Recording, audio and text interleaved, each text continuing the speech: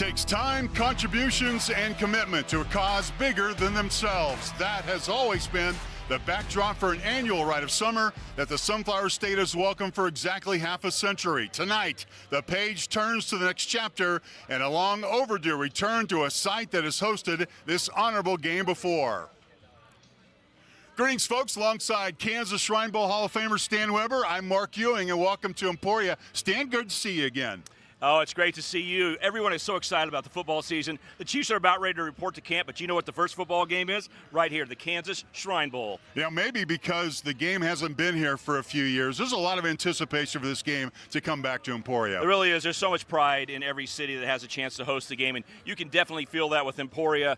The activities that we had the last few days have been off the charts. Cannot wait for this game to get started and celebrate what Emporia and Kansas has to offer. There's a long list of preparations that go into the Kansas Shrine Bowl, and there are a lot of people involved. Exactly. I prepared from last year, and we're ready to go. I know you have, but oh no, there's so many people. The Shrine Bowl committee and the Shriners, they're the ones who do so much work. When the players actually practice, the bands get here, they do their work, the cheerleaders, everybody's getting those things organized, but it's basically the Shriners that make it all happen.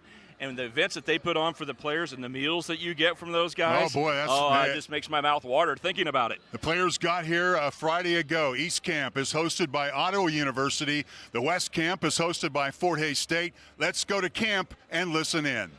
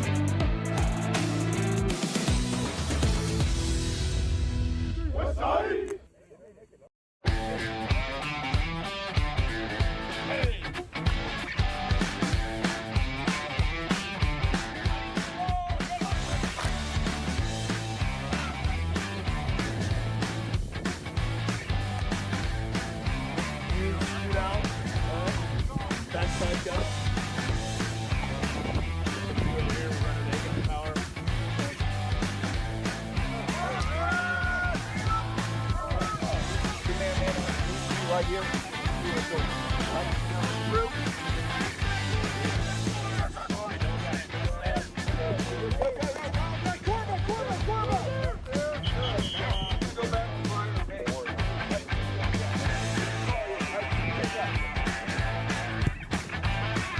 Now, the F is still going to be flat, so now whip.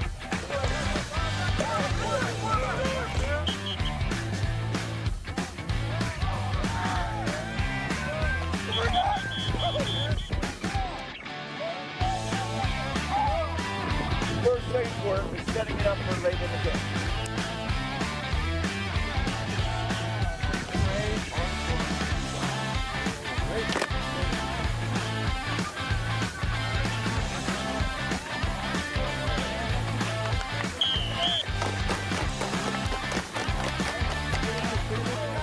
Great practice today. Great practice today. We got pizza at 10. Let's go. Go East on 3. 1, 2, 3. Go East.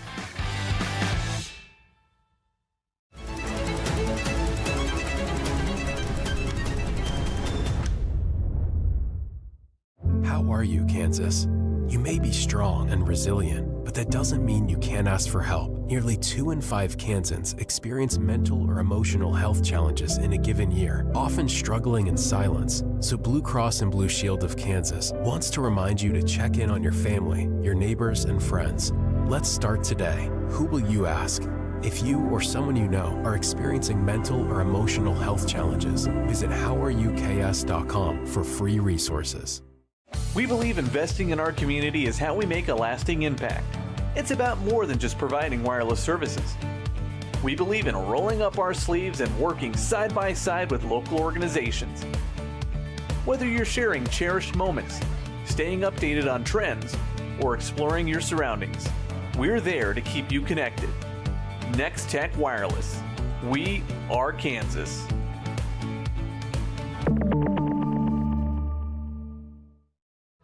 Watch me.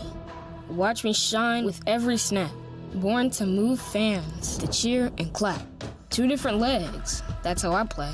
One built from science to help me on the day. Between these lines, I'm all heart and muscle. Don't stare too long, you'll miss the hustle. Watch me. Pioneers in prosthetic technology at Shriners Children's. The most amazing care anywhere. Welcome back to the Kansas Shrine Bowl pregame show. We are exactly 28 minutes away from kickoff here. A total of 88 players, 44 on each side, were selected by a vote of the state's media. The Shriners do not have a vote, but they advise coaches to nominate players. And here's the big deal. They got to be good athletes for one thing, and they have to be good citizens. And since 1974, get this, more than 3,000 Kansas football players and 300 coaches have donated their time and their talents to impact the lives of Shrine patients at the Kansas Shrine Bowl. Stan, we just saw them at camp, and they don't see one another. I mean, the teams don't see one another until they arrive in Emporia, and that's kind of a big event. So the Country Club Champions Landing is where they hosted, kind of a welcome for everybody, for the sponsors, for the players, the coaches, and all the good citizens of Emporia. And, football aside, time to have a little bit of fun, hit the pool and cool down a little bit. It's been plenty hot in the state of Kansas, and so getting to the pool will be a lot of fun. As a player, it becomes real when you go to the site of the game because you're out there practicing. If you're in Hayes or Ottawa, you're working, you're coming together as a team as quickly as you can, even though you're a group of all-stars.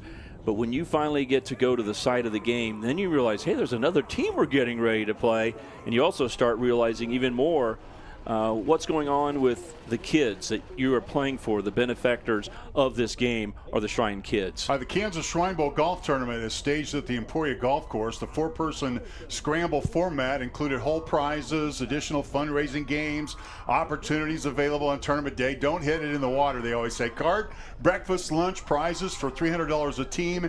The Emporia Golf Course is a municipal course that opened in 1970, par 71, measures 6,600 yards from the back tees. Rolling hills, magnificent fairways, native fescues have been the course's calling card, and I think everybody had a blast there. This, though, is the showcase event. This is the hospital visitation day, and one of the most rewarding parts of participation in the Kansas Shrine Bowl, Stan. Yes, the tradition has changed, and now the people who are involved at the Shriners Hospital actually come and work with the athletes who are getting ready to play the game at the site of the game. So in Emporia, used to be you'd go to St. Louis and go to the Shriners Hospital, but now you can get more people involved. People who've been at the hospital before can show you things that have happened in their life and how they've had improvement, and they should really start understanding some things about the challenges of having some disabilities, and most importantly, they realize that strong legs run so weak legs can walk. The football players can play and do their best, and guess what? The money goes to the kids for their advancement in their lives. Certainly the experience serves as an eye-opener for participants and hopefully gives them a greater understanding of the game's real cause. And I can tell you the athletes seem to enjoy themselves and all spoke. They're great ambassadors for the hometowns, and certainly this is their introduction to why they are playing. It becomes even more meaningful as they get closer, getting that close and personal reason for why they play this game. Yeah, and some of these relationships last a lifetime, where a Shriner kid gets introduced to some players and can become good friends with them. So just a great experience. Smiles everywhere on this day. Something that was different about the Kansas Shrine Bowl is you see the kids trying to, and those 20 ambassadors bring some challenges for the players, and a little competition. That's what it's all about. And then the players they sit through a lecture from the kids to try to figure out, hey, how difficult it is to overcome the handicap. And like you said, the kids love the players and the players enjoy the kids, and that's a really terrific thing. But this is the new really wrinkle to the Shrine Bowl activities. This is called the Friday Night All-Star Showcase. It was held here at Welch Stadium on the campus of Emporia State University. All-Star autographs. Drive Safe Kansas was part of the event, sponsored by Farmers Insurance, Leah Smith Agency. Concessions, both the band and the cheerleaders performed, and just a really good time. In fact, there was some music performed. We're going to see them in just a bit. Special music performed by a group there. They are called Chance Encounter. So what a different little wrinkle and something new. Yeah, it's always great to see new additions, and this one allowed a lot of fun, which sequenced into this morning. And guess what? The great tradition of the Shrine Bowl Parade. Staged this morning and featuring the well-known Shrine units, parade units from across Kansas, the All-Star football teams, the Kansas Masonic All-State High School Marching Band, as well as the Shrine Bowl All-Star Cheer Squad. You see the East team on the flatbed truck, and there you see the cheerleaders right behind them. The parade route for the 51st Kansas Shrine Bowl started at 10 o'clock in the morning, running north to south. So it started, there's the West team and their flatbed, starting at 12th and Commercial, and ended on 4th and Commercial. And this is the group that draws the laughs. They bring their little carts. They've been in a garage all summer long, and they're ready to go. They rev it up and down, and they get a lot of chuckles from the kids and the fans on hand. Well, I like how you say they're in a garage. I bet those guys are riding those a lot more often because, I need to practice. The Shrine Bowl Parade's coming up very soon. Well, yeah, they probably do. I saw that outside at the field at the moment, and as you can tell, a nice parade today, good turnout, and we had a little cloud cover this morning, so it wasn't too warm for the parade. Here's another kind of a new thing, the game day reunion for the Kansas Shrine Bowl. Stan, I know you were out there today. Let me mention that Dynamic Disc headquarters hosted the event. West Shrine Bowl All-Star from 2002, Jeremy Rusko of Great Bend hosted the event. Yeah, it's his operation. You can see him right there, and gave a great tour. Awesome space. It'd be great to be an employee there, but outside they had different activities like the axe throwing. They were throwing some bags.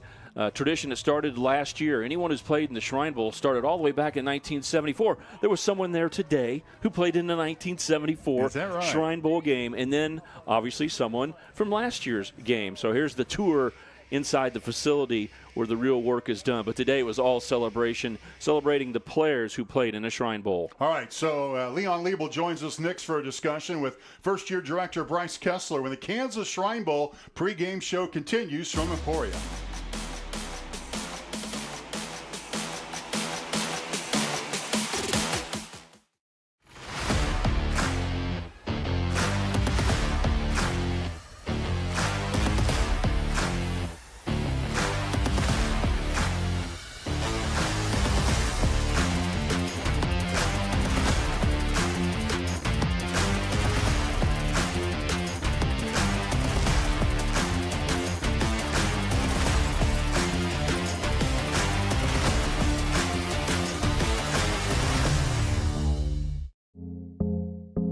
I was raised in a small town, and there was a lot of people who took time to invest in me. And so when we decided to open up our offices, we want to make sure that we're pouring back into the community that's giving to us. We care. We want to be involved. We want to have a passion for what you have a passion for. We want to be able to give back. And that's the foundation. That's why we're more than just insurance.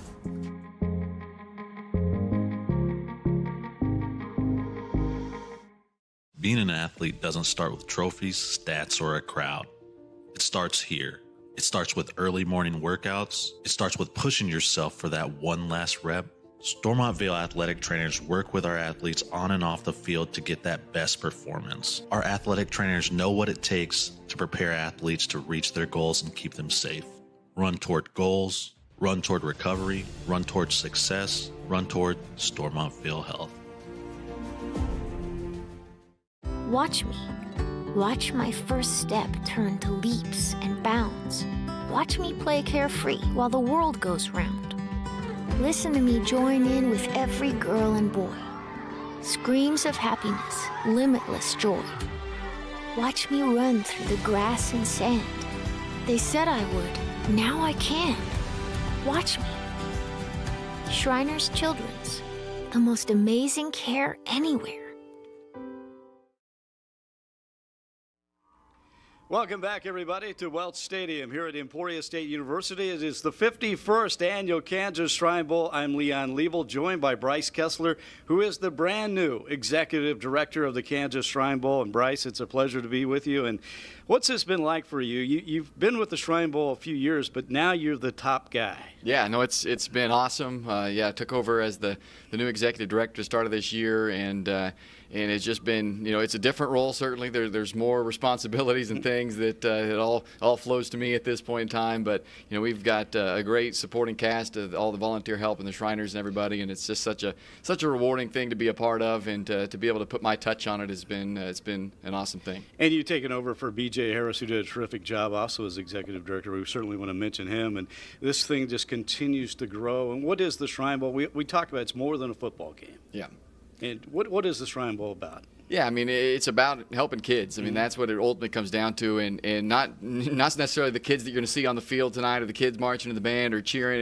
It's the kids that those kids have learned from this week. Our Shrine Patient Ambassadors, and the children that benefit from the services of Shriners Children's Hospital, and and fundraisers like the Kansas Shrine Bowl allow those kids and those families to get the care that they need and do things that they've otherwise been told they're never going to be able to do, whether that's write their name, or whether that's speak right, or whether that's play sports, and they get to Shriners Children's and they get the care and the expertise and just the research that the money allows the hospital system to do to care for these kids, to allow them to do those things, and it's regardless of their ability to pay, so it doesn't cost them anything to get that care. Yeah, we talk about it's more than a game helping these kids, but literally it's also more than just a football game. There's a lot of other activities going on this weekend. I know yesterday the golf tournament and parade, and what else? Yeah, we had it was 26 teams that ended up showing up for the golf tournament playing yesterday, and we have a band camp that had 178 kids that you're going to see performing here tonight.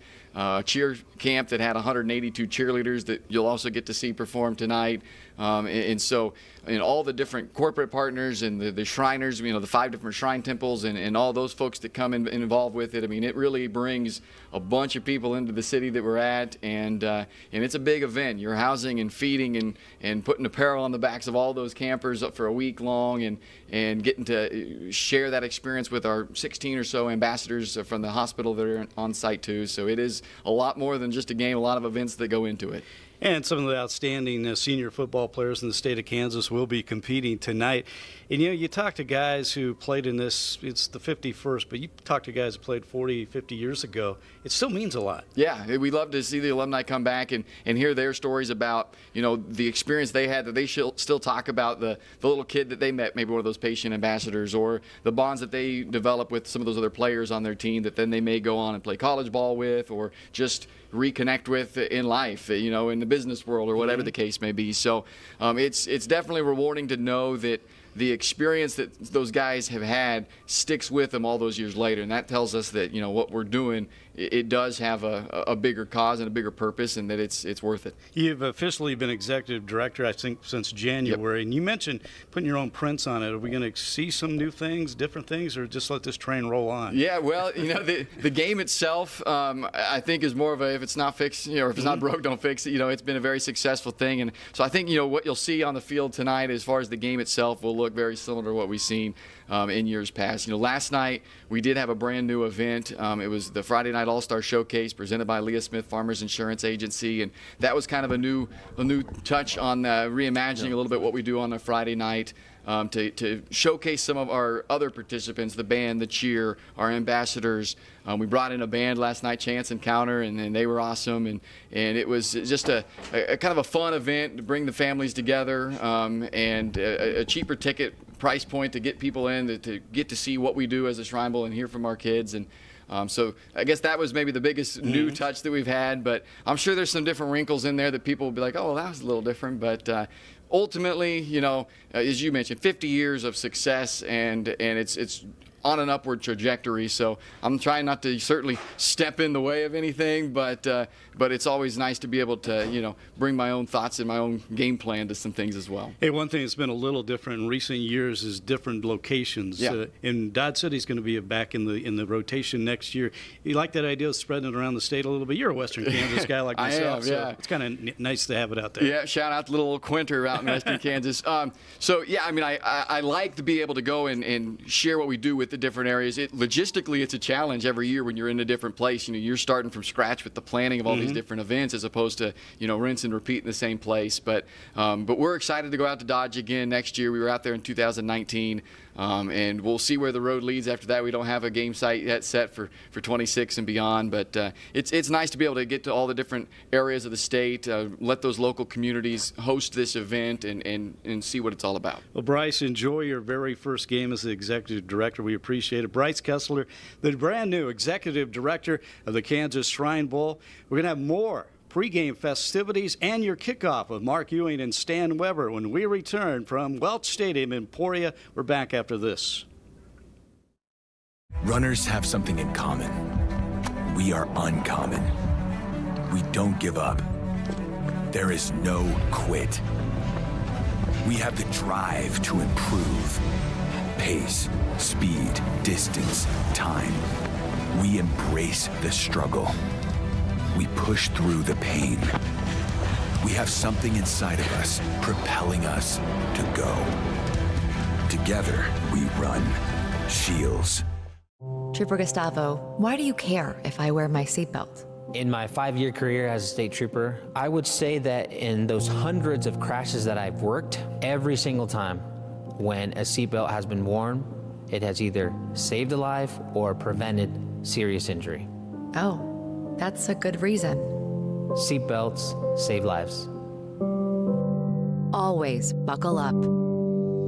Who do you make it home for? 60 years of excellence. That's CDL. From our roots in a small garage in 1964 to where we stand today, we owe it all to you. 60 years later, we've evolved into an industry leader serving communities with pride. To our dedicated team, your hard work fuels our success. And to our cherished customers, thank you for trusting CDL for 6 incredible decades. At CDL, our journey is a testament to your support. Here's to 60 years and counting. CDL, proudly serving you since 1964. Watch me. Watch me tumble, jump, and soar. When our squad is on point, we own the floor. Dazzling stunts and dances are my jam. Pain once caused issues, but they had a plan. A life-changing brace with no surgery to fear. Activity without limits, one more reason to cheer. Watch me. Industry-leading scoliosis treatment at Shriners Children's. The most amazing care anywhere. Now the player introductions have taken place. Our nation's colors are being presented by the Median Shrine Arab. The colors are traditionally followed by a moment of prayer, which they just took place here at Welch Stadium. And for Northwest Kansas, Shriner Charlie Baker is presenting a song that many in the audience will join in on. So let's step aside and listen in on tonight's ceremony of allegiance. It will be followed by the Kansas Masonic All-State Marching Band's rendition of our national anthem.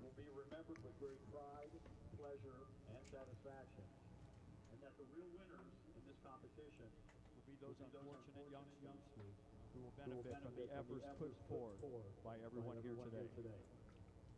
We ask thy blessing on this event. In thy name we pray. Amen.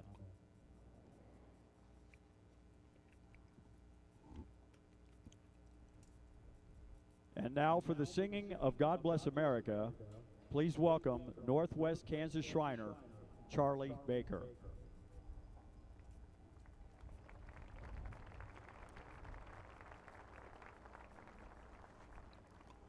I ask God to bless this great country that we have the privilege to live in.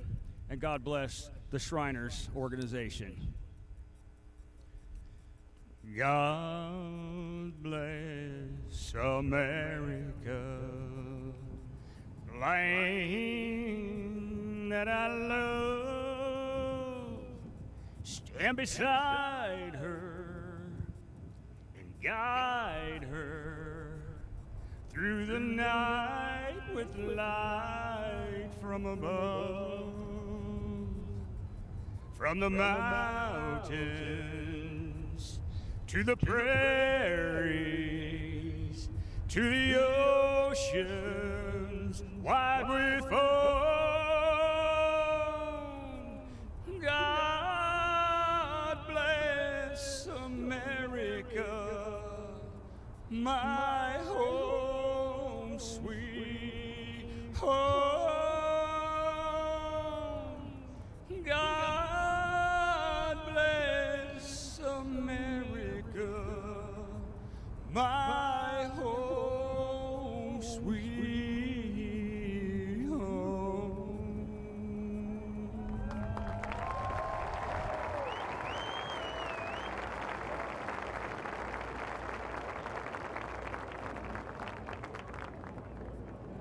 Performing tonight's ceremony of allegiance and national anthem, the Kansas Masonic All-State Marching Band.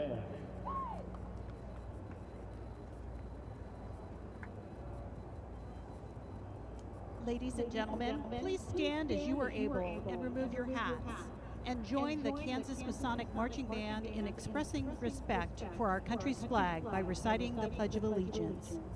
Under the direction of the Emporia State University Director of Athletic Bands, Dr. William Woodworth, we continue with the traditional patriotic fanfare, Ceremony of Allegiance.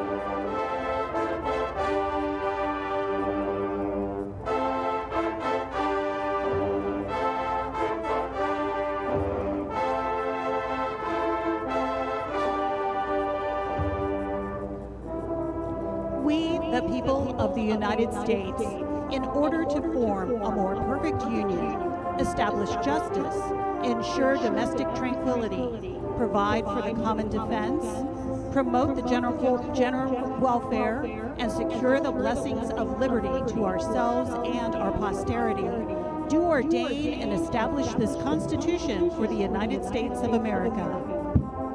We hold these truths to be self-evident that all men are created equal, that they are endowed by their Creator with certain unalienable rights. Among these are life, liberty, and the pursuit of happiness. And for the support of this declaration, with a firm reliance on the perfection of divine providence, we mutually pledge our lives, our fortunes, and sacred honor. I pledge allegiance to the flag of the United States of America and to the republic for which it stands, one nation, under God, indivisible, with liberty and justice for all.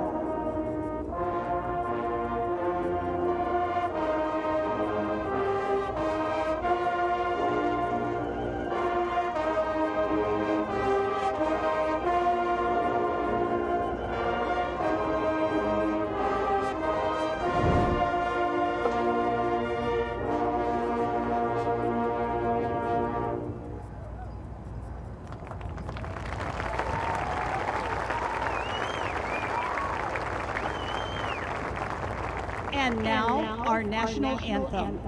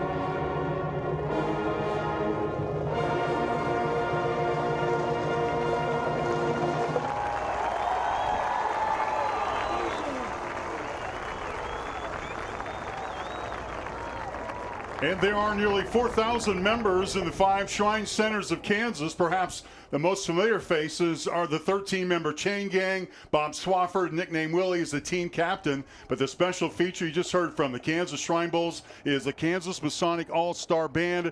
They performed last night during the All-Star Showcase. They performed in this morning's parade.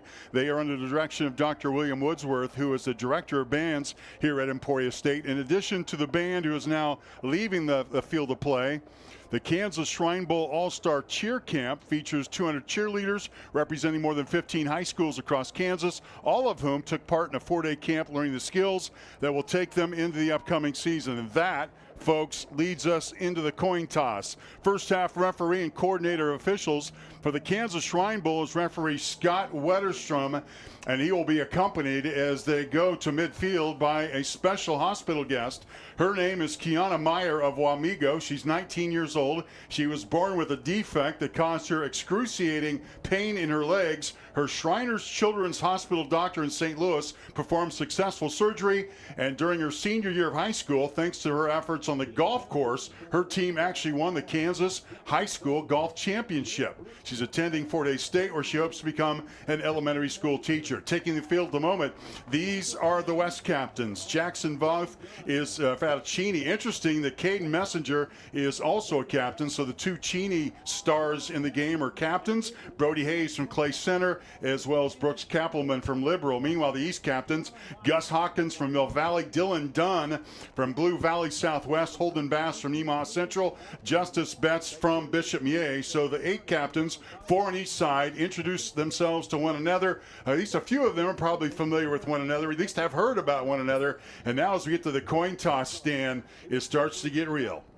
It does, and it is such a surprise that here we are in late June, hot weather, and yet the wind is blowing from left to right on your television screen, which means it's out of the north. It doesn't make sense, but it's a pretty strong wind tonight. All right, so they're introducing themselves to one another, and so, Wes, you will call the coin toss. The Shrine Bowl will be heads. Children's Shriner will be tails. Kiana, can you please do us the honor with the coin flip? Children's Shriners was called, and heads was 13. What would you like to do? Defer? Defer. You want to receive? Okay, and you want to kick? Okay, there we go. All right. East won the toss, has elected to defer. West will receive. Good luck, gentlemen. All right, so you heard it. East won the toss, decided to defer them, to put the West team on the field. And as you also noted, this is East territory. The West team is the visiting team, but the West arrives on a 5-game win streak. The East is trying to pull it around. Interesting, the first 5 times that this game was played in Emporia, the East team actually won 3 of the 5. So maybe, Stan, home field will work well for the home team, which is on the east side of the football field. Well, maybe there's a few things working for them. West leads the all-time series. They played 50 times. It's 31-17 with 2 ties. But tonight you're looking over at the East squad. But when you see the West, you're going to see them wearing all white uniforms, white jerseys, white pants. That has happened 4 times before, from 2014 to 2017.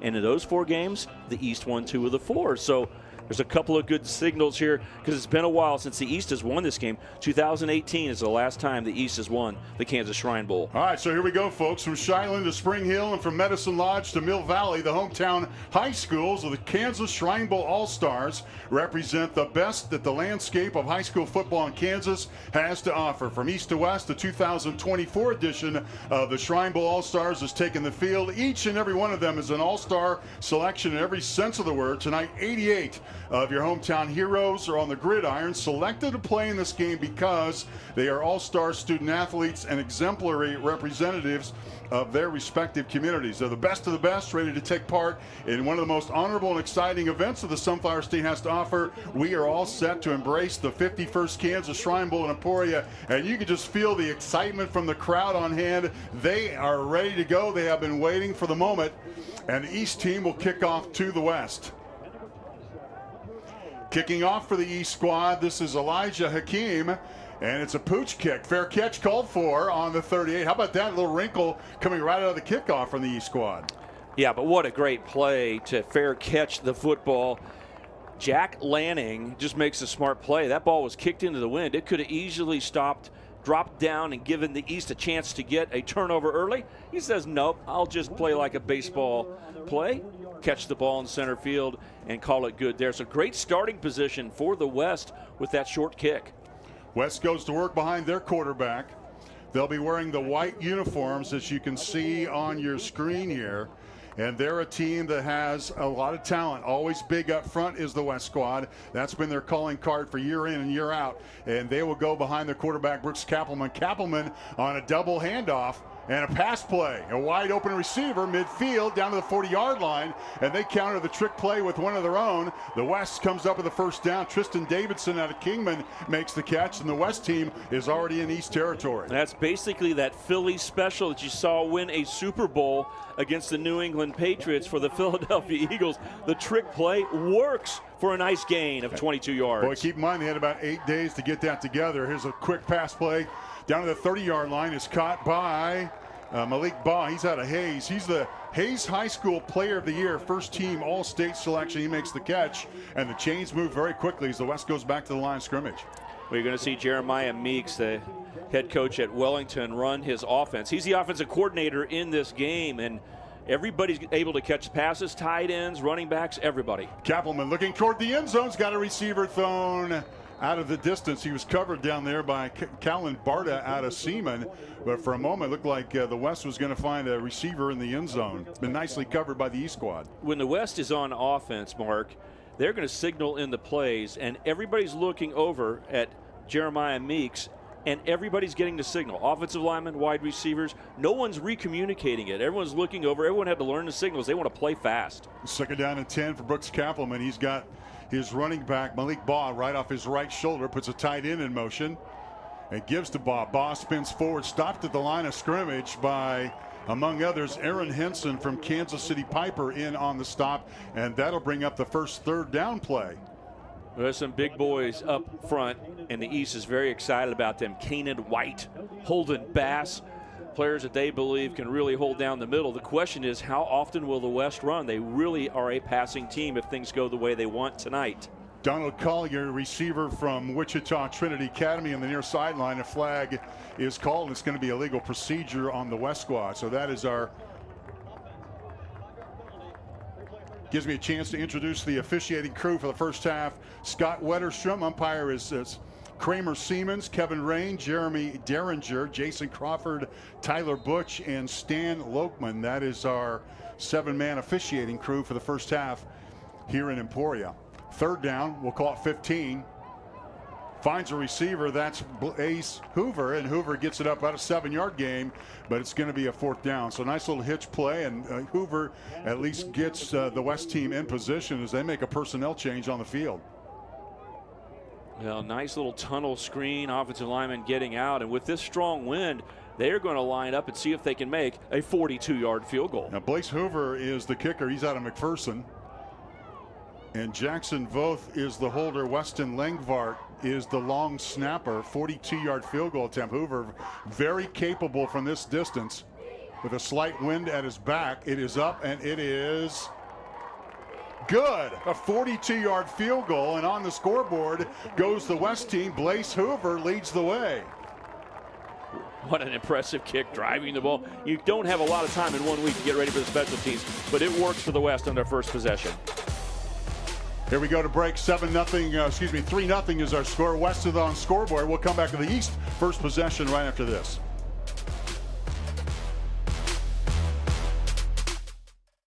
We believe investing in our community is how we make a lasting impact. It's about more than just providing wireless services.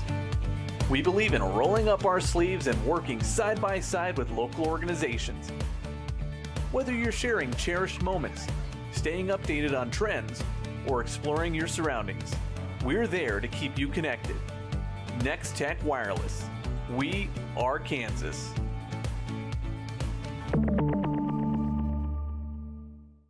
How are you, Kansas? You may be strong and resilient, but that doesn't mean you can't ask for help. Nearly 2 in 5 Kansans experience mental or emotional health challenges in a given year, often struggling in silence. So Blue Cross and Blue Shield of Kansas wants to remind you to check in on your family, your neighbors, and friends. Let's start today. Who will you ask?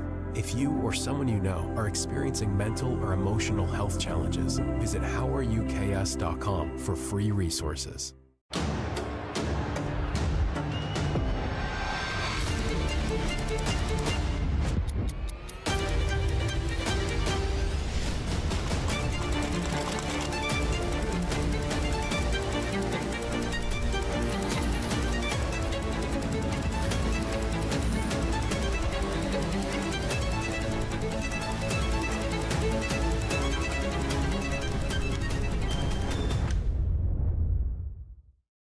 Watch me. Watch me shine with every snap. Born to move fans, to cheer and clap. 2 different legs, that's how I play. One built from science to help me on the day. Between these lines, I'm all heart and muscle. Don't stare too long, you'll miss the hustle. Watch me. Pioneers in prosthetic technology at Shriners Children's. The most amazing care anywhere. Mammoth is proud to be the presenting partner of the 51st Kansas Shrine Bowl. Mammoth builds the places where passion and community collide. Give your city home field advantage with a high-performance facility. Visit mammothbuilt.com. On the field, Blaze Hoover with a 42-yard field goal. The Class 4A state golf champion who hit an eagle on the 18th to win the title comes through with a 42-yard field goal. It's 3-0 West. East back to return the kick, but Hoover is on his game tonight. He kicks it well in the end zone, so a touchback, and the East will take the field. Mark, one of the biggest contrasts you're going to see in this game we saw early. A nice field goal by Blaze Hoover, able to kick a 42-yard field goal. The East, on the other side of the coin, is not going to try a field goal tonight. They're not even going to try a PAT. They are saying, we're not thinking about kicking. We are going to focus in on going for 4th downs in situations where you might kick a field goal and go for 2. How much of a difference will that make tonight? West being able to kick as effectively as they are. East comes out, empty house backfield. We got 5 receivers. This is quarterback Dylan Dunn, 6'3", 190, out of Blue Valley Southwest, threw for 3,700 yards and change in his high school career. Finds a receiver, and the catch is made by Tanner Heckel. Heckel, outstanding 8-man player out of Linden High School, makes the catch. 1 play, first down for the East team. Nice catch, but a great block, allowing him to spin to the outside. Logging in, Alex Parks blocks from the outside receiver position so that when Tanner Heckel got the football, he could get to the sideline and pick up 14 yards in the first play of the game. Ball rests on the 34-yard line. The East team roster heavy on Topeka area talent, as 6 players, 2 coaches will be a prominent part of the squad's game plan. And here's Dunn, finds a receiver near side. Catch is made by Jeter Purdy. He's out of Atchison, and a pretty nice pickup. Gets the ball forward to about the 32-yard line. Pickup of about 3. East makes a catch, and Dunn starts the game 2 for 2.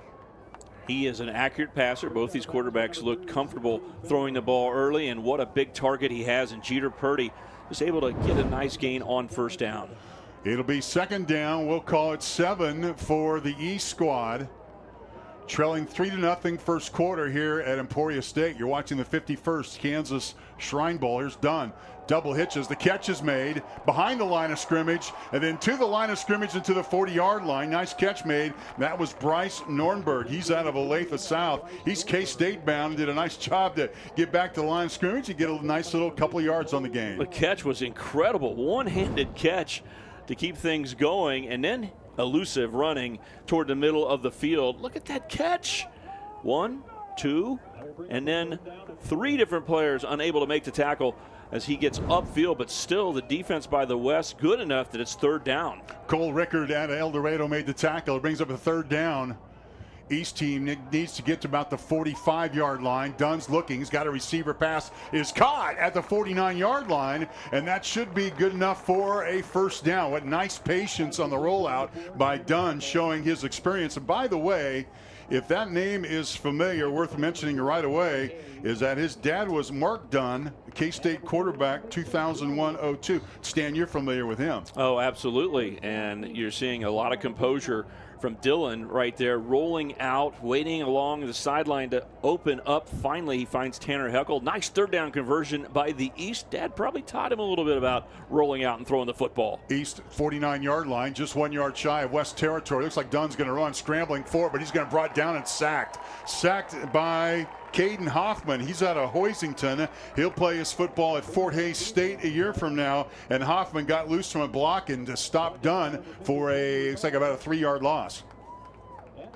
Good defense, and where's the defense going to come up with the plays that make a difference? We've seen that both offenses look pretty comfortable throwing the football early. In an all-star game, to get your passing game in rhythm's not easy to do. Both teams look like they're going to. So where are the big plays going to come from defense? There's one of the first with that sack. Second down, 47. This time, East has a running back, but quickly puts the back in motion as Dunn comes back, trying to fade a pass, has a receiver open, and the catch is incomplete. Open down the field was Adrian Sills from Eudora. He'll be playing football at Baker next year. He had shook loose from his defender, but just could not come up with the football. What a nice throw by Dylan Dunn. You're trying to throw the deep ball to the outside shoulder. It makes it a little bit harder for the receiver, but it's important to throw the football there to keep it away from the defender. And that time, just a missed chance. A ball drops to the ground deep down. So now we see the East for the first time have third and long. When the West had third and long, they were stopped and forced to kick a field goal. Third down and 12 for the East squad. And Stan already mentioned fourth down going for it, perhaps. We'll see if they do that. Here's a halfback pass. Throws it up in the air around 3 West of receivers, and the East guy comes up with it. How about that? Catch was made by Jeter Purdy out of Atchison, and Dunn just threw that up. There were 3 West defenders all over Purdy, but Purdy came up with it. What great timing. Jeter Purdy was open on the trick play, but he had to stop, and the ball thrown into the wind with a running back, Bryce Nornberg, going to his left, threw it up high and between 3 defenders. He goes at high points the ball, times it out perfectly, and picks up the third down conversion. You're right, Nornberg on the throw out of Olathe South. He's a first-team quarterback in the Sunflower League, so he is certainly capable of throwing the football. They might use that wrinkle. Meanwhile, look at this little formation. 4 receivers on the far side. Catch is made by Sage Huffman from Blue Valley West, who gets those 3 receivers in front of him. They create a blocking wave and a nice pickup of about 8 yards on the play. Well, your running backs are tonight going to get the ball out in the flat a lot. Not too many running plays, but throw the ball, get some good blocking out in front and see what can happen. Get into the open field. We've seen that with Tanner Heckel. And now Sage Huffman gets the chance to do it. And the East moving the ball down the field with that great third down conversion to keep the drive alive. Brody Hayes on a Clay center making the tackle for the West squad. And now it's second down and 2, and Dunn can open up the playbook a little bit. 3 receivers near side. It's a pistol formation with a back behind him. And so far the East has been content to throw the football. They're going to do so here. Catch is made, and the hit is made. Colton Brusvin makes the catch and did a nice job to hold on to the football because Brody Hayes was right there, the kid out of Clay Center, as was C.J. Felder, who's a 165-pounder out of Mays. Really a great play by Brody Hayes to get to the flat, make a tackle. And Brody is a very good player. He was named a National Football Foundation, Bill Snyder, Kansas Scholar Athlete of the Year, and he's also a great player. Going to Washburn, where his parents were both college athletes. Third down play. Here's the handoff. It looks like a running play, and this is Declan Battle. He's the backup quarterback to Dunn. He's out of Lewisburg. He's a 2-time All-State quarterback as well. Defensive All-State defensive back, 2-way star. And it looks like he's got a first down. As the East drive started their 20, they got the ball moving. Now, third and short, just go into a run package and bring in, another all-star quarterback. Pretty nice to be able to do that. Declan Battle running over the right side. Good blocking. Third down conversion already on this possession by the East. East is now at the 22-yard line. They trail 3-0.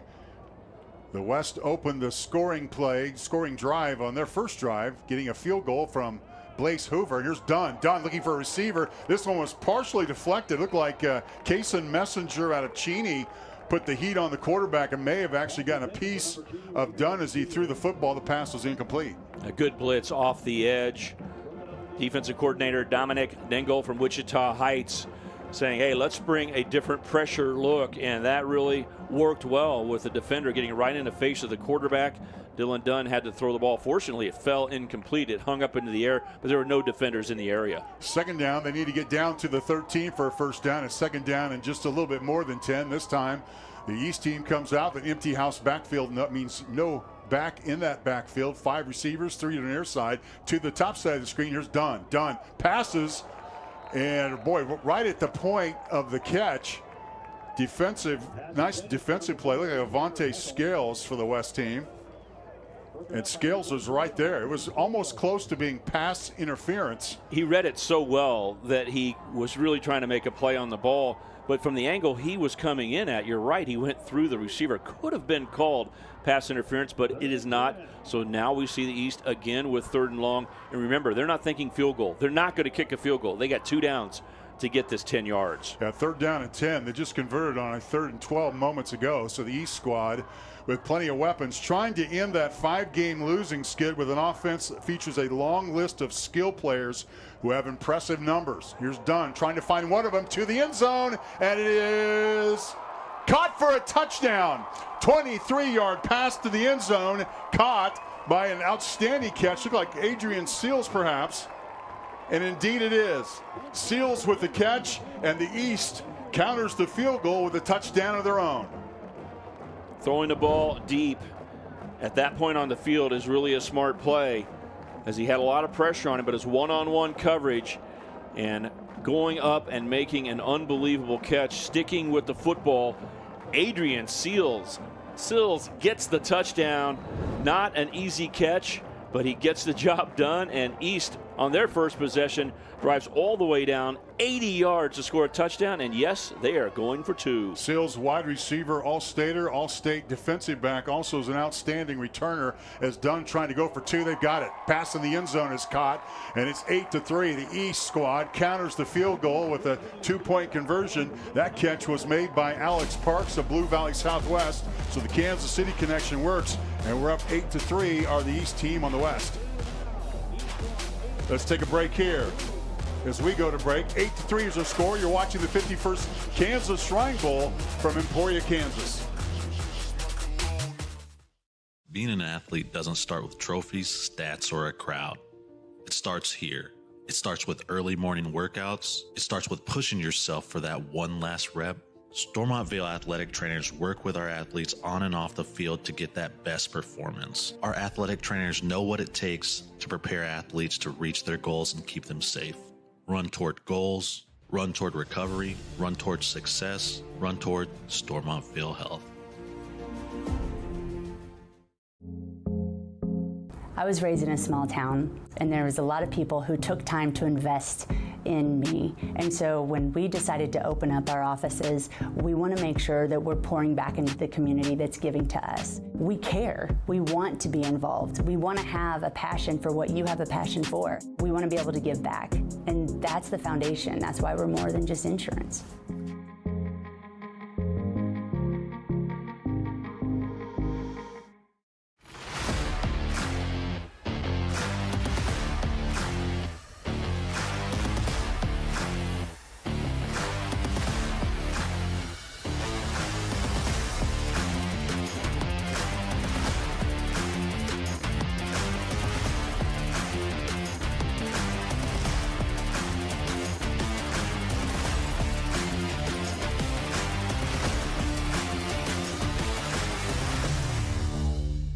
Watch me. Watch my first step turn to leaps and bounds. Watch me play carefree while the world goes round. Listen to me join in with every girl and boy. Screams of happiness, limitless joy. Watch me run through the grass and sand. They said I would, now I can. Watch me. Shriners Children's, the most amazing care anywhere.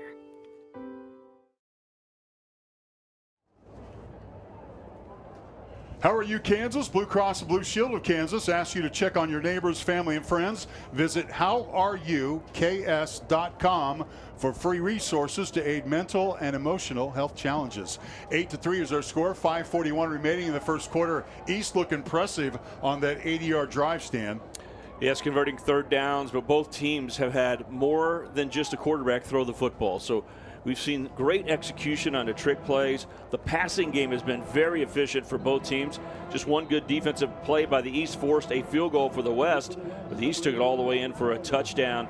Excellent play to start this game. Nate Livingston from Blue Valley Northwest again with a pooch kick. Fair catch made by the West squad at about the 34-yard line. The kicking game, again, interesting for the East squad, but a fair catch called for by Cole Rickard. He's out of El Dorado. He called fair catch earlier, so he's getting some activity. The West squad looking to continue its current win streak against the East with the usual big size up front on both sides of the line. That's certainly been their calling card for the West over the year. 6 future Fort Hays State Tigers dot the lineup. Interesting that both head coaches are former Fort Hays State Tigers.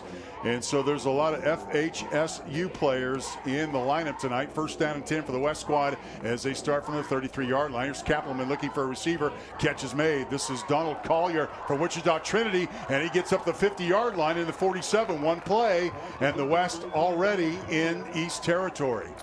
Donald Collier with good athleticism is going to walk on and play football for the Kansas Jayhawks. Good, quick throw with a defender in his face, and then one-on-one. Hard to stop Donald Collier.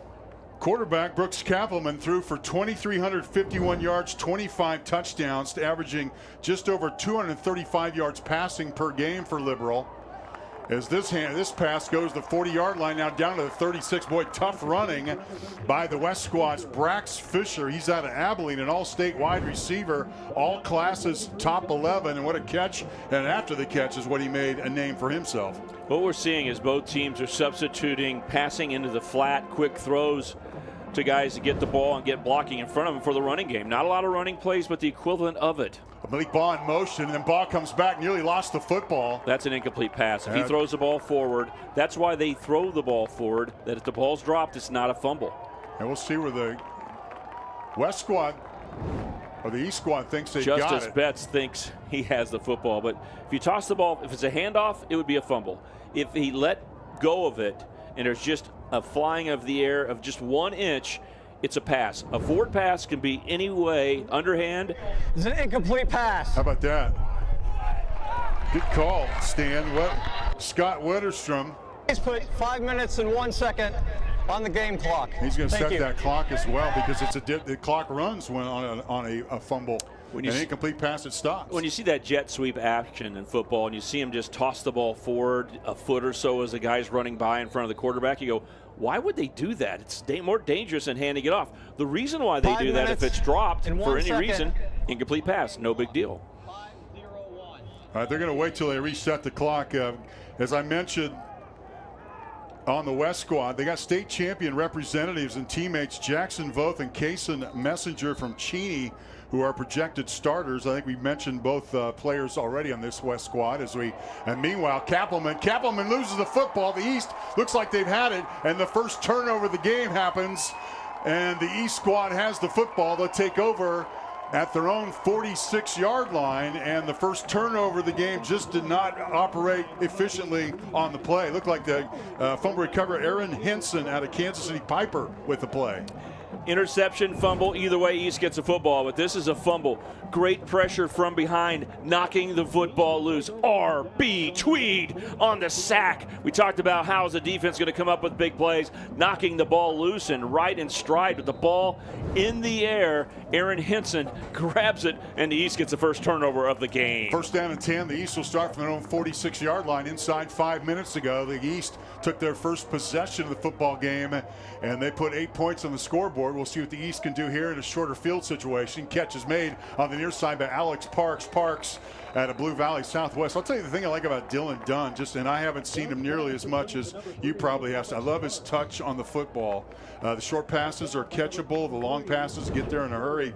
Dylan Dunn is a Brigham Young University commitment. He's going to go there as a preferred walk-on. And he's a player. Max Prep's Kansas Player of the Year on his way to BYU. He's a passer and going to go to Provo, a part of the Big 12. I don't know if people are used to that. 16 teams in the Big 12 this year, a bunch of new teams, but BYU is in their second year of being in the conference. So Dunn sets his receiver, puts one in motion. Tanner Heckel is all by himself But the catch is going to go to Bryce Nornberg, and a nice play made defensively by the West squad to counter the short pass play. Didn't confuse anybody there. And guess what? Brody Hayes, once again, we called his name a couple times. He is an alert defensive player. His dad and mom, both athletes at Washburn. He's going to go play there as well. And, you know, amazingly, you know who his favorite all-time player is? I do not. Barry Sanders. How about that? Remember Barry Sanders came back last year to the Shrine Bowl? Yeah, that was fun. Yeah, that was terrific. He was there to give a speech to all the players. He missed by 1 year of meeting in person Barry Sanders. And I saw the documentary on Barry Sanders. There was a piece of that from the Shrine Bowl last year when he talked to the players in the locker room. He's done looking for receivers. He's got an isolation play, and the catch is made. This is Elijah Hakeem from Olathe West. He outduels a couple of West defenders, and the East team is inside the 10. They're going to have 1st and goal right near the goal line. Hakeem, a first-team All-League pick. The junior year, he caught a winning touchdown against a rival, and he has got some moves. Well, first of all, what a throw by Dylan Dunn, because he's throwing straight into the wind, throwing from the middle field over the left. That is not easy, but he knew he had one-on-one coverage, and what a reliable receiver Elijah Hakeem is. Great concentration with a defender all over him, pulls the ball in with no problem to get the ball down near the 5. As Hakeem lines up on the left side of the line, and the keep inside the 7-yard line. This is Declan Battle. Battle's in the ball game now that they're got the heavy set inside the 10-yard line. He brings it down to the 1 as he called his own number. That's as you mentioned, school passing record for Battle. 1,000-yard rusher, a 1,000-yard passer. Certainly a dual threat proven by his statistics. And that's the way they would like to use these two quarterbacks if given the opportunity, to let Dylan Dunn throw, and have Declan Battle come in and run the football. So 1st and goal, and that make it 2nd and goal. Ball at the 1-yard line. And then behind the line of scrimmage, this is Tanner Heckel to the end zone, touchdown. So Dunn came back in. Heckel lines up behind the center. Touchdown East squad, and they lead the West by a score of 14-3. Another wrinkle from the East team as they have unveiled a really interesting playbook so far. Andy Reid into Blake Bell play, right? That's Patrick right. Mahomes in the backfield calling signals, but Blake Bell, the tight end, in motion, comes in, gets underneath the center, and a quarterback sneak occurs, or that's what Tanner Heckel did. He jumps in there. This young man is on his way to Illinois on a football scholarship. He pushes his way in. 2 possessions, 2 touchdowns for the East, and they're going to keep their foot on the gas pedal because they're not going to kick tonight. It's a 2-point play again. Here we go, Dunn. This time he's got a back behind him in Sage Huffman from Blue Valley West. 4 receivers, 2 on either side of the line, putting in motion Bryce Nornberg. And Nornberg's got it. He's looking for a receiver. Nornberg's going to go the other way, and Dunn's going to end up as a blocker, still on his feet, and he's going to throw it toward the end zone, and it's going to be caught, and in the end zone. A lineman caught the deflection, and they're saying no points. They ought to get style points. The catch was made by Joshua Grimm of Sabetha, and all he could do was lean forward. It was. If that was a movie and you tried to make that tip play occur, it would take him 17 hours, and never would the ball tip around like it did at the goal line. Trying to run that Philly special type of play, little reverse pass, didn't work. Then he's going to run, nowhere to go. So let's just throw it up for grabs. No reason not to, because it's 2-point conversion. But then 1 tip, then 2, then 3, and then did he cross the goal line? Carter Charvat, the center, ended up looking as if he caught the football. And then he fumbled it forward. So. And then Joshua Grimm looked like he got on the football. Oh, that is really something. You couldn't make that up.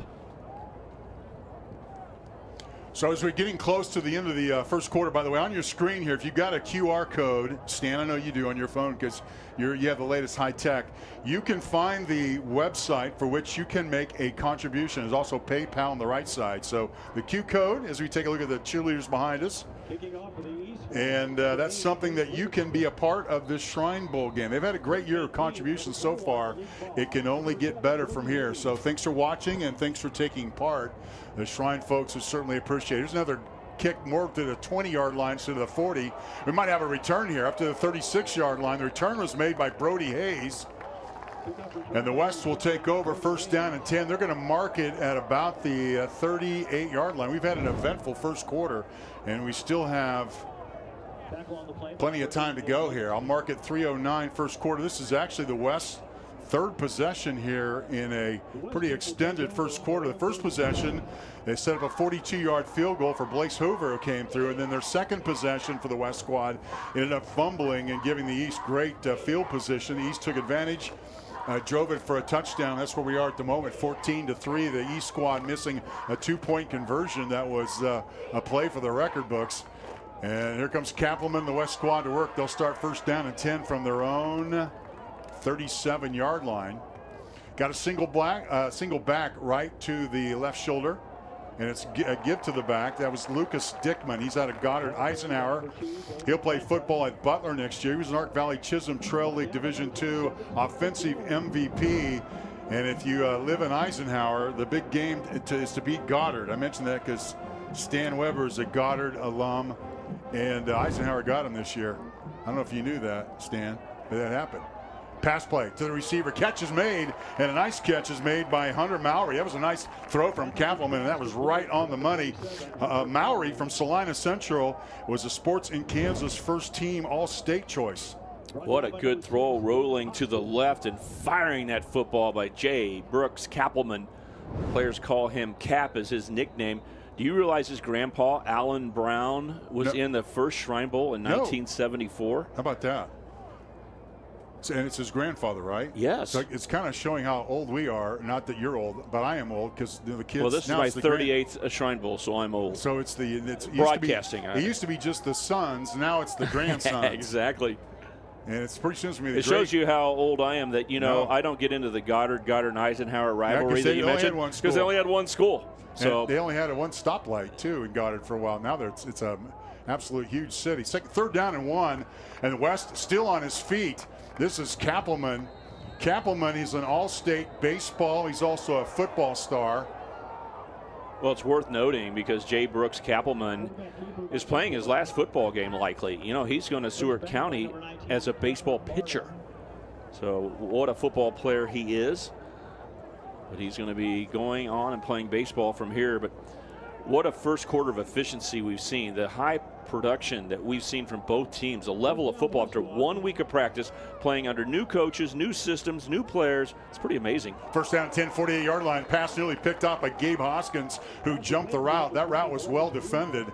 And Hoskins nearly came up with the second turnover for the East squad after the East squad defense picked up a fumble just one series ago. Oh, Gabe almost started a fire for his East squad with a second turnover. I say that only because he wants to be a fireman. Oh, is that right? And he wants to put out those fires. Boy, he did a nice job jumping that route. Boy, he did. If he would have caught it, it would have been a pick six. Team MVP for Shawnee Mission North. Now second down and 10. Kappelman looks for receiver, passes behind the receiver. It was intended for Damon Mesa. Mesa's out of Holcomb, and Mesa was a late addition to the squad. But he's talented. 6 foot, 200-pounder, 1,257 rushing yards, scored 17 touchdowns. They made an effort to get the ball in his hands. And he replaced Caden Abasolo from Mulvane, who unfortunately broke his ankle and was unable to participate. But let's give Abasolo a little bit of credit for being picked to be a Shrine Bowl All-Star. Third down and 10, long play. On the scramble, Kappelman looking for a receiver, pass going to be incomplete. Downfield was Brax Fisher. But the rush up front by, among others, looks like Holden Bass from Nemaha Central. He played on a state championship team, did Holden Bass. Oh, he's a big-time player, too. The coach is very impressed with his work throughout camp. He's going to play football at K-State, and he put all kinds of pressure on the quarterback, blew that play up, didn't allow the quarterback ever to slow down and get in position to throw it. So the West is going to have our first punt of the game, except the snap is bad. And back to recover it, that's Hoover. Hoover's the team's punter, and the snap goes over his head, and the East is going to be in great shape. They're going to be at that 25-yard line. For a minute there, I didn't think that the West squad was going to punt it, and there might have been some confusion on the far sideline, but the missed snap, there you said, went way over the head of Hoover.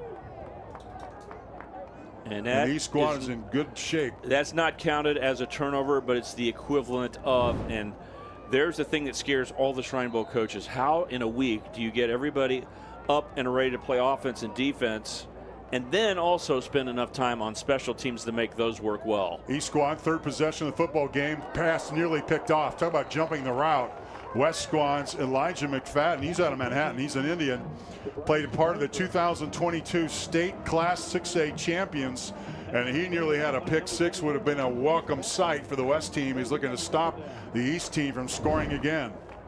Another opportunity by someone jumping the ball. Remember, the game started both teams looking to throw the ball outside into the flat. Now we're seeing the secondary understand that and get up and make a play. Second down 10. The ball is on the turf, picked up alertly by the tailback, and the East just avoided a turnover. That would have handed it right back to the West squad. Not the cleanest of plays there for the East.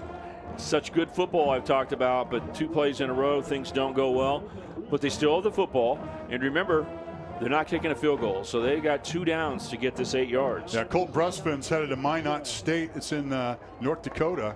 Wants to be a chiropractor, and he had a lot of bodies on his back when he recovered that fumble, but actually picked up a yard. Third down, and we'll call it 8, as the East squad is at the West 23-yard line, leading this game by a score of 14-3. And a third score here would put the West in a big danger here early. Dunn, back to pass. He's got a blocker up front. Now moves to the right side. He can run if he wants to, and he's going to. 20-yard line, needs to get the 15, and he got just short. Got to the 19-yard line. That is going to bring up a fourth down for the East squad, but that was the only choice for Dunn. He had to run the football. There wasn't anybody open. Good coverage by the West downfield. As you see him in the pocket here looking to his left, there's a lot of receivers over there, but when he spun out to the right, there was no one over there. No one to throw to and no defenders, so it just became a foot race. Could someone get an angle in pursuit and stop his gain? They do, so we got 4th and 4 for the East. Inside a minute to go here, first quarter. If you just joined us, this is the 51st annual Kansas Shrine Bowl held at Emporia State. First time here since 2016. East squad has lost 5 Shrine Bowls in a row. Long count from Dunn. Dunn points to the front line. They may have gotten a free first down. How about that? You do not have to make contact in high school football. You get into the neutral zone, the game automatically is stopped, and it's a free 5. What a mistake by the West. And they'll march that down to the 14-yard line again.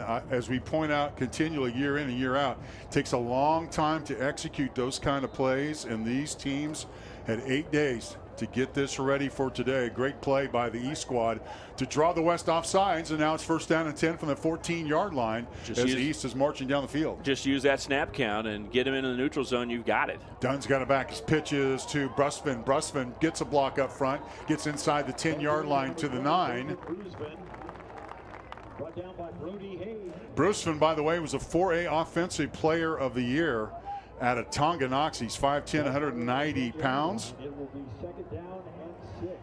And the passing team has used really one back. He has been the go-to guy so far. Well, they disguise their running backs as wide receivers, because you see guys like Tanner Heckel just go out, line up at the wide receiver position. They could be running backs and run, but this offense is really built on spreading things out by head coach Weston Moody. Second down, got to get the ball down to the 4-yard line. Dunn with a long snap. Here's the pitch. Pitch goes behind the running back all the way back to the 20 into 25. Big loss. And boy, alert to the play is Isaac Martin out of Hugoton. He's a first-team Wichita Eagle linebacker, and he punished the West running back way behind the line of scrimmage. Yeah, we're seeing a little bit of error as we get to the late quarter situation. A pitch out behind ends up at a fumble, and we got now a 4th down. Now they're changing quarters, but we're going to stay with it. Why? Because there's something going on in the north end zone that we're going to call your attention to. It's Capital Federal presenting tonight's Pass for the Cause. And the Pass for the Cause is an event that we've been asked to put on the air, and we're certainly going to do it. They're donating, the bank is, an additional $100 for every ball during the Pass for the Cause held last night. The All-Star Showcase, it's Kiana Meyer. She's the special guest here, and you may have heard her story early on in that she was born with a defect that caused excruciating pain. She had services donated by the Kansas Children's Hospital, And among her accomplishments, she's at Fort Hays State. She's a student at the moment, but her high school team won the Kansas High School Golf Championship. So talk about a little pressure, Stan. She's got to put that ball from 5 yards out. Looks like 5 yards. And there's one opportunity. She gets $100 every time she does it. Step into it, Keon. There we go. All right down the middle. Crowd likes that. And there's 2. She's treating 3. That like a 5-foot putt. How about that? Good for us. Not a 5-yard throw. She says her putting's got so much better after she had the Shrine Hospital help, and they're throwing the football 3 in a row. All right, more than just football, that's for sure as we bring this to you. We're going to keep it here, or are we going to take a break, guys? We're going to take a break here. It's 14-3 is our score. East leads the West. We're back. The West will have it at the moment. How are you, Kansas? You may be strong and resilient, but that doesn't mean you can't ask for help. Nearly 2 in 5 Kansans experience mental or emotional health challenges in a given year, often struggling in silence. So Blue Cross and Blue Shield of Kansas wants to remind you to check in on your family, your neighbors, and friends. Let's start today. Who will you ask? If you or someone you know are experiencing mental or emotional health challenges, visit howareuk.com for free resources.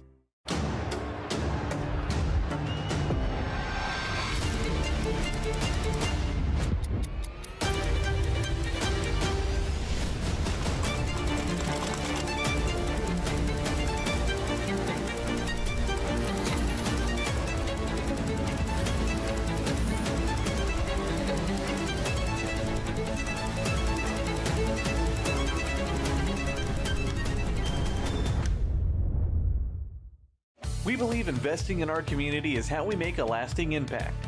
It's about more than just providing wireless services. We believe in rolling up our sleeves and working side by side with local organizations. Whether you're sharing cherished moments, staying updated on trends, or exploring your surroundings, we're there to keep you connected. Next Tech Wireless. We are Kansas.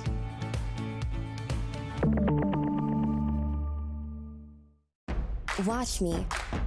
Watch me tumble, jump, and soar. When our squad is on point, we own the floor. Dazzling stunts and dances are my jam. Pain once caused issues, but they had a plan. A life-changing brace with no surgery to fear. Activity without limits, one more reason to cheer. Watch me. Industry-leading scoliosis treatment at Shriners Children's. The most amazing care anywhere. Watco is the proud presenting sponsor of the hospital experience during the Kansas Shrine Bowl, a transportation and supply chain services company founded in Pittsburgh, Kansas, with locations across the country. Learn more about how they make a difference every day at watco.com. Second quarter about to begin. I mentioned that the West would have it. Of course I meant the East. It's third down, and it's going to be 21 at the 25-yard line. 14-3 is our score. East leads West. East came up with a couple of touchdowns and now have a long third down play. We expect them to go for it on fourth down if they don't make it. Here's Dunn on the rollout. Dunn looking for receiver. Pass is incomplete. It was intended for Sage Huffman, who got one hand on it. Timing wasn't so good on that play. It's going to bring up a long fourth down play. We'll see if and we already know the East isn't going to kick a field goal. That we know, right, Stan? Even with the strong wind behind them, they will not be doing that. So, they know that they've got some guys that they can throw the ball up to and try to go after it. Jeter Purdy has done it already in the game. Elijah Hakeem has gone up. So I would expect Dylan Dunn to follow the instructions of head coach Weston Moody, who comes from Wamego, to throw the ball up and see if we can make a play, because 4th and 21 is not a high percentage play, but even if you gain some yardage, you force the West to start in worse field position. There's that unique set with 4 receivers looking for one. Got it. 15-yard line. It's got to get down to the 5-yard line. 10. There's the 5. Touchdown. What a play made by the East squad. They scored their 3rd touchdown of the game. And another catch made by Bryce Nornberg, who did most of it on his own. He caught it at the 15-yard line and zigzagged his way toward the end zone. The East has another touchdown. Good protection up front by the East. Dylan Dunn waiting and waiting, throws to the right where they had a 4-receiver set. And what a show we've seen so far early from Bryce Nornberg. He was short of the first down when he caught the football, maneuvered inside, looked like he might make it, but planted his foot and busted to the outside, created an opening with that move, and somehow scores a 25-yard touchdown on 4th and 21. So Nuremberg scores the touchdown. The East squad goes up 20-3, and now they're going to go for 2. This is Declan Battle as the quarterback, moves his receivers from the right to the left side. And then the running back, who is Colton Brusvin, looks like a pitch option. He's going to keep it and going to get tackled at the 2-yard line. So for the second time in the ball game, 2-point conversion fails. However, the East squad scores again, and they go up by a score of 20-3. So we're going to keep it here. The East squad is coached by Weston Moody, who just finished his 6th season as a head coach at Wamego. His squad played for a state title in 2022, was named the 4A Coach of the Year. His squad finished just 1 win short of another title shot in 2023. He was a Manhattan High assistant for Joe Schartz prior to being named a head coach at nearby Wamego. And he is a 2-time graduate of Fort Hays State, meaning he got his bachelor's and his master's. Meanwhile, the head coach for the West squad is Jace Pavlovich McPherson, who just finished his 9th season in charge of the Bullpups. He's the program's winningest head coach. He'd gone 79-22. The squad, in fact, posted 10 wins in 2022, posted 7 more last year. He was a defensive coordinator for 9 seasons, turned down a handful of head coaching positions just to stay in McPherson, where he was elevated to the head coaching position, and after the notable retirement of Tom Young, who at one point was a coach in the Shrine Bowl not that long ago. So that's your head coaches. Both are Fort Hays State grads. And the East finds themselves up by a score of 20-3 as we've just dipped 14 seconds into the second quarter. This kick back at the 5-yard line, out to the 10, and chased down. What a play made on special teams by Drew Petty. He's out of Wamego, speaking of that squad, and the West have a long way to go as they're going to start first down and 10. Looks like they're going to mark it at about the 11-yard line. So the West has got to get something going here, trying to find some rhythm. That return, by the way, made by Donald Collier from Wichita Trinity. East has had so many things go well after giving up a field goal to start the game. 3 possessions, 3 touchdowns, 3rd down conversions, 4th down conversions, and also created a turnover against the West. This one, a handoff, goes up the 14-yard line for the West squad. Offensively, K-State bound wide receiver Jackson Voth figures to play a prominent role tonight. Led Cheney to its first ever state title of bringing in 77 catches with 11 touchdowns. Malik Baugh, who we've seen a little bit, graduated from Hays High as the all-time leading rusher for over 3,500 yards, scored 282 points. Here's Kappelman on the rollout, looking for a receiver. This pass over the head of the intended receiver and nearly a turnover as the defender, like Callan Barta, was closing very fast on the deflected football downfield. Yeah, that ball was thrown high, and without the tip by the receiver, that ball probably would have gone straight to an East defender who was about 10 yards further downfield. So fortunate the ball fell incomplete, but still into a win. The West sitting with 3rd down 20-3. They need to give their defense a rest, find a way to get a first down here on 3rd down. Keppelman crouches, takes a snap, got a hold of it, looking for a receiver. Catch is made, and there's an athletic play made by, look like Donald Collier. Collier with the catch for the West team. And he's slow getting up. Boy, he had to go make an athletic play. I think he had more turf than the defender. Yeah, he was, both legs were up, and then he made a nice catch. That was a great throw on a line, and maybe even a better catch, because Donald Collier running that in route, kind of an inside post, had a defender draped on him while he caught the football near his helmet. A lot going on. Tough catch. And then also coming down to the ground, focusing on the football, trying to keep it in his arms while a defender was all over him. An amazing play, but they're going to say that he didn't keep possession. The ball touched the ground, so it's going to end up being an incomplete pass. The defender there did a good enough job to knock the ball away. So it was a great throw, great catch, but maybe even a better defensive play by Colin Barta. So Collier, state's regular season receiving leader, couldn't come down with the football, and now The West squad will have to punt. This is Hoover, who's back standing at his 2-yard line. I should say Callan, Barta. Last time the West team tried to punt, this snap went over his head. We'll see if they've worked it out between long snapper Weston Langvart and Hoover, as the East is about to get the football back, and they lead 20-3 here. Hoover on the rugby style kick, and a good one.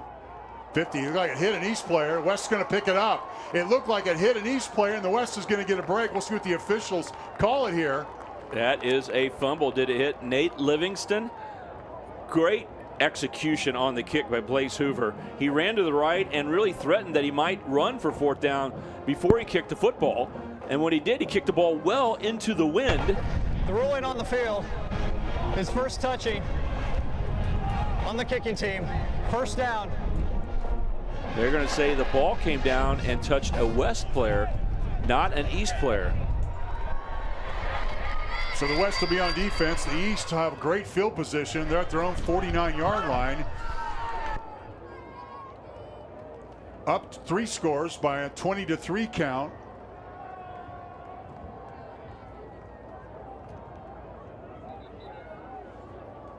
And the officials are still discussing. They're trying to discuss where the line of scrimmage is. Whose helmet did it hit? Did it hit? It makes all the difference in the world. If West touches the ball, then the East has no risk of anything bad happening after that. But if the East touch the football, then that loose ball could be recovered by the West. It hit right off the head of an East player. The officials are the ones who have this wrong. The West should get the football. You watch the instant replay, the ball comes down and hits the back of the head of, I believe, Nate Livingston. He had no idea that the ball was coming down, and when it hit him in the back of the head near midfield, that is a muff. Ball's alive. You cannot return it, but the West should get the football. Well, this is an all-star officiating crew as well, so I'm glad that they're stopping but they do not have the benefit of review like we do. But the umpire is Kramer Siemens. Head linesman is Kevin Rain. Line judge is Jeremy Derringer. Field judge is Jason Crawford.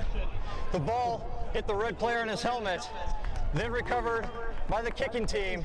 It'll be first down, West. Well, there you go. At the 42-yard line. Well, that's what I thought I saw the first time, but good replay there to see the ball come out of the sky. What a great executed punt by Blaze Hoover. Kicking the ball into the wind, and the West not knowing where it was going to come down. Luke gets the football back. The East didn't know. West needed a break, got it. Here's the handoff. This one goes to Malik Baugh. Baugh out of Hayes. He has 5 siblings, does Malik Baugh's. And part of his career with Hayes, and he had a tremendous career. He was hurt a lot. So he only played in about half the games, and he still ended up with nearly record-setting numbers for the Hayes High Indians. 2nd down and 8 here. Ball marked to the 42. Here's Kappelman. Has a back right to his right side on the scramble. Looking downfield. Doesn't really have anybody to throw to. Throws his near receiver, and no way. Stetson Schaefer out of Cherryvale, who's headed to Independence, was right there. And fortunate for Malik Baugh just to hold on to the football because he was met hard.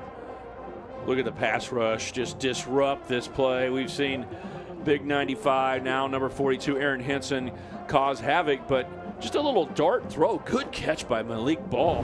That ball was fired in. 3rd down and 9. Kappelman looking for a receiver. Got one, but he is met at the 49-yard line, and they saw that coming. Justice Betts comes from his linebacker position, and the Bishop Miege defender lays the play down for a loss of about 6 yards. 4A Defensive Player of the Year, and you see why. He read the play and was right there on the tackle, kept his head up. Justice Betts ready to go to Butler County from Bishop Miege High School. Another one of the players in this game that's named a National Football Foundation Kansas Scholar Athlete. And you can see how good a player he is, knocking the receiver down and forcing a West punt. Hoover rugby style punt. This time he's going to unleash it. And the West just saying, get away. Everybody get away.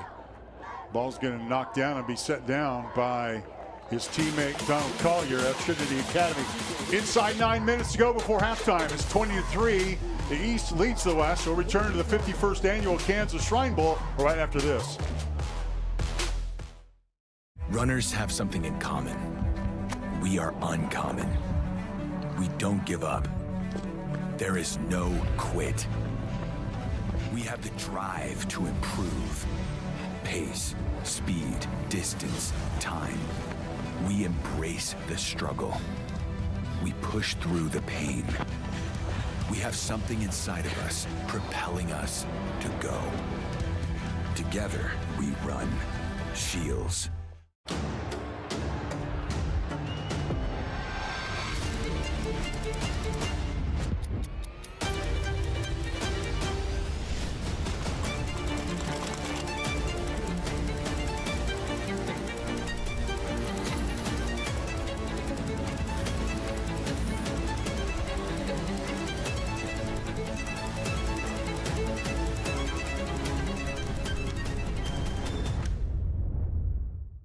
Being an athlete doesn't start with trophies, stats, or a crowd.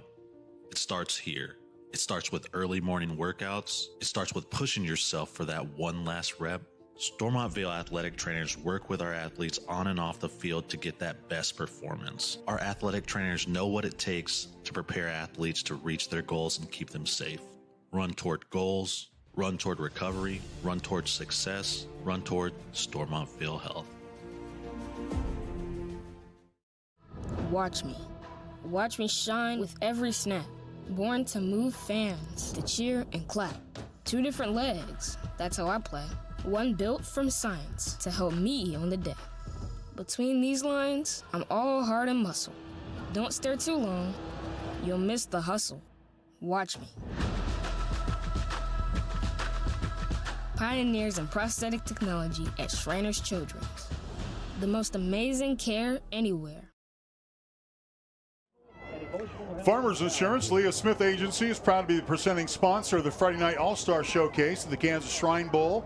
Leah and 4-State Agency team are committing to supporting the communities they serve. Thank you, Leah Smith, Farmers Insurance Agency. Meanwhile, East Squad takes it first down and 10. They're 18. They lead by a score of 20-3. West had an opportunity here via the punt that hit an East player, Nate Livingston, on the head, but could not continue the series, and the East has it back. Here's a running play, the rush to the near side, caught up and brought down at about the 17-yard line. So yes, the East and the West can defend the run, and the East does run it on occasion. Well, the big thing that happened is with that muffed punt that they recovered, they didn't take advantage of it from an offensive standpoint, but still, instead of the East having great field position, the 2 punts together forced the East to have bad field position, and so far the West hasn't been able to make the play to stop the East. They've had the football 3 times before this possession. They've all ended in touchdown. It's time for the West defense to force a punt. By the way, that was Finn Dunshee on the carry. He's out of Hayden. He's a 100-meter sprint champ, also 4x400 state meet record in Wichita just a few weeks ago. He's going to run track at TCU. This ball carried by Sage Huffman. And I think the East with a little bit of lead here, perhaps running the football, run a little bit of clock. They won't stick with that too long before they get back to what they love is the passing game, but we haven't seen them have to kick in any term because they don't want to. So if they got close, would they go for 4th down here? Probably not with this kind of lead and the wind behind their back. But the West doesn't want to allow them to get in that situation. They've got to make a play here. Here's that empty house backfield. 5 receivers, 3rd down and 6. Dunn under pressure. He's going to be brought down and sacked. Great blitz.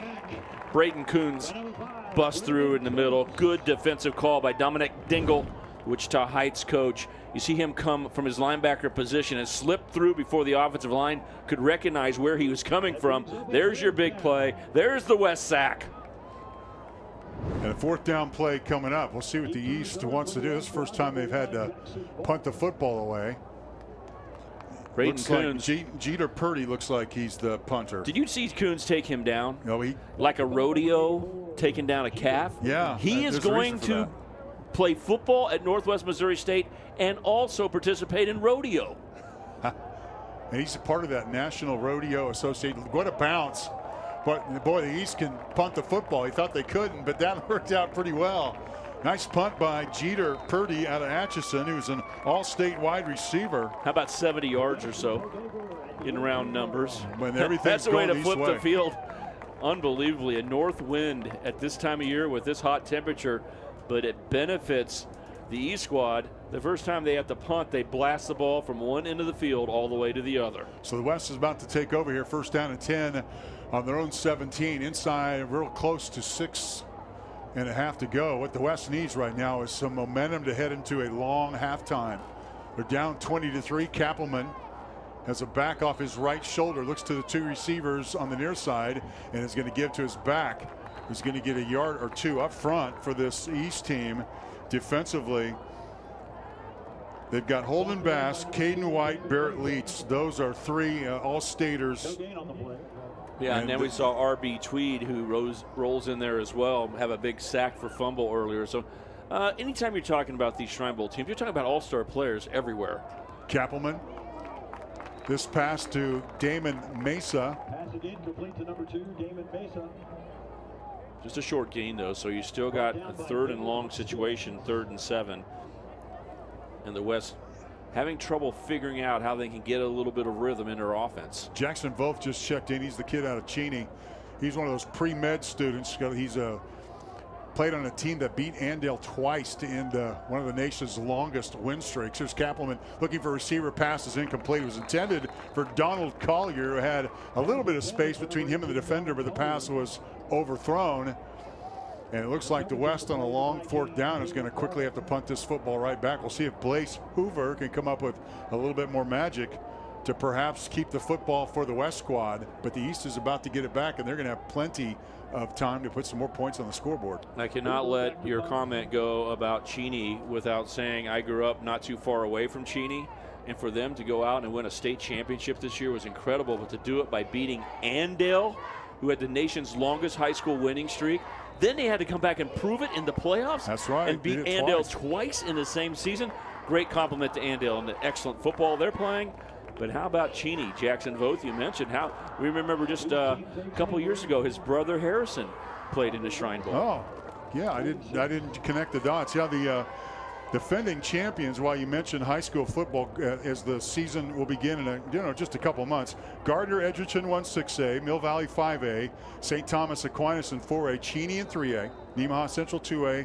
1A champ was Conway Springs, Linden Division 1 8-man, Axtell Division 2 8-man, and Bird City Shilands 6-man star, who's actually playing in the ball game. It's Logan McCarty, is the first 6-man star to play ever in the Kansas Shrine Bowl. He's sitting in for the West squad. He's wearing number 0.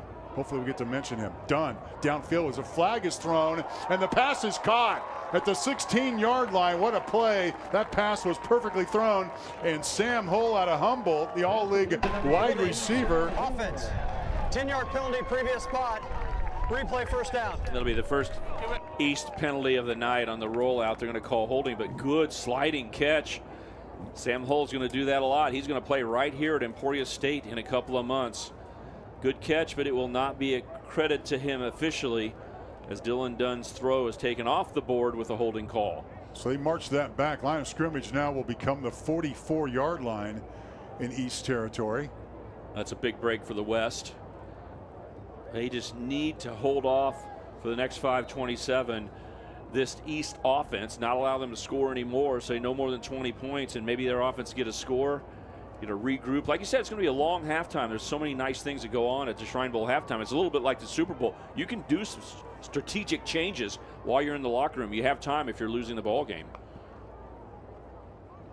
First down and 20. Running play is elected, and the East squad's Colton Brusvin, who, by the way, 2-time state golf placer, 2-time wrestling placer. How about that combination? Golf and wrestling. Brusvin. Talented, versatile. And you're seeing a big old offensive lineman leading the way out there. Look at that East offensive line. Left tackle, Caden Massey, 6'8". On the right side, number 70, Gus Hawkins, 6'7". These two guys are scholarship athletes going to play football for K-State. Can you imagine when they gain 30 or 40 more pounds, how big they're going to be? Wait, West trying to bring the blitz. And the short catch will gain a little bit. Nice tackle made by Kyle Newsom. He's out of Andover Central. And a short play made by Adrian Seals, at least got a couple of yards down. It's third down, and it's going to be 16. The East squad has to get all the way down to the 36-yard line to continue this drive. I love talking about the guys like you just mentioned, number 81, Kyle Newsom. This is his last football game. You know, some of these players are just going to go to college.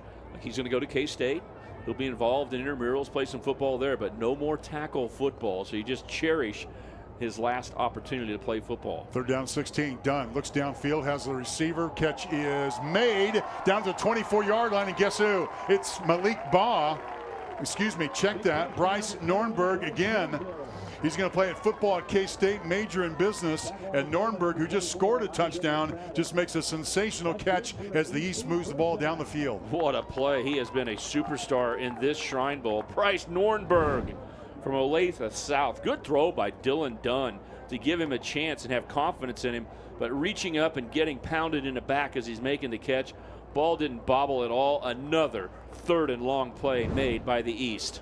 First down and 10, 5.5 to go. The East squad has plenty of time to put more points on the scoreboard. The running play, it's Tanner Heckel on the sweep. He's going to throw a pass play. Had a receiver for a moment. Alex Parks at a Blue Valley Southwest was downfield. That pass was overthrown. Again, another case where a quarterback, they got a ton of them on the East squad. They are loaded with quarterbacks. And all those running backs with the ability to throw the football can really throw the defense off balance with its ability to really mix things up. Well, the trick play capability and usage in this game has been off the charts. So we talk about implementing an offense and a defense and in a short week. How about the time to put in trick plays? And these guys are calling them. Some coaches put in trick plays and they just sit on the side and no one uses them. Not tonight. Second down and 10. Quarterback, by the way, is Declan Battle from Lewisburg. Found his receiver on the near side. A helmet pops off. The referee quickly draws the whistle. The helmet of C.J. Felder fell off on the hard contact. And it's going to bring a second down.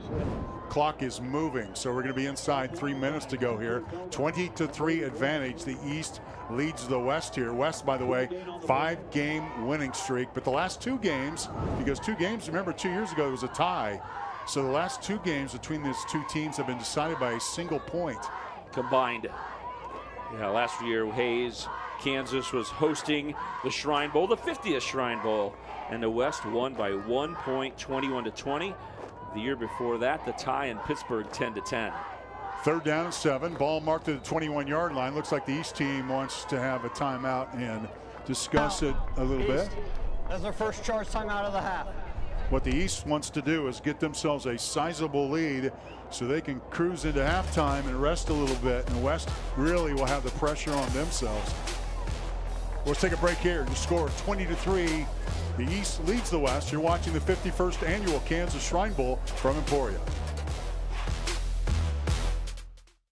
60 years of excellence. That's CDL. From our roots in a small garage in 1964 to where we stand today, we owe it all to you. 60 years later, we've evolved into an industry leader serving communities with pride. To our dedicated team, your hard work fuels our success. And to our cherished customers, thank you for trusting CDL for 6 incredible decades. At CDL, our journey is a testament to your support. Here's to 60 years and counting. CDL, proudly serving you since 1964.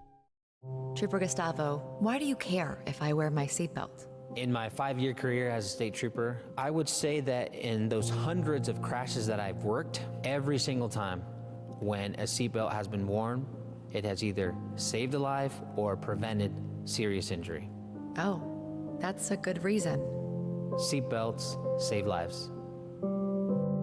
Always buckle up. Who do you make it home for? How are you, Kansas? You may be strong and resilient, but that doesn't mean you can't ask for help. Nearly 2 in 5 Kansans experience mental or emotional health challenges in a given year, often struggling in silence. So Blue Cross and Blue Shield of Kansas wants to remind you to check in on your family, your neighbors, and friends. Let's start today. Who will you ask? If you or someone you know are experiencing mental or emotional health challenges, visit howareuk.com for free resources. Watch me. Watch my first step turn to leaps and bounds. Watch me play carefree while the world goes round. Listen to me join in with every girl and boy. Screams of happiness, limitless joy. Watch me run through the grass and sand. They said I would, now I can. Watch me. Shriners Children's, the most amazing care anywhere.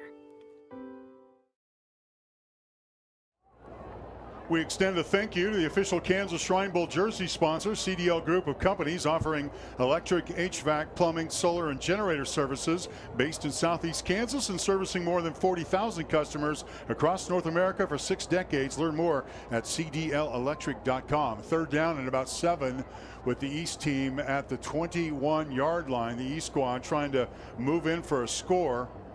And this East offense includes K-State bound Callan Barta, we've mentioned, out of Topeka Seaman. The sprint sensation Hayden's Finn Dunshee, we thought we'd see a little bit more. But the East, relying on their heavy pass catching, have done the trick so far, leading 20-3 with under 2.5 minutes to go before halftime. And here's Dunn with her back behind him. In fact, that's Dunshee. Here's Dunn with time. Now he scrambles away from one defender, but not another. The sack is made by Mason Hopper. He's out of Derby. He was the Vibe Magazine Defensive Player of the Year, a first-team All-6A pick, and he just made a key defensive play for the West squad. Very good angle, because we've seen Dylan Dunn stay alive when he's been in the pocket. Keep a play alive, move around. This time rolling to the right. He didn't see someone open, so he's going to plant and go back to the left, but he couldn't get away from the defender, and very fortunate the ball bounced right back to him. That actually was a fumble caused by Mason Hopper, but the ball bounces back to Dylan Dunn. So does the East say, we're going to go for 4th and long? Hey, they made a 4th and 21 already. Or do they think about punting and driving the West back? Probably not a good choice right here. Probably just going to go for another 4th down opportunity. In fact, they just called timeout, so 4th and 19. East. For the East Second charge squad, timeout of the half. Who's going to get an opportunity here with 1:39 to go in the ball game. I was going to mention, and give me a second here, we talked about this. By the way, we're going to stay here at halftime, so we're going to hear the band, which is always fun. We're not going to go back to New York studio? No, we're not going to go back to New York for a halftime show. Okay. We're going to stay here. And we're going to have an extended halftime. That's the difference between this game and a lot of other games that we work on, is that the band is a very prominent part. But what I wanted to mention when I got a moment is that one of the West managers is one of those hospital guests. His name is Colton Metzler. He's out of Ellis, Kansas. He was born with a defect that led to the amputation of one leg. On surgery provided by the Shriners Children's Hospital with the use of a prosthetic, Metzler's become a tremendous athlete and actually plays 3 or 4 sports a year. And the interesting thing about Metzler, he had it as a child, of course. So going to the hospital, doctors gave him the news. They said, hey, he can keep his leg, and he'll hobble, or you can get a prosthetic. And he likely will have the opportunity to be an athlete, but you'll have to have a prosthetic.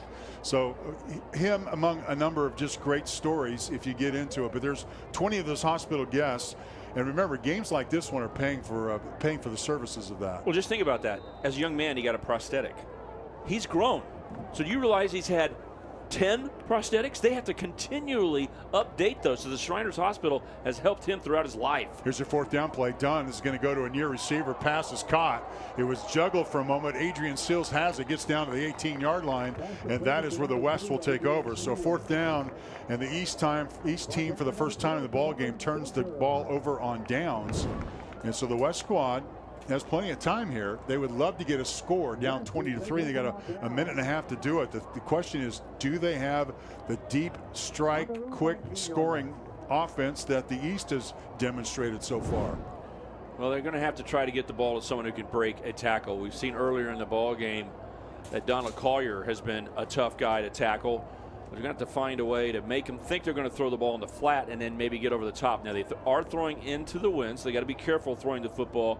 But there is 1:29 left, and they have all 3 of their timeouts left. Empty house backfield. They got a tight end in a slot position trying to get a block, and this catch is made by Malik Baugh. Baugh gets a couple of yards, but the East defensively has been all over it. They haven't been fooled very much. Timeout, West. And the West is going to call a timeout here. Look like I'm trying to get the number. I think it was Justice. I think it was J.C. Heim on the tackle, which is a pretty good. Let me look down and check that number again. J.C. Heim from Washburn Rural, 6A Defensive Player of the Year on his way to Washburn. And Actually, Malik Baugh said, I'm in trouble. There's 4 guys here. Do not fumble the football. Go down. And you think about the difference mentality that you see with football players. These guys play video games. They have great access to watch the pros. You realize that it's now taught for receivers and running backs to give themselves up at some point and go, the way that people know how to attack the football and create fumbles, when you can't get any further and you realize it, just go to the ground yourself. And that's exactly what Malik Baugh did, because that tunnel screen had nowhere to go. He said, I'm not going to get tackled by anybody. So I'm not sure what the official statistician is going to show, because 4 guys were converging on him, one of them being Justice Betts, who's getting to the football a lot tonight. Minute 20 to go. Kappelman scrambles out of trouble. He's got a receiver. The catch is made by Brax Fisher. Fisher gets out of bounds at the 31-yard line. Kappelman looked to his right and found a receiver to his left, and a pretty nice pickup. Now Fisher just hung in the flat, and the defense, not wanting to get beat deep, retreated. And so late in the play, he looked over, and there are no defenders over there. So good throw by Kappelman. And it was a first down. First down 10. This ball knocked down at the line of scrimmage. And again, East squad making one play after another. This game started with a lot of passing, and then basically the utilization of throws to the flat. We talked about that being part of both teams' strategy. The difference is that the East was able to also bring some downfield passing. We really haven't seen that from the West. So the East continues to move closer and closer to the line of scrimmage, and they're able to make tackles much quicker. Not a lot of yards gains after catch for the West. The ball was knocked down, by the way. Shawnee Heights Christian Gonzalez, who's 6'1", looked like he was about 6'5" that time as he stretched up to make the play. This catch is made by Donald Collier. He's a really good-looking receiver. Pickup of about 7 yards. Did he get out of bounds? He did not. It looked like did they call timeout? He slipped down on his knee trying to make a cut, so they might have had to use a timeout. Yeah, good throw timeout there to the outside, not easy. And then a dangerous player, but he slipped. His knee went down. Donald Collier. Second charge timeout of the half. He's going to continue his career at KU 2 seconds on the football team. 1-0. And he's one of the guys I thought they should try to get the ball to. As you saw, trying to make that sharp cut, he slipped to the ground. They're going to have a third down play. Let me mention while I have the opportunity here. By the way, you can donate online, PayPal.me Kansas Shrine Bowl. And all you got to do is you got to put your phone, your Q reader on there. It'll take you right to the website. And we certainly would welcome the contribution for the Children's Hospitals of St. Louis. Venmo or PayPal. And in fact, Venmo, there's also Sports in Kansas has a gathering of football helmets that were donated by KU, K-State, Emporia State's in there, Hutch, JUCO, all the MIAA schools. That's another method to make a contribution worth checking out. 3rd down and 4. This is a big possession for the West squad, who's trying to get on the scoreboard. They're going to try a little sneak play here. Baugh, though, is gathered and then brought down. After all that, only a pickup of about a yard. Boy, East defensively continues, even with that trick play, to be right there to make the play. It was Callan Barta from Seaman with yet another defensive play. Well, look at the defensive end, 99. Stop the rush and head downfield, watch the reverse, and make the play. R.B. Tweed made a sack that caused a fumble earlier, and that time such discipline. You're trying to rush the quarterback, and a couple steps into your rush, you see and read that they're throwing the ball down the line. He converts it to a linebacker type of move down the line. What a great play by R.B. Tweed. Dordt University in Iowa is going to get a very good player.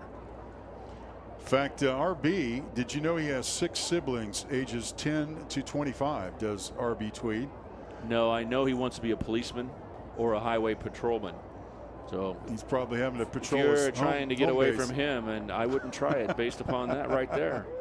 Well, we got a minute. I don't think we do have a minute. It's 4th down and 6 for the. Do you dare go for 4th down? 4th down and 4. I mean, for the West squad. We want to go down and score, but if you don't get this 4th down, you now give the East great field position. Hoover's out to punt. So Hoover is standing at the 25-yard line, and the West, after the timeout, is elected to punt this ball away. Remember, he is willing to run if he can find a gap. Punts it. Good-looking punt with nobody back for the East squad. It's going to take a West bounce, and will be downed at the 34-yard line with 40 seconds to go. So the East is going to get another opportunity. Another opportunity for the West has gone by the wayside, and the West is really having opportunity. Let's credit the East defense. They have been tremendous this evening. One field goal given up, and now they have forced their 4th straight punt. So good reaction. Like I said, they really did a good job of making tackles down the line of scrimmage in the flat area, and now their safeties are able to play closer to the football because we've not yet seen the West threaten to throw the ball over the top. Good disciplined play there to kick and say, hey, let's get to halftime. If the West defense can get to work, down by 17, the West is going to have to look at what ways they can change. They'll have plenty of time at halftime to do that. And by the way, on your screen at the moment, there's another way to contribute. The 50-50 raffle, unique contest of another nature. Kansas Shrine Bowl 50-50 raffle is being orchestrated. You can contribute. Half could go to you, half could go to the Children's Hospitals. Pass catch is made, 30, 35-yard line, and wrapped out of bounds, brought down about the 40-yard line. East squad with the football once again. Now 33 seconds to go. Drive started at the 34-yard line. That looked like it ended up being a lateral with the wind affecting the ball, but because it was caught, doesn't matter. No chance for a fumble. It looked like a play that Heckel might be lining up to throw the ball again, but he just tucked the ball and ran down the field. So down 6 back, Heckel looks to the sidelines. They get the offensive signal from the coaching staff of the East side. Brett Bielema, an old defensive coordinator at K-State, head coach at Arkansas, Wisconsin. He's the head coach at Illinois right now. Tanner Heckel's going to play for him. Heckel with the catch right on cue. 40, 42-yard line. Makes a nice little move. Gets forward to about 3 yards, and a third down play is going to come up, and still some time left for the East squad to make a little bit of noise if they want to. And one timeout left.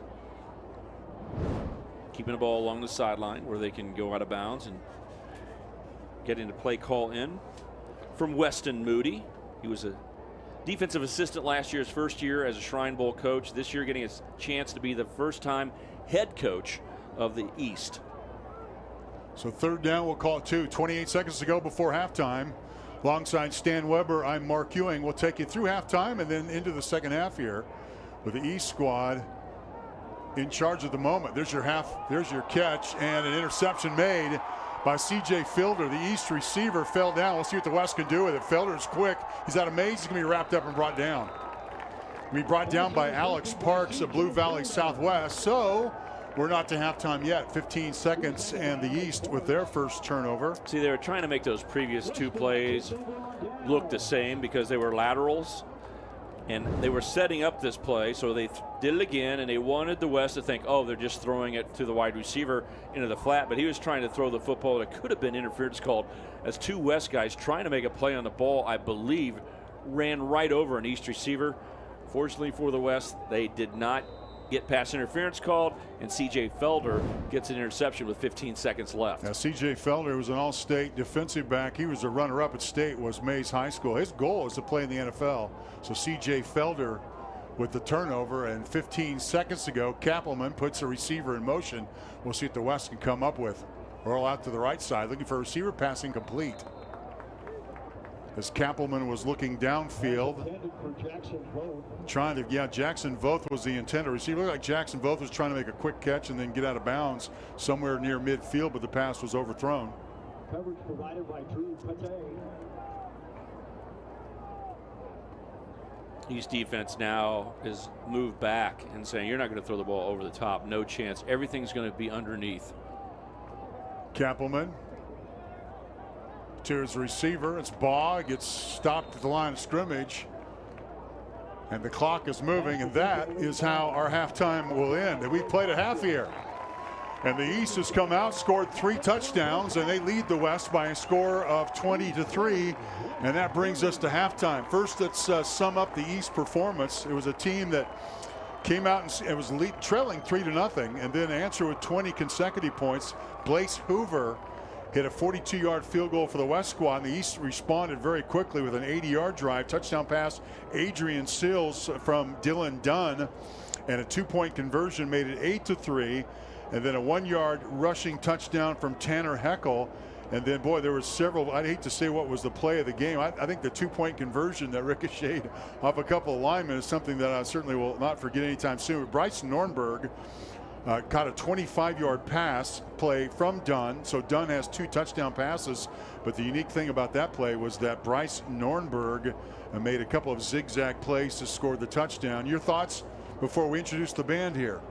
Well, the East got off to a very efficient start on their offensive side. 3 drives, 3 touchdowns to start the game, but it wasn't easy. They had to convert on 3rd down, 4th down. Dylan Dunn, the quarterback, has been pretty consistent, doing a nice job.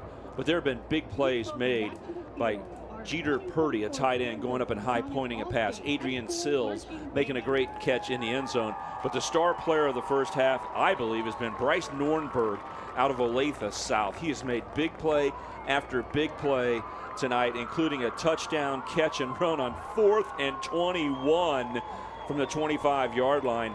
And that's given the East the opportunity to score. The defense has backed it up pretty well, slowing down the West after that first possession. East has put a very good first half together, but the receivers have made Dylan Dunn's life a lot easier for the East. The first Shrine Bowl participants to arrive during this big week are band members. The Kansas Masonic All-State Marching Band consists of young men and women from high schools across Kansas who have donated their time and talents for 4 days in camp preparing for today's parade. Kansas' best high school musicians are on the field. They're presenting for us the Ladies of Pop. Let's listen in.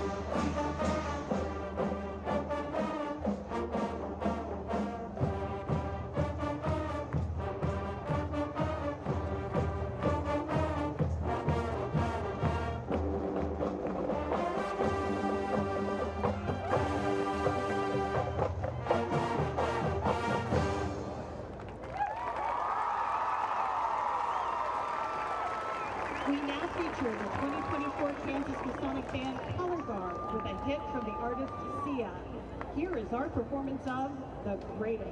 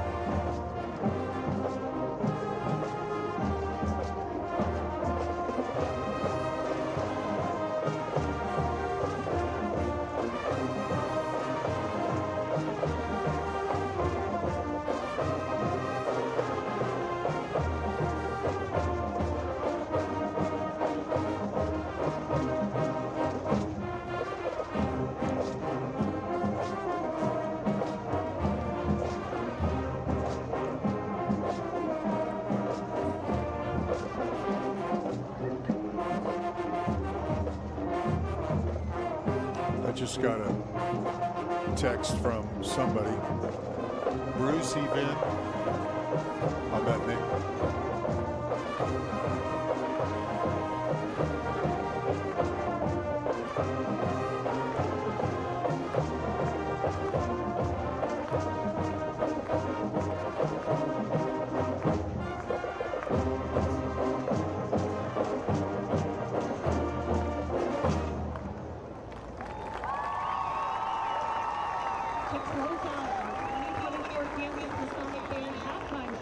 We are proud to welcome to the field the 2024 Kansas Masonic All-State Cheerleaders. Together, we present a hit song by the artist Marsha. We are who we are.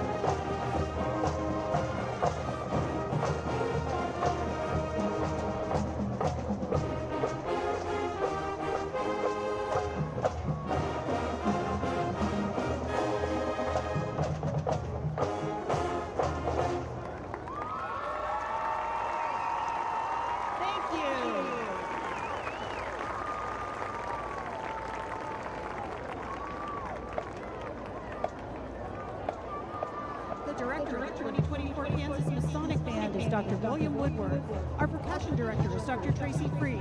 Our color guard director is Jennifer Woodworth, assisted by Abby Meinholm. Special thanks to And the band leaves the field. They were under the direction, as you heard from the PA announcer, of Dr. William Woodsworth, who's the director of bands at Emporia State University. That was the 41st Kansas Masonic All-State High School Marching Band. And that band, they're not as old as the actual game themselves, but they did start in the early 80s. They've been a continuous and very beneficial element to the game. The band also performed last night's Shrine Bowl banquet as well as the Saturday morning parade. Student camp fees are sponsored by Masonic and Shrine organizations throughout the state. Between the band and the All-Star Cheer Squad, the performers in the field number, get this, 360 members. And as you may have heard, that All-Star Cheer Camp was under the direction of Laura Klimafair and featured 200 cheerleaders from 25 high schools across Kansas. The athletes here participated in an intensive 4-day camp, learning skills they will use during the upcoming season. Our halftime will continue for the 51st Kansas Shrine Bowl. We'll come back to Emporia in just a moment.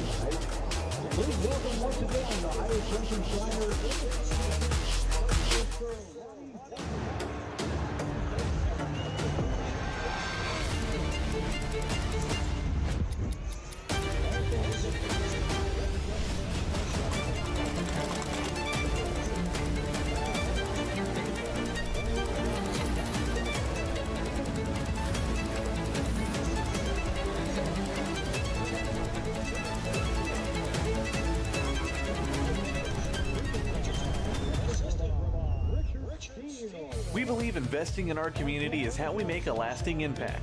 It's about more than just providing wireless services. We believe in rolling up our sleeves and working side by side with local organizations. Whether you're sharing cherished moments, staying updated on trends, or exploring your surroundings, we're there to keep you connected. Next Tech Wireless. We are Kansas.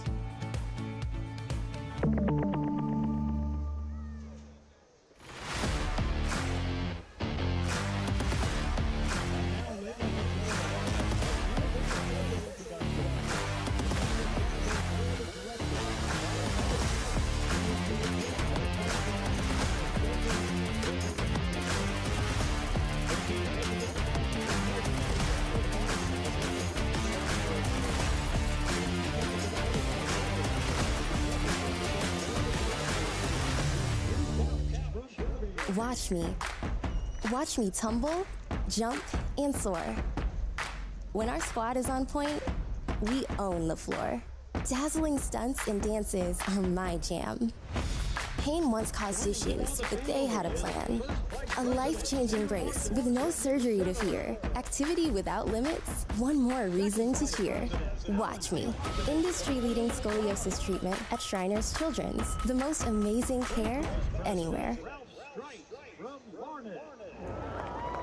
Next Tech Wireless is proud to invest in Kansas communities, and as the official wireless partner of the Kansas Shrine Bowl, see Next Tech Wireless to find out how they can support all your wireless needs. We're friends, we're neighbors, we are Kansas. Learn more at next-techwireless.com.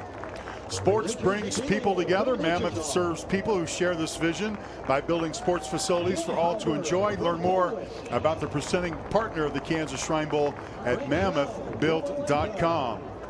How are you, Kansas? Blue Cross and Blue Shield of Kansas asks you to check on your neighbors, family, and friends. Visit howareyoukS.com for free resources to aid mental and emotional health challenges.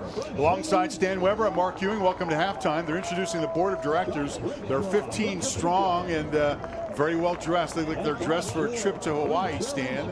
But they're getting a rousing, and certainly they enjoy the ovation that they're getting from the crowd here in Emporia. I like the fact that they're watching a football game and getting so excited that each of them are running out there after being announced. Well, it's certainly something that they probably haven't done for a while. But those, absolutely. Remember, there's no paychecks. They don't get paid. These are all volunteers. Great work with these. Their whole thing is, hey, we are here for the children, not only of the state of Kansas, but for several of the ambassadors are from several states around, and they're here in Emporia. In fact, tonight's game, as you see some waves from tonight's game, is actually the sixth time the game has been played in Emporia. In all, the Shrine Bowl has been to 11 different stadiums in 10 different cities across Kansas. Cessna Stadium, Wichita State, Bill Snyder Stadium, Manhattan, and hosted the game 9 times apiece. Host cities have also included Lawrence, Topeka, Emporia, and Pittsburgh. Dodge City, El Dorado, and Hutchinson were added to the mix in recent years. They played the game in the month of June a couple of years ago. However, it has been traditionally played on the third Saturday in the month of July. This year's event falls on the final Saturday in the month of June. I've asked several people if they prefer June to July or vice versa. It seems like it works better for the college-bound kids to play in June rather than July. because of impending football, but there's probably a debate on that. Well, yeah, I'd say yes to either. You know, it all works well because it's the first football game of the year. But if they do play in July, they leave here and go straight to two-a-days at their college campuses. And that's a lot of stress on the players who are moving away from home to say, can you do all these things? If you play in June, you can kind of focus in, have fun at this game, and have the full month of July to integrate back into the universities. And a big shout-out's got to go to Chris Kleiman of K-State to allow his football players to play. There's a lot of scholarship football players for K-State out here. And then the Kansas Jayhawks have also allowed a player or two to be here. So to see our two football coaches in the state at the power conferences, both favorites this year, in the Vegas betting odds, K-State and Utah are favorite to win the Big 12 conference, and Kansas is the third favorite. So you're talking about football excellence from both of these schools. So Lance Leipold allowing KU players to play here year after year, for K-State players to be allowed. I just think it's great because most of those young freshmen are not going to be starters on the teams in the Big 12. So they're not going to play in real games for a little while. Let them enjoy this great all-star experience. Let them be a part of the Shrine Bowl.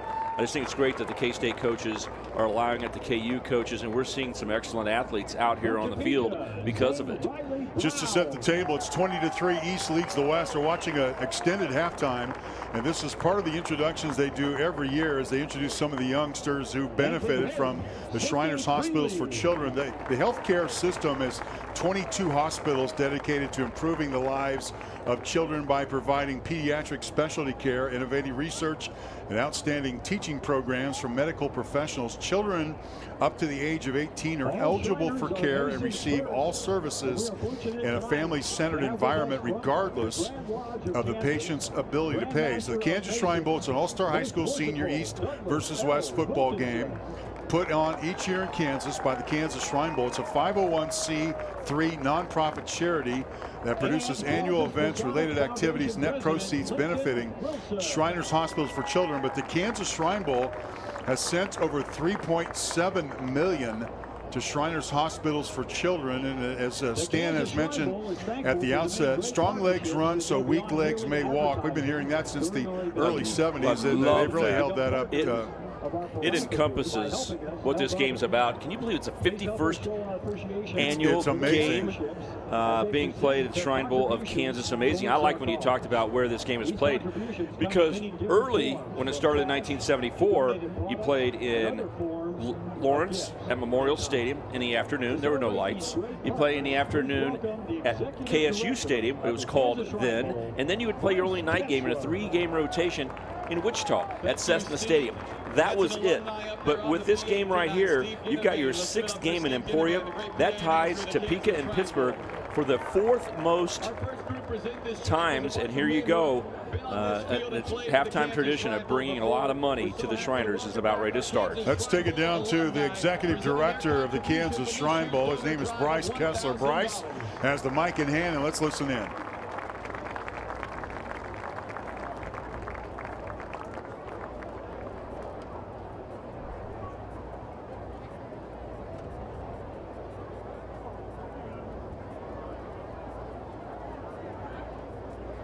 And I'll say, while they're posing for pictures, and we have a moment here, the events of halftime have always included introductions of the Shriners leadership group, its board of directors, who we alluded to. Kansas Shrine Bowl alumni, also the patient ambassadors representing the Shriners Children's Hospital. Those representatives spent more than 10 hours this week in sessions with band members, cheer teams, and Shrine Bowl All-Stars. And now let's go back to Bryce Kessler on the field.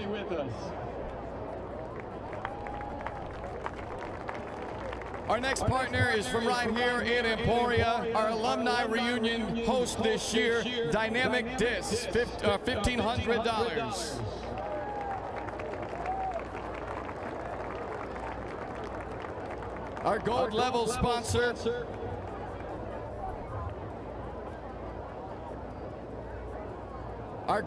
sponsor, Farm Bureau Financial Services, $1,700.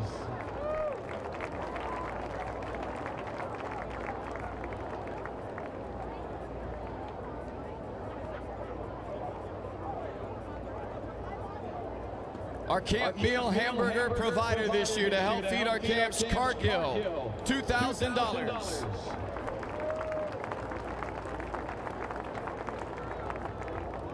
The official parade sponsor of the Kansas Shrine Bowl, Clint Boyer Autoplex, $2,500. The host city sponsor of the Kansas Shrine Bowl, Visit Emporia, $3,000. The official sports medicine partner of the Kansas Shrine Bowl, Stormont Vale, $3,500.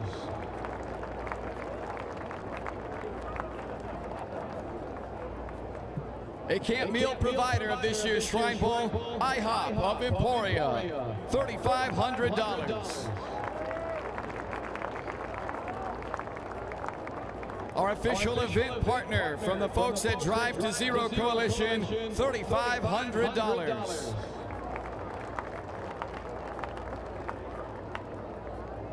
An official event media partner of the Kansas Shrine Bowl, Sports in Kansas, $4,500. The official transportation sponsor of the Kansas Shrine Bowl, Northwest Kansas Shrine Club, $5,000.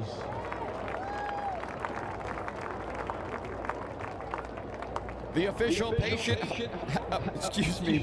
ambassador hospitality sponsor, Scott County Shrine Club, $5,000.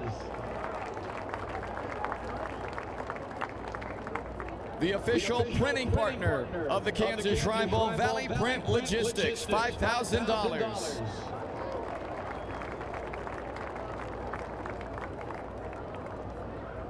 The official apparel provider of the Kansas Shrine Bowl, Western Associates, $5,000.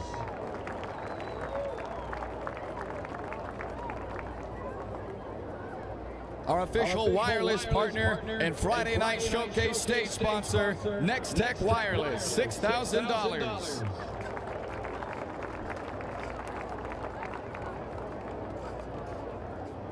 The official jersey sponsor of the Kansas Shrine Bowl, CDL Group of Companies, $8,000.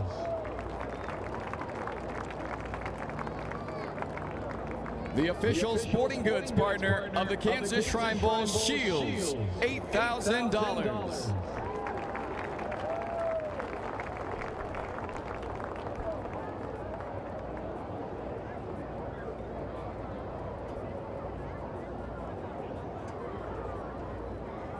The presenting sponsor of the Kansas Shrine Bowl Alumni Game Day Reunion, Blue Cross and Blue Shield of Kansas, $10,000.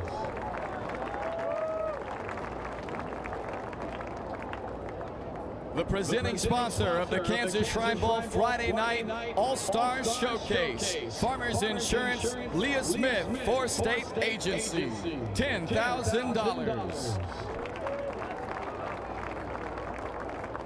The presenting sponsor of the Kansas Shrine Bowl Hospital Experience, Watco, $10,000.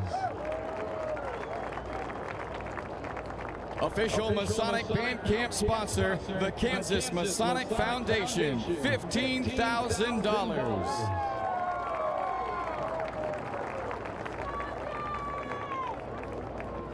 The presenting partner of the 51st Kansas Shrine Bowl, Mammoth, $15,000.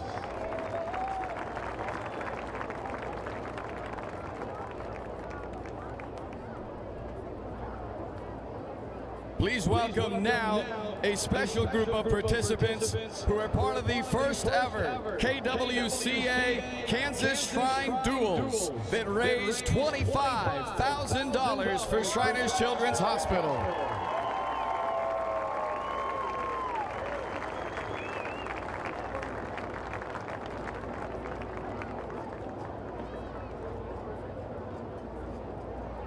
And now please welcome the gentlemen who put on an annual golf tournament in support of the Kansas Shrine Bowl, the Midian Touchdowners, with their contribution of $45,359.53.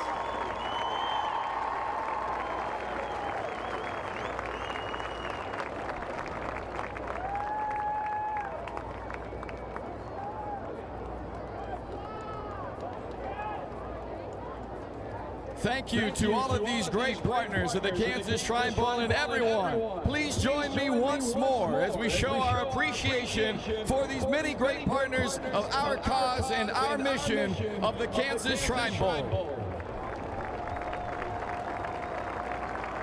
The contributions from partnerships not only include cash, but are also donations that come in many forms, including donated products and gifts in kind. Don't forget that you at home tonight can make your own donation toward the Shriners Hospitals for Children. Almost set to begin. We come back, third quarter, second half action. Our score, the East 20, the West 3. You're watching the 51st annual Kansas Shrine Bowl from Emporia.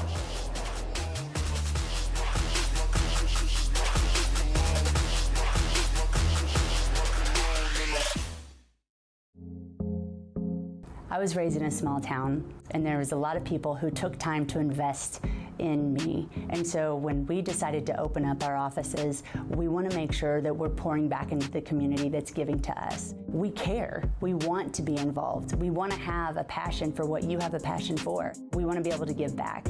And that's the foundation. That's why we're more than just insurance.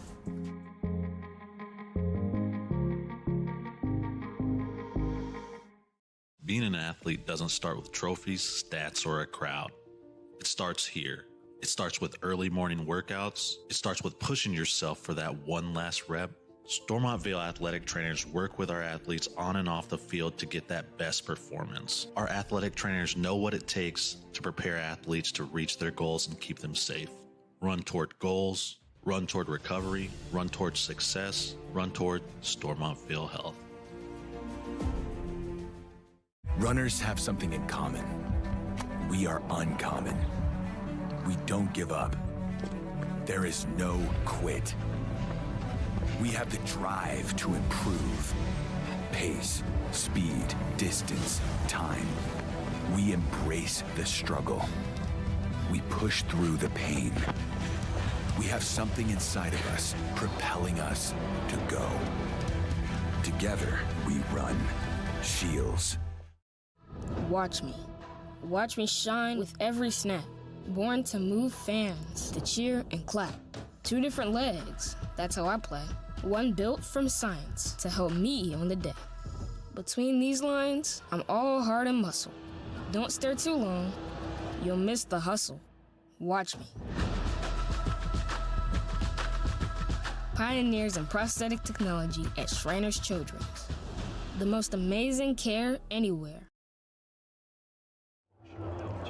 Shields is the official sporting goods partner of the Kansas Shrine Bowl. Shields is devoted to allowing athletes the opportunity to succeed both on and off the field.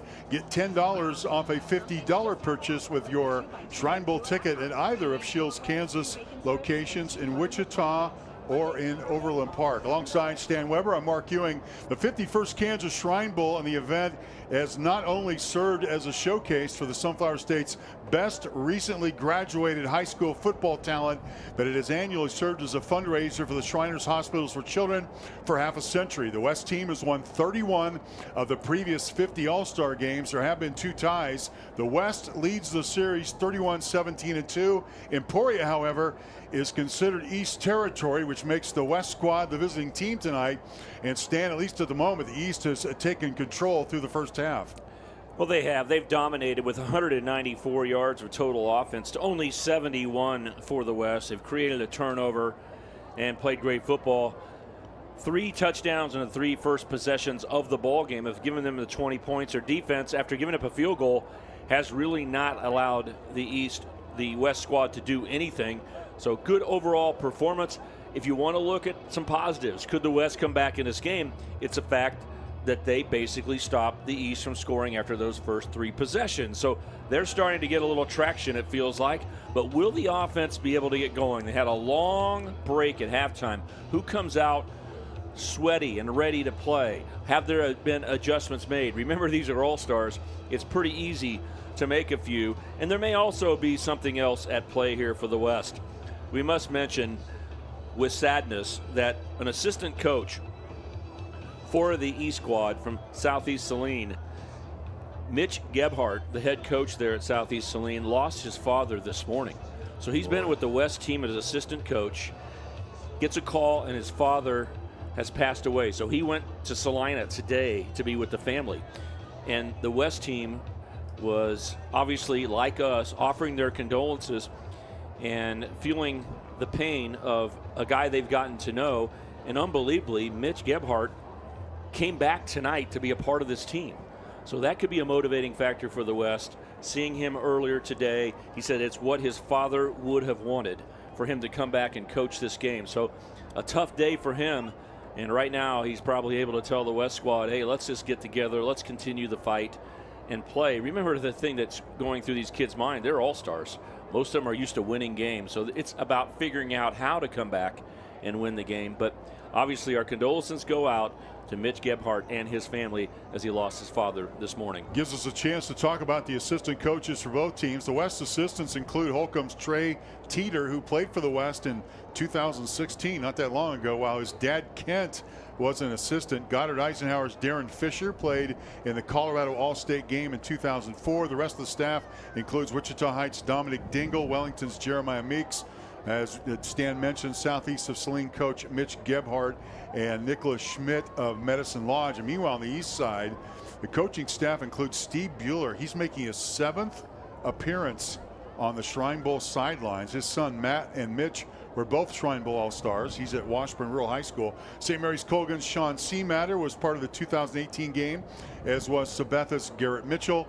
They're joined by Shawnee Heights' Jason Swift, who was the East head coach in 2013. And he's a defensive coordinator today for the East. And they're doing a tremendous job as they've held the West to just 3 points. Tonganoxie's Preston Troyer and Parsons' Jeff Scheibe. And boy, all-star coaches, man, that is a loaded Hall of Fame type lineup. By the way, back to the statistics that you mentioned early on. As a team, the East 204 yards of passing, but Dylan Dunn 16 of 21. That's lights out. That's a really good half for him. He's 16 of 21, 182 yards, just thrown for 2 touchdowns. The longest pass was a 39-yard prayer that was answered. He's been sacked 3 times. So Dylan Dunn has led the East to that 20-3 advantage. How football has changed. Both teams have thrown the ball more than they've run it tonight in number of play calls. And the East has only 10 yards rushing, and the West only 30 yards, and the West has only run 7 rushing plays all night long. So both teams substituting the short passing game in the flat for the running game. It's been a style of football that both teams have tried, but Dylan Dunn has executed it well for the East, 16 of 21, but he's had some receivers go up and make extraordinary plays tonight for him, and that has made the difference. That's where East has won the first half, leading 20-3. Jeter Purdy, Adrian Seals making plays, Tanner Heckel being a big factor, but Bryce Nornberg has been the guy with 4 catches and just an unbelievable play on 4th down, has been the star of the game. Will West be able to do something to come back? You know, the rivalry, we got to go back to one thing, because I went to Goddard High School. And we mentioned earlier. Let's clarify that. Yes, I went to Goddard High School, and I told you I'm not into the rivalry because both sides of Goddard Eisenhower versus Goddard, which has been played 13 times, is all my buddies from both sides. We were all one at Goddard. So, I don't get into who won. Was it the Goddard or the Goddard Eisenhower? Was it the team on the south side of 54 or the team on the north side? It doesn't really matter. So if you mention what happened in the rivalry, it just goes right over my head. Well, not my buddies. They text me and say, hey, Mark said that Eisenhower beat Goddard High this year, and that is not true. Goddard won, and they have a 10-3 series lead. Let me tell you, it doesn't matter to me, but it matters to some of my friends. Well, let's clarify that. Maybe Eisenhower won during his junior year. Maybe that was the detail I missed. East, by the way, if you missed the opening coin toss, deferred. And so now with a 20-3 lead, they take the ball over, 1st down and 10. And we'll see what they have in mind. Dylan Dunn is going to be the quarterback. And again, between the two teams at this point, 45 passes, which has made the game a lot longer. Of course, obviously, if it's an incomplete pass, the clock doesn't move. But both teams have been impressive in their passing game, and really a tribute to high school football and how it stands 7-on-7 in the summer and how talented they are at that. But 1st down and 10, we're going to mark the football here At the 18-yard line. 18-yard line. For a moment, it was at the 28. There's a new officiating crew. And so first flag, I always promise the refs I'll at least announce their names as soon as the first flag comes up. So first down, make it first down and 10 at the 18-yard line. And here's the first play. So Dunn with a handoff. He's surrounded immediately on the tackle. Lucas Dickman. He's out of Eisenhower right on cue. He's going to play at Butler. Well, let me indulge a little bit about Goddard, okay? Because the guy who was the head coach for me in the 1980 Kansas Shrine Bowl was Dennis Cavalier. Dennis Cavalier went on to Chickasha, Oklahoma, and Pampa, Texas, and was a dominant coach. He'd won state championships at Southeast, but he started at Goddard, and he was my coach when I was a sophomore. So with honor, I want to mention Dennis Cavalier as one of the greatest coaches I've ever seen in my whole life. What a mentor he was. He had our 1980 team so fired up. He has passed away, but Goddard Public Schools, which means both schools, are inducting him into the Hall of Fame this year. Oh, that's Congratulations, great. Coach Cavalier. Sage Huffman got the pitch from Dylan Dunn. He's going to stop for a 2-yard loss. So 2 plays for the East squad. It comes out of an extended halftime with a 20-3 lead. And the first 2 plays are for losses as the West team trying to send a message early that this game is not over. And if they can get a 3-and-out here and get the football and get a score, all of a sudden you're looking at a different kind of chemistry in regard to the way this game is going to go. Yeah, because the East would have to punt into a wind. And this second half is like a whole new ball game. They were in a halftime that lasted forever from a football perspective. So right now, it's start the game over, and if the West can make a play right here, their excitement level could really begin to build. Boy, when the first half ended, the sun was up, and now it is down. That's how long halftime is. And now with the stadium lights on, Dunn trying to find a receiver, nearly found one, nearly found an interception as well, is Elijah McFadden out of Manhattan, who earlier got his hands on a pass and knocked it down, knocks that one down, and now it's 4th down, and the East team looks like they're going to go 3-and-out. And you mentioned the kicking game is interesting. Yeah, Dunn tried to stick the ball in there and almost picked off, but good defense by the West to start the third quarter. Second punt of the game, and it is into a wind that the East will have to punt the football. This is Jeter Purdy. By the way, he had a 69-yard punt. That's what they measured that out. You had mentioned without even doing 70 the math. was a whole yard off. Yeah, it's a whole yard. Can I round up to 70, or does it have to can. hit 70 to use those words? You did the math better than I did. I was thinking 60. So, but what a punt that was. We got legal procedure, so now Pete Purdy was only his second penalty of the game against the East. The West has 2 penalties, and like you said, this is a whole new officiating crew here in the second half as they volunteer their time for the Shrine Bowl. And now Purdy's standing about 4 yards deep. He's right in the O in Hornets as he gets a punt from his end zone. West brings a rush, and this one looked like it was partially blocked, and it was. Return, and this is going to be a give-me touchdown. The blocked punt, the return from Brody Hayes, and the West squad is on the scoreboard. They get a touchdown exactly 1 minute and 15 seconds into the second half on a blocked punt and a return from Brody Hayes. Amazing job to block the punt, first of all, to get through the wall, get their hands up, to tip the punt and not hit the punter, and then the ball comes up short, and Brody Hayes alertly, look at that, attempt to block a punt without hitting the punter. The ball comes short, and one guy knows where the ball is. And he says, my all-time favorite player was Barry Sanders. So I'm going to take it to the house right now. How about some West momentum with a punt return touchdown? Well, he's certainly a playmaker. He's a game changer as Brody Hayes. And he has the West squad an extra point away from cutting this lead in half. This one goes off the left upright, but it's still good. So the West team gets an extra point from Blaze Hoover, and all of a sudden it's 20-10. We're going to head to break here. You're watching the 51st Kansas Shrine Bowl from Emporia. Trooper Gustavo, why do you care if I wear my seatbelt? In my 5-year career as a state trooper, I would say that in those hundreds of crashes that I've worked, every single time when a seatbelt has been worn, it has either saved a life or prevented serious injury. Oh, that's a good reason. Seatbelts save lives. Always buckle up.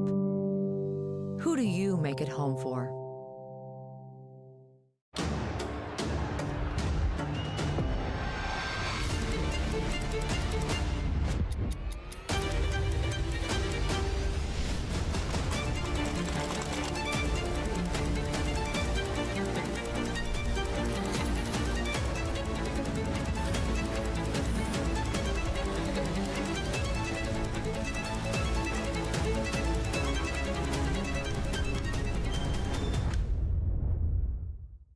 60 years of excellence. That's CDL. From our roots in a small garage in 1964 to where we stand today, we owe it all to you. 60 years later, we've evolved into an industry leader serving communities with pride. To our dedicated team, your hard work fuels our success. And to our cherished customers, thank you for trusting CDL for 6 incredible decades. At CDL, our journey is a testament to your support. Here's to 60 years and counting. CDL, proudly serving you since 1964.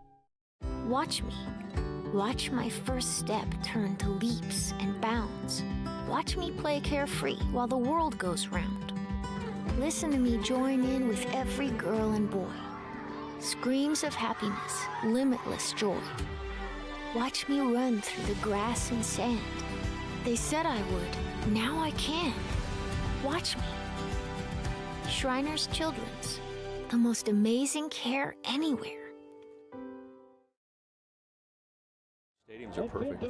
Valley Print Logistics is the official printing partner of the Kansas Shrine Bowl. Commercial printing, promo, and apparel, design, and mailing. Family owned and operated for more than 35 years. Learn more at valleypl.com. All of a sudden, it's 20-10. We had mentioned that the West was in the mood for a comeback.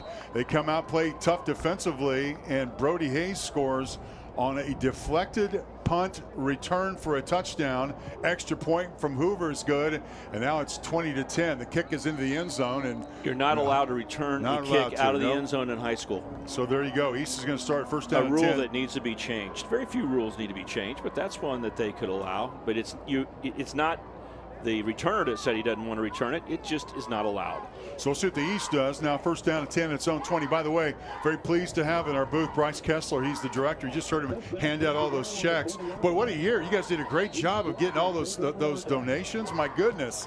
That was a tremendous year. Absolutely. It's been an awesome year, and so much thanks to all our great partners who have made this such a successful year, and all these kids that you see out on the field tonight and their efforts and going out in their local communities to raise money for the kids. So it's been a great year, and it's been a great night of football here on this 51st Kansas Shrine Bowl. Well, Bryce, we're going to have 20 questions for you, but first we're going to play a little football. There's a catch that's made by Alex Parks, Blue Valley Southwest. Pick up about 7 yards. Ball goes to the 17-yard line. Your first year as the executive director, what did you find was the biggest challenge? I mean, you also mentioned that last year it wasn't like you just fell off the back of a bus, right? Because you were working for the Shrine Bowl a year ago. Yeah, I've been with this since 2021, so this will be my 4th game I've been a part of. But no doubt it's a different view when you're at the top of that food chain, so to speak, and all the questions go up to you as opposed to being able to push them off on somebody else. That's right. You're the large and in charge. Yeah, just the pressure to just make sure everything goes off as close as you can without a hitch to make this event a successful one and a fun one for everybody. Dunn roll out to the right side looking for a receiver. Got one, catches the 35, and he might go all the way for a touchdown. 10-5 touchdown, and the East answers the block deflection with a touchdown of its own. The score by Elijah Hakeem, and the long ball works effectively for the East squad as they put 6 more on the scoreboard, and it's 26-10. Stan, what an answer.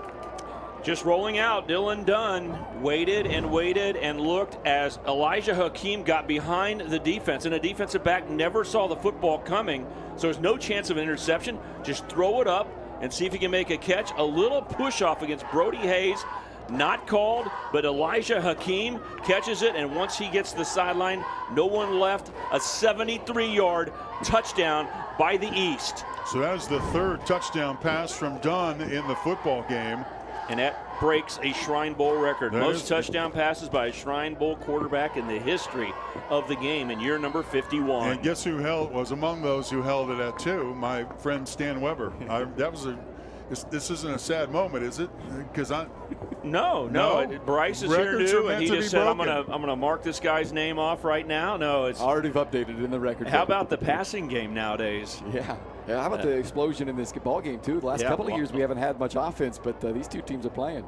Throw to the end zone, the catch, 2-pointer. Catch was made by Bryce Norberg. He's been huge at Olathe South. He adds up 2 more to his points total, and it's 28-10. Let's take a break here. You're in 3rd quarter. You're watching the 51st Kansas Shrine Bowl from Emporia. We'll back with more after this.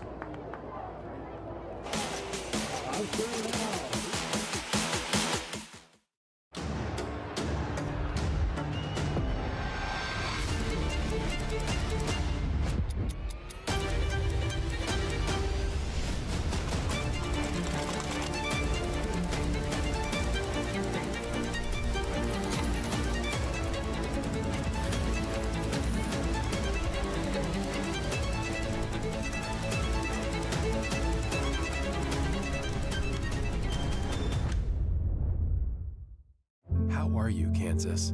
You may be strong and resilient, but that doesn't mean you can't ask for help. Nearly 2 in 5 Kansans experience mental or emotional health challenges in a given year, often struggling in silence. So Blue Cross and Blue Shield of Kansas wants to remind you to check in on your family, your neighbors, and friends.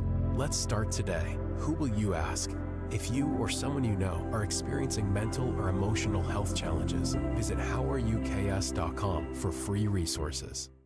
We believe investing in our community is how we make a lasting impact. It's about more than just providing wireless services. We believe in rolling up our sleeves and working side by side with local organizations. Whether you're sharing cherished moments, staying updated on trends, or exploring your surroundings, we're there to keep you connected. Next Tech Wireless. We are Kansas.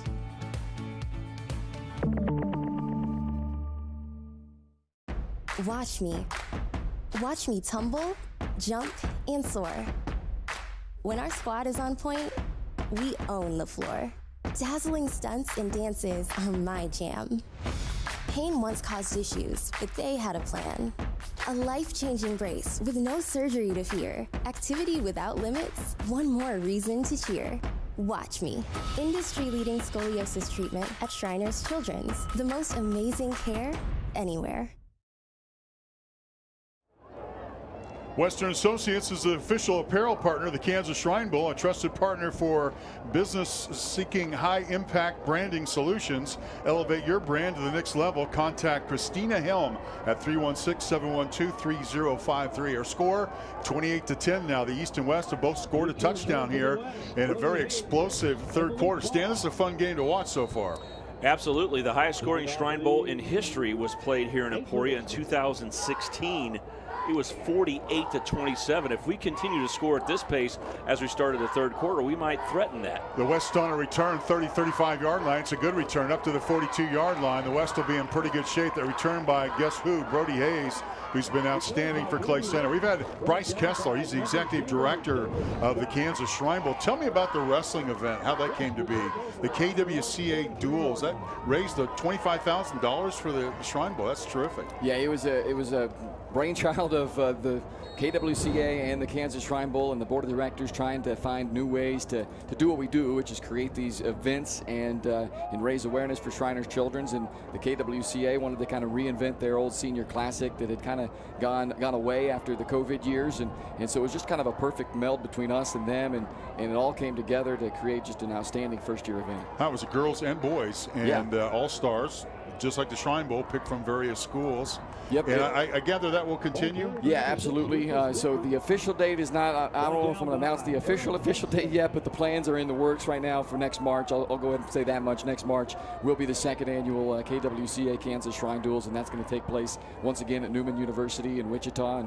And yeah, it's girls and boys, similar to what you see out here, East versus West, red versus green. Same concepts of the Kansas Shrine Bowl and the 51-year history of Kansas Shrine Bowl traditions, and take it to the wrestling mats and kind of recreate it there. And it was such an awesome experience for the wrestlers and our patient ambassadors to get to share their stories with our wrestlers as well, and put on a great event and raise some good money for Shriners Children. Second down and 8, the incomplete pass intended for Blaze Hoover. Callan Barta was defending for the East squad. He's the 6'2", 185-pounder for Seaman, and that brings up a third down and 8. The West in good shape here at the 45-yard line. Got a deflected punt for a score, but then surrendered the long touchdown pass as the gap now back to 18 points. Short pass caught at the 50-yard line. Needed to get down to the 47. So here at midfield, down by 18 points. I would think that the West will probably go for it here. Yeah, I think they will disposition. This is the first drive by the West on offense. They're going to use a little trick play. Catch is made. 40-yard line. First down and a little bit more. 30-yard line. Still on his feet. 25. And down to the 23-yard line. The trick play for the West squad worked perfectly. First down and 10, and they're moving the football. And there are some penalty flags on the field as tensions are a little too high right now. You got to remember that this game is for the kids. It's an all-star football game, but you got to remember, keep your composure. What they did is threw the ball down the line. You have offensive linemen out there blocking for Jackson Voth. You can have your offensive linemen line up near the sideline. and near the other sideline, just like the West did. If you have 7 players on the line of scrimmage and those 5 linemen who are ineligible are lined up in the right position, but they're all along the line. So a real quick trick play by the West by formation. Jeremiah Meeks, the head coach at Wellington, gets the job done on 4th down. What's sure helpful when you throw the ball to the outside and you have offensive linemen rather than wide receivers trying to block for you to open up the hole. All right, give me a chance to mention the officials as we kind of sort things out here. Guy wearing the white hat is Jared Rand. He's the referee. Umpire is Dwight Wilkes. Defense, 15, excuse me, half the distance. Push down. All right, so there's your call. The West is going to get some huge territory, a lot of real estate out of this call. There's your second half officials. Head linesman is Clint Halfliger. Line judge is Jordan Lagino. T.L. Price, Sean Lopman, Brendan Schmidt, and our media coordinator is Gary Davis. So you get 25 yards on the pass play, then you get half the distance to the goal, and now you're down to the 9-yard line. So the West offense, after a 4th down conversion, has a chance to get their first touchdown of the day. First and goal at the 9-yard line. Kappelman sets the offense, looks to his back, just off his right shoulder there. And half the distance to the goal should be the 12, not the 9. So it's a 15-yard penalty that they've marked off. The officials said half the distance to the goal, and so you're getting Weston Moody, the head coach of the East, out there saying, which is it? It's half the distance, which means to the 12, or is it a 15-yard penalty, which would take you down to the 9? All right, so the officials, Weston Moody is not going to give up a couple of yards if he can. And so the line of scrimmage, again, is at the 9-yard line. By the way, the back just off the right shoulder of Kappelman is Lucas Dickman out of Eisenhower, the 2023 Fall Homecoming King, headed to Butler. First and goal, 9-yard line. Pass, 5-yard line. Trying to find the end zone. Looks like he will. Touchdown, West Squad. 9-yard pass. Catches by Jackson Voth, the Cheney superstar, who was the 3A Sports in Kansas Player of the Year, and a team that beat Andale twice to win the state title. Gives the West a touchdown, second touchdown in this third quarter. Why not reward Voth after making the 4th down catch and run to do it again on the left side and get a touchdown? So here you go, a chance to pull within 11, and the West keeping their composure, just doing their work, about ready to get their 14th point of the second half. Jackson Voth is the holder. Blaise Hoover is the kicker. Point up and good. And it's now 28-17. We'll stay here during this exchange here. We've been very pleased to be joined by Bryce, who's done such a great job with the Shrine Bowl, getting this in place. But your wife Whitney is the real star, guys. Yeah, Bryce Kessler. That's what I was going to ask. No when doubt you're talking about all gentlemen. this stress and being the head guy, but how about your staff? Yeah, no doubt about it. The staff is short. It's one, but it could not be done without her. My wife Whitney.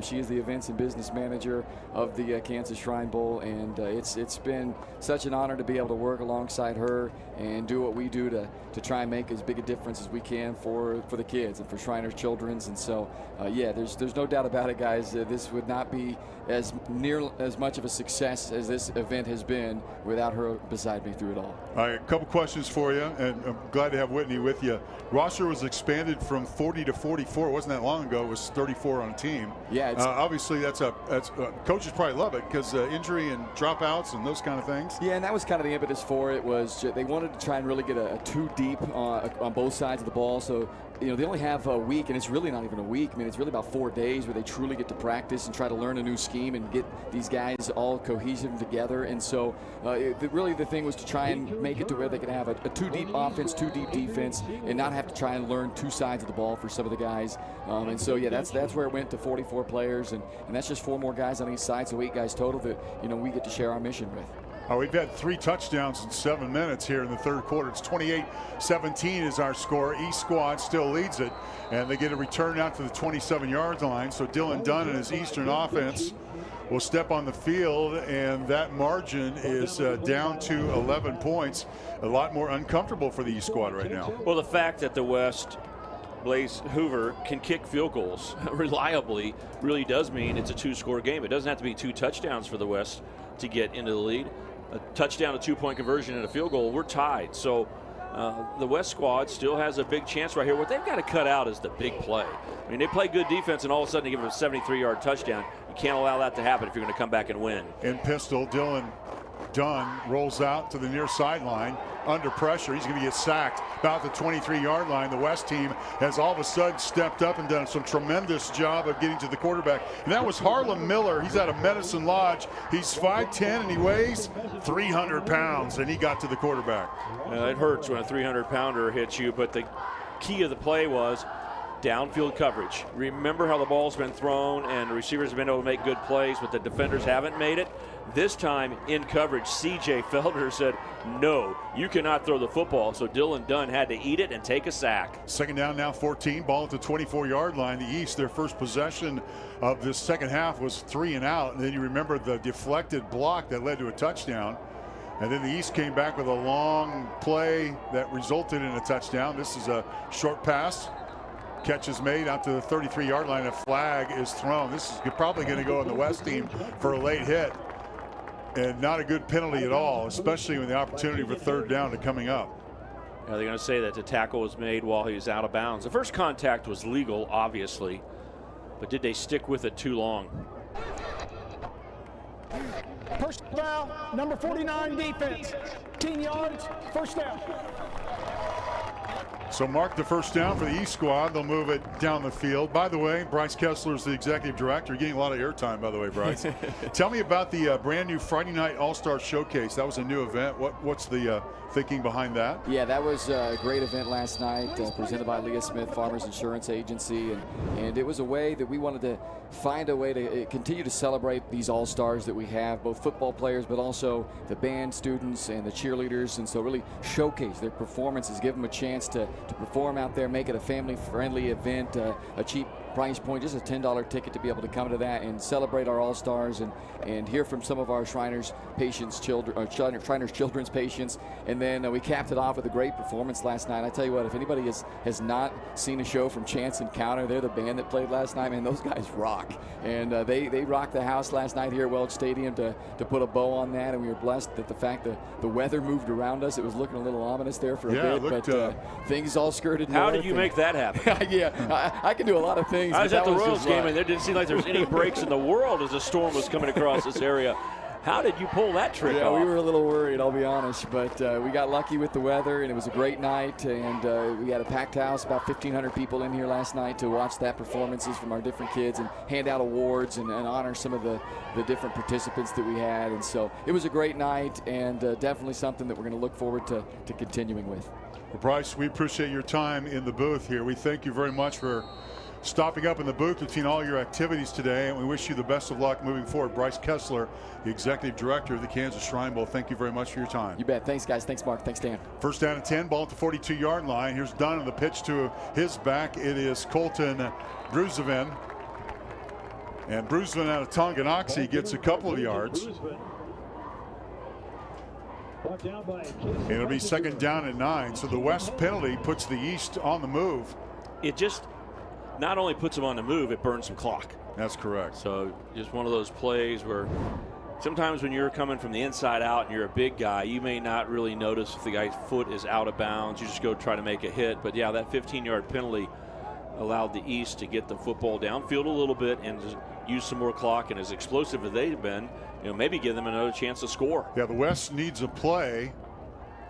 They need a turnover. Second down and 9. Here's Dunn. Dunn's done a nice job of avoiding pressure, and that ball lands at the feet of the intended receiver, Bryce Nornberg. Stan, as I look at the starters for the West defense, and we mentioned Brody Hayes continually defensively, but Tegan Haynes is a defensive back out of McPherson as projected starter.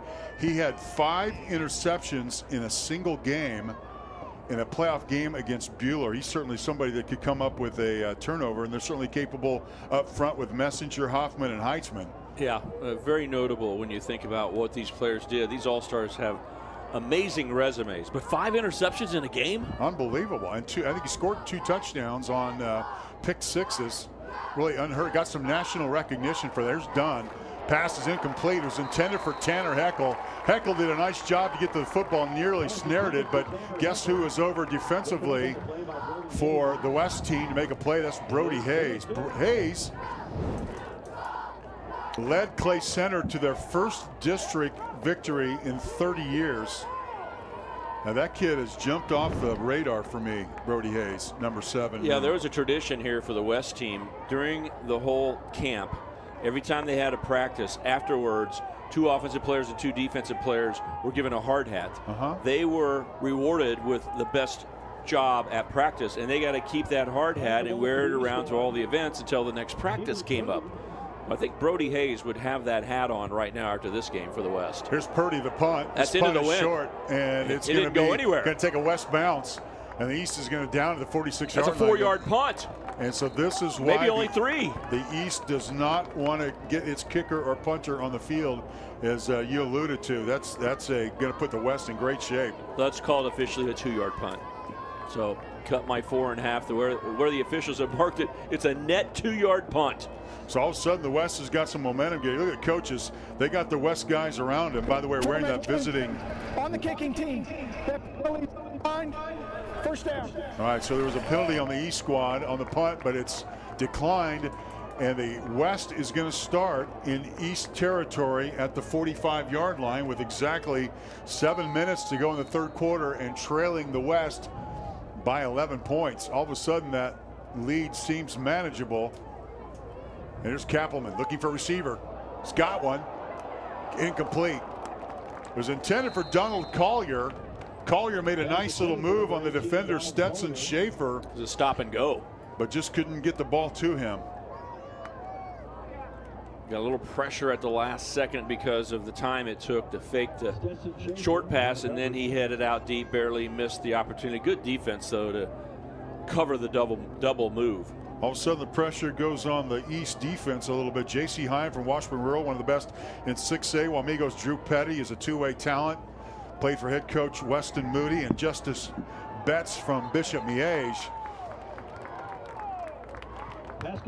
is among the standouts on the East squad defensively. And certainly important to point out that a lot of these players for their own high school, especially the small schools, are 2-way players. So, you know, there's a lot of quarterbacks playing defensive back and vice versa.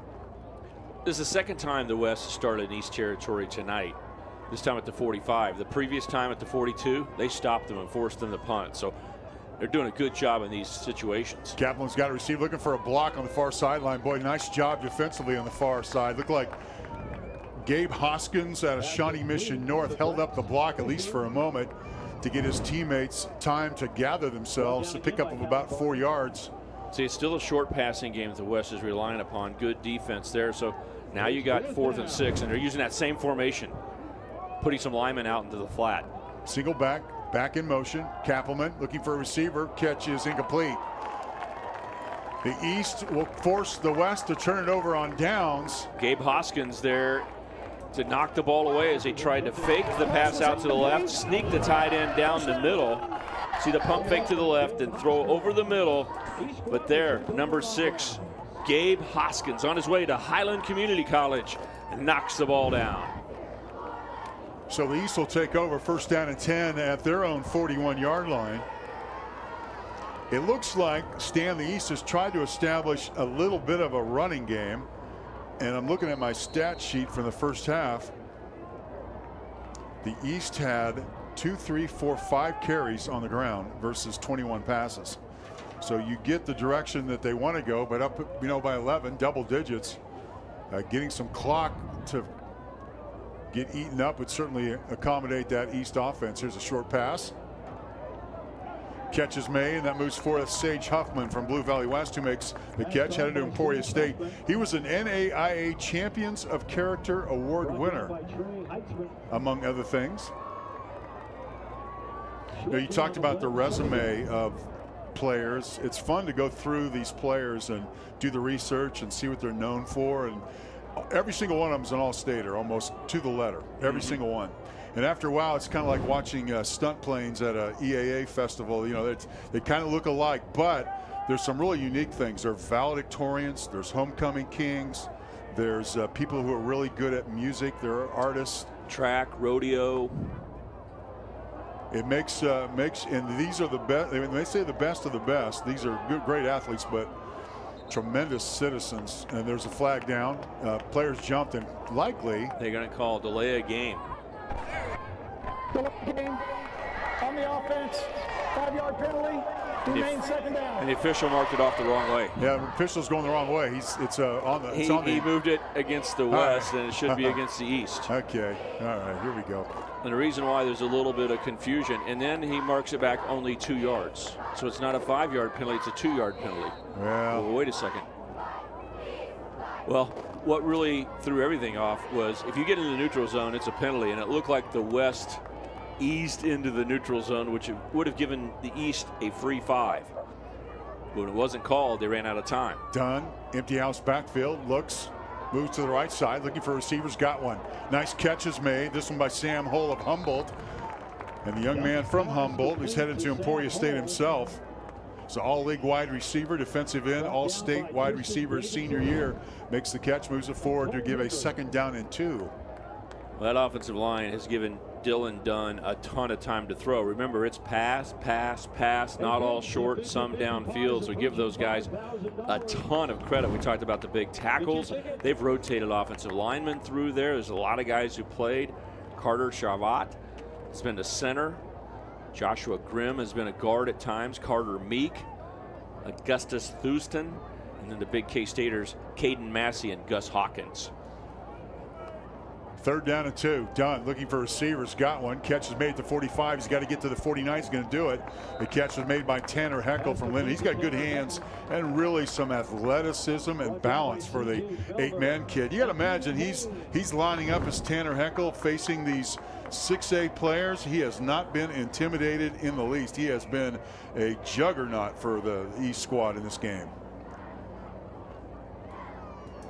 First down on that play. Good run after catch all game long. Good blocking downfield.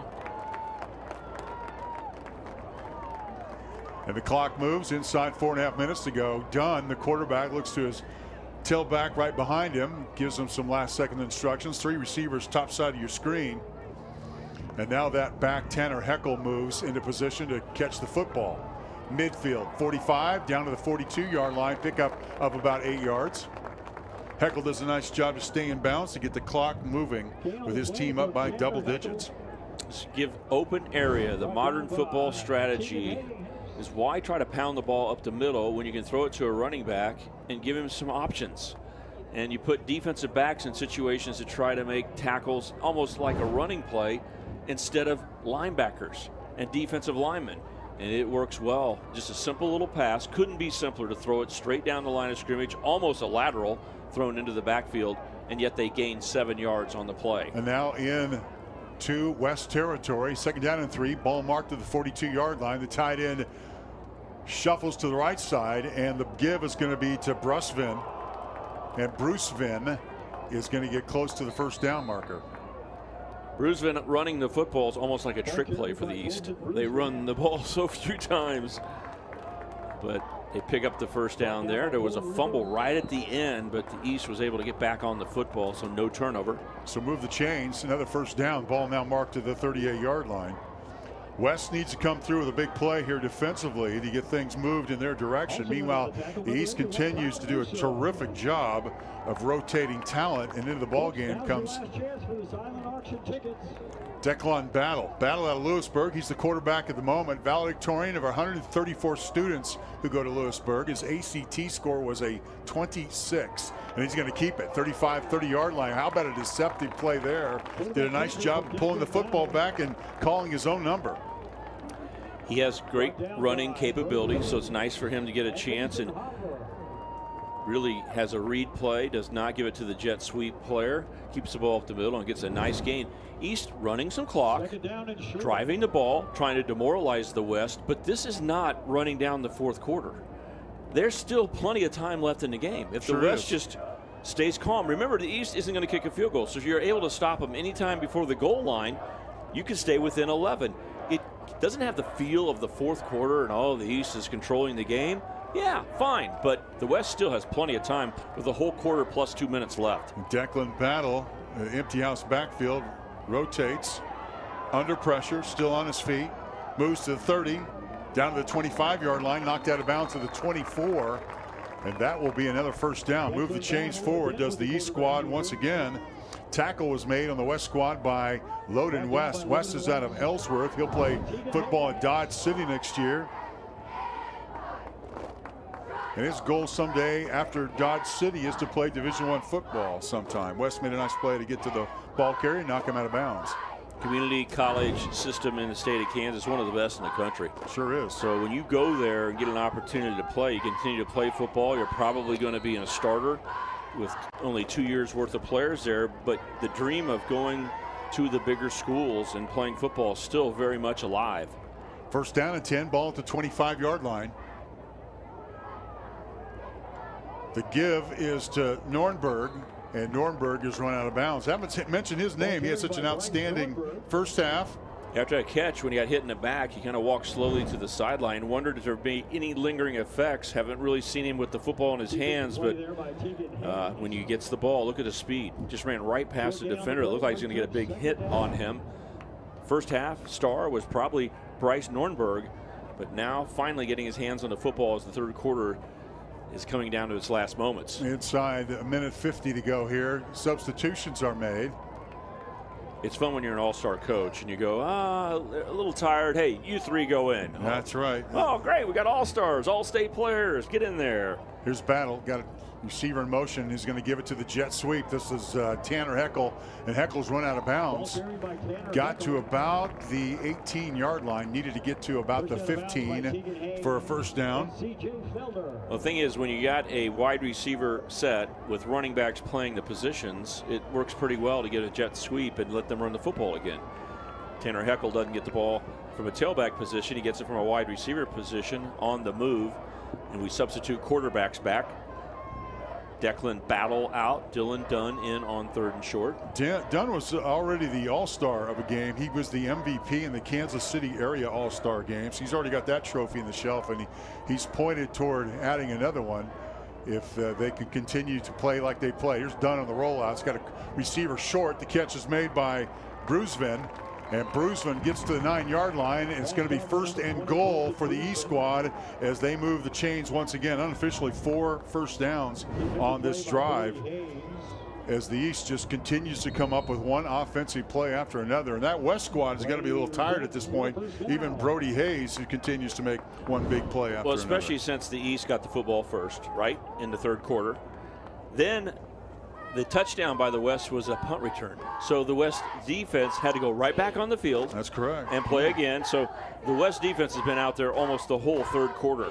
Declan Battle back in as quarterback. He's a future Washburn Ichabod.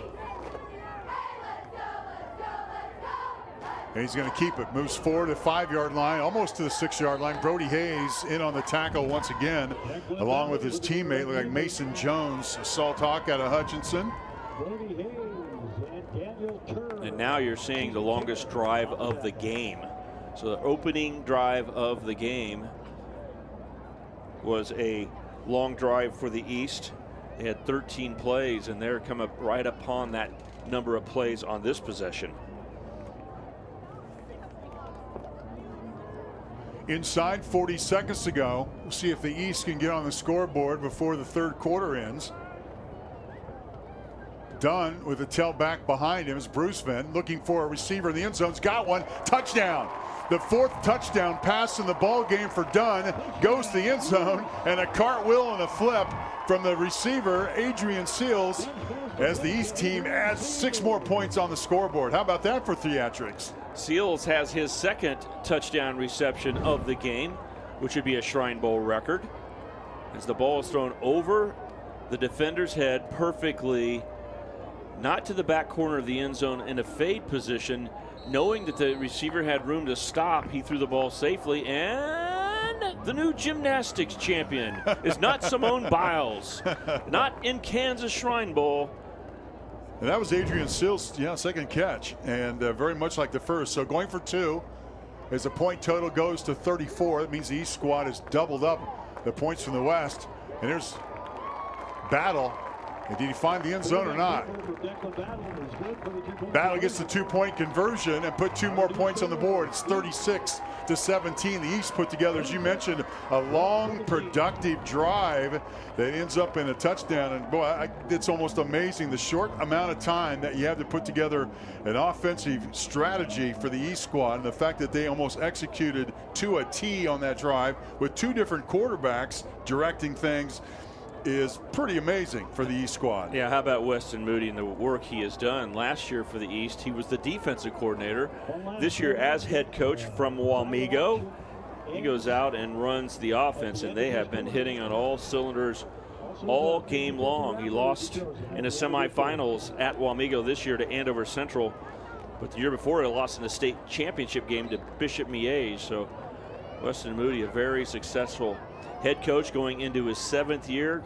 It's his first head coaching opportunity as a Shrine Bowl head coach, and he's put up 36 points on the offensive side, and we're not even to the 4th quarter yet. I'm sure we've mentioned it, but in case we haven't, as many talented players as the East squad has, skill players, the most decorated player is likely their offensive lineman, Gus Hawkins, out of Mill Valley. Being an offensive lineman, you get much of a chance to talk about him. But he'll play for K-State. Recruiting Services ranked him as the highest player in the state and the 6th best nationally.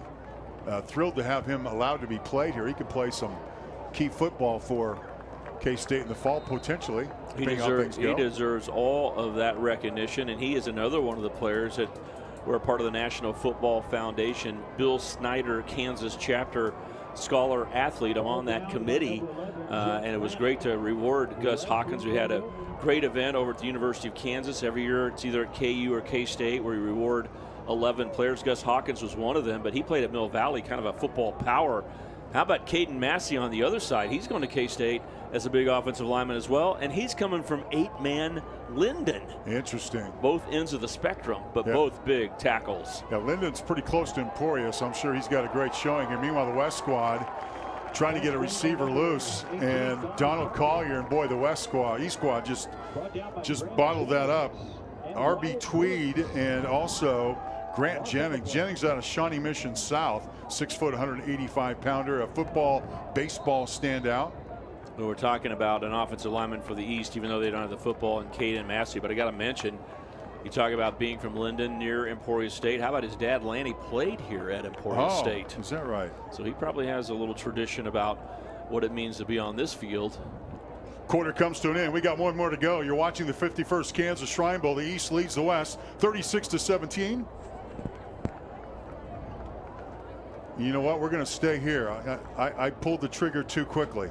So we're going to do no, you didn't. You audibleized. You just faked out the defense. That's what I did. All right, so we are going to do a raffle. And the 50-50 raffle is a unique contest of another nature that is certainly going on tonight. The Kansas Shrine Bowl 50-50 raffle is being orchestrated. 50% goes to the winner, 50% to the Shriners Hospitals, based on the gross raffle ticket revenue generated. As you take a look at the grandstand and the fans, many of those fans are contributing to the 50-50 raffle. So our anticipation is that they're going to announce a winner, and we have been told to hang in there. So there's the raffle. There's your number. Did you get a ticket, Stan? Because it's about to come up on the scoreboard here. How about that? Right in front of your very eyes here. Right here. How about that? Yeah, very nice. But no, I did not want to accidentally be the winner. It would not look very good. There he goes. If you have the ticket UVWHVEDH, that's UVWHVEDH, you are a winner. How about that? That was right very in front of your neat very to eyes. have the selection process. That was slick. It was not sticking your hand into a bucket or something. No, that's not at all. Computer generated. Let's take a break here and score no once audible, again. No audible. This is real. 36-17. Let's go to break. One more quarter to go at the Kansas Shrine Bowl. We're back in a moment.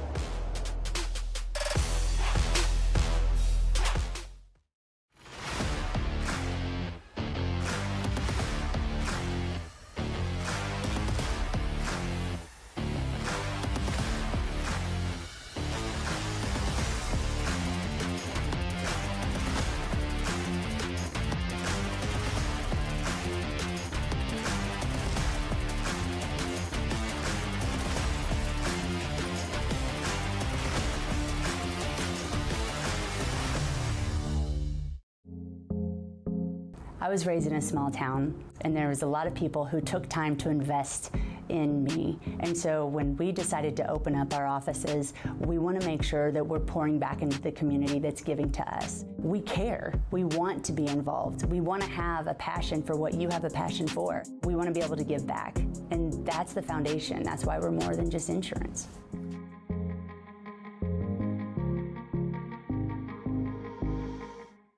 Being an athlete doesn't start with trophies, stats, or a crowd. It starts here. It starts with early morning workouts. It starts with pushing yourself for that one last rep. Stormontville athletic trainers work with our athletes on and off the field to get that best performance. Our athletic trainers know what it takes to prepare athletes to reach their goals and keep them safe. Run toward goals, run toward recovery, run toward success, run toward Stormontville health. Watch me. Watch me shine with every snap. Born to move fans, to cheer and clap. 2 different legs, that's how I play. One built from science to help me on the day. Between these lines, I'm all heart and muscle. Don't stare too long, you'll miss the hustle. Watch me. Pioneers in prosthetic technology at Shriners Children's. The most amazing care anywhere. The Northwest Kansas Shrine Club is the official transportation provider of the Kansas Shrine Bowl. Thank you, Northwest Kansas Shriners, for all you do to help the kids. Fourth quarter begins. Stan Weber is with me. I'm Mark Ewing, and honored to be with you for this 51st Kansas Shrine Bowl. And the West squad. Pass completed to number 0, Logan McCarty. Logan McCarty made significant because Logan McCarty is the first 6-man representative.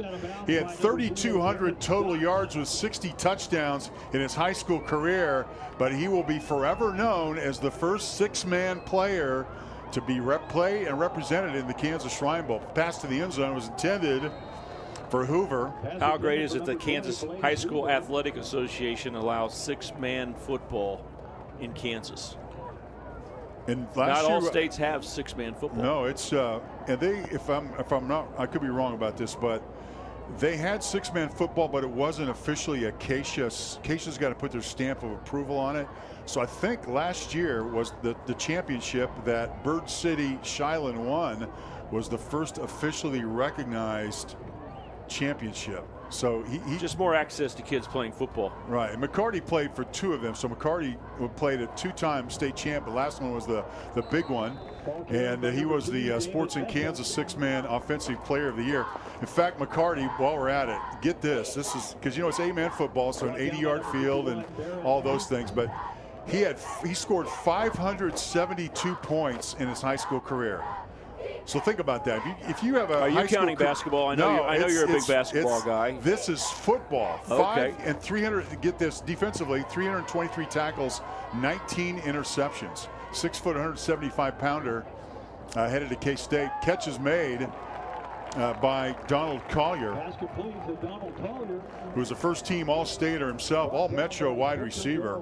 I've been pretty impressed with him as well. It's fun because, when we watch this game, when they take that first snap, that's the first time we've seen them, the first time anybody has seen them. There's no tape that we can watch to scout them out. We know that the individual parts, but once they're together, it's pretty interesting. Left tackle did move, by the way, and finally a flag comes down. They're saying the East defender got into the neutral zone. All right. You just go 1 inch into the neutral zone, and they're going to call a penalty on you. False start, number 60 offense, 5-yard penalty. Oh, it's Dalton Schrader. Overruled. Went in the neutral zone because of movement by the offense. Not many penalties tonight. These players really have played with great execution and concentration to avoid penalties. Not a lot of mistakes. And they're just all-stars. This is not a fine So group. 4th down and 12. The West has a bunch of yards to pick up. Kappelman takes the snap, steps back, under pressure immediately.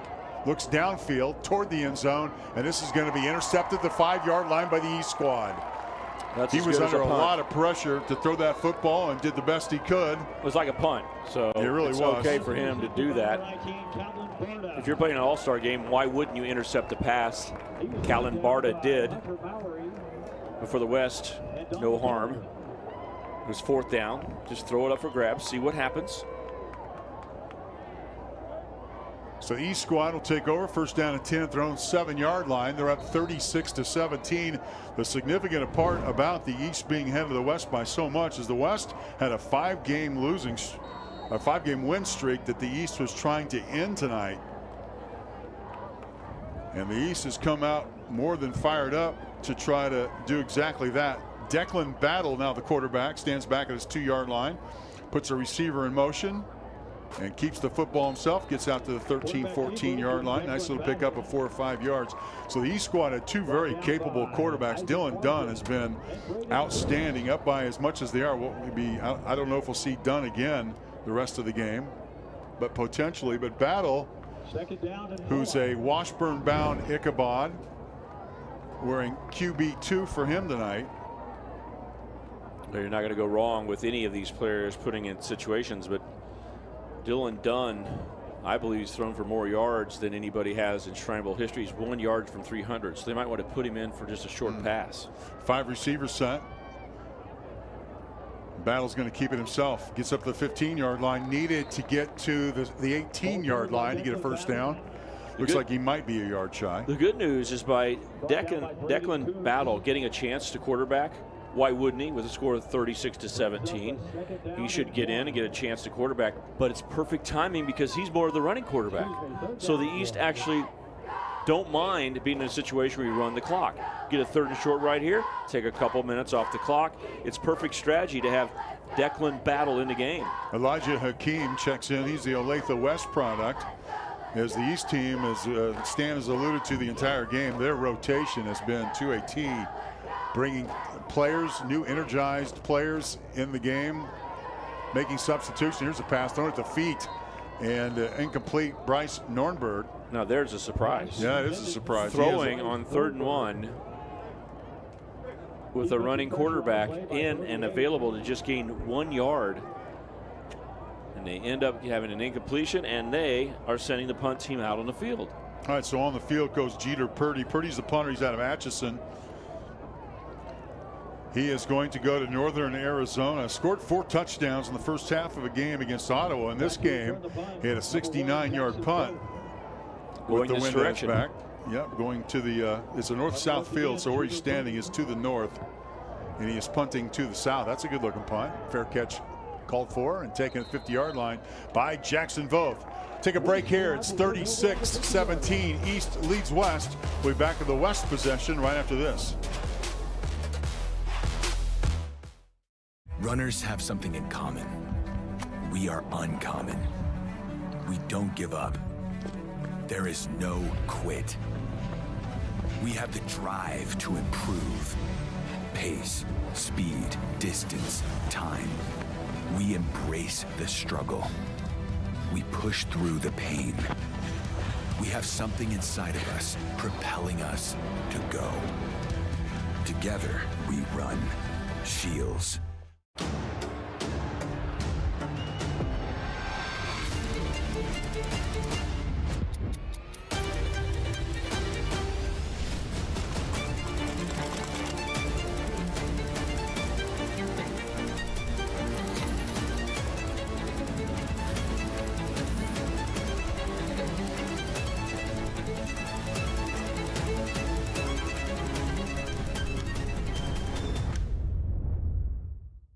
Trooper Gustavo, why do you care if I wear my seatbelt?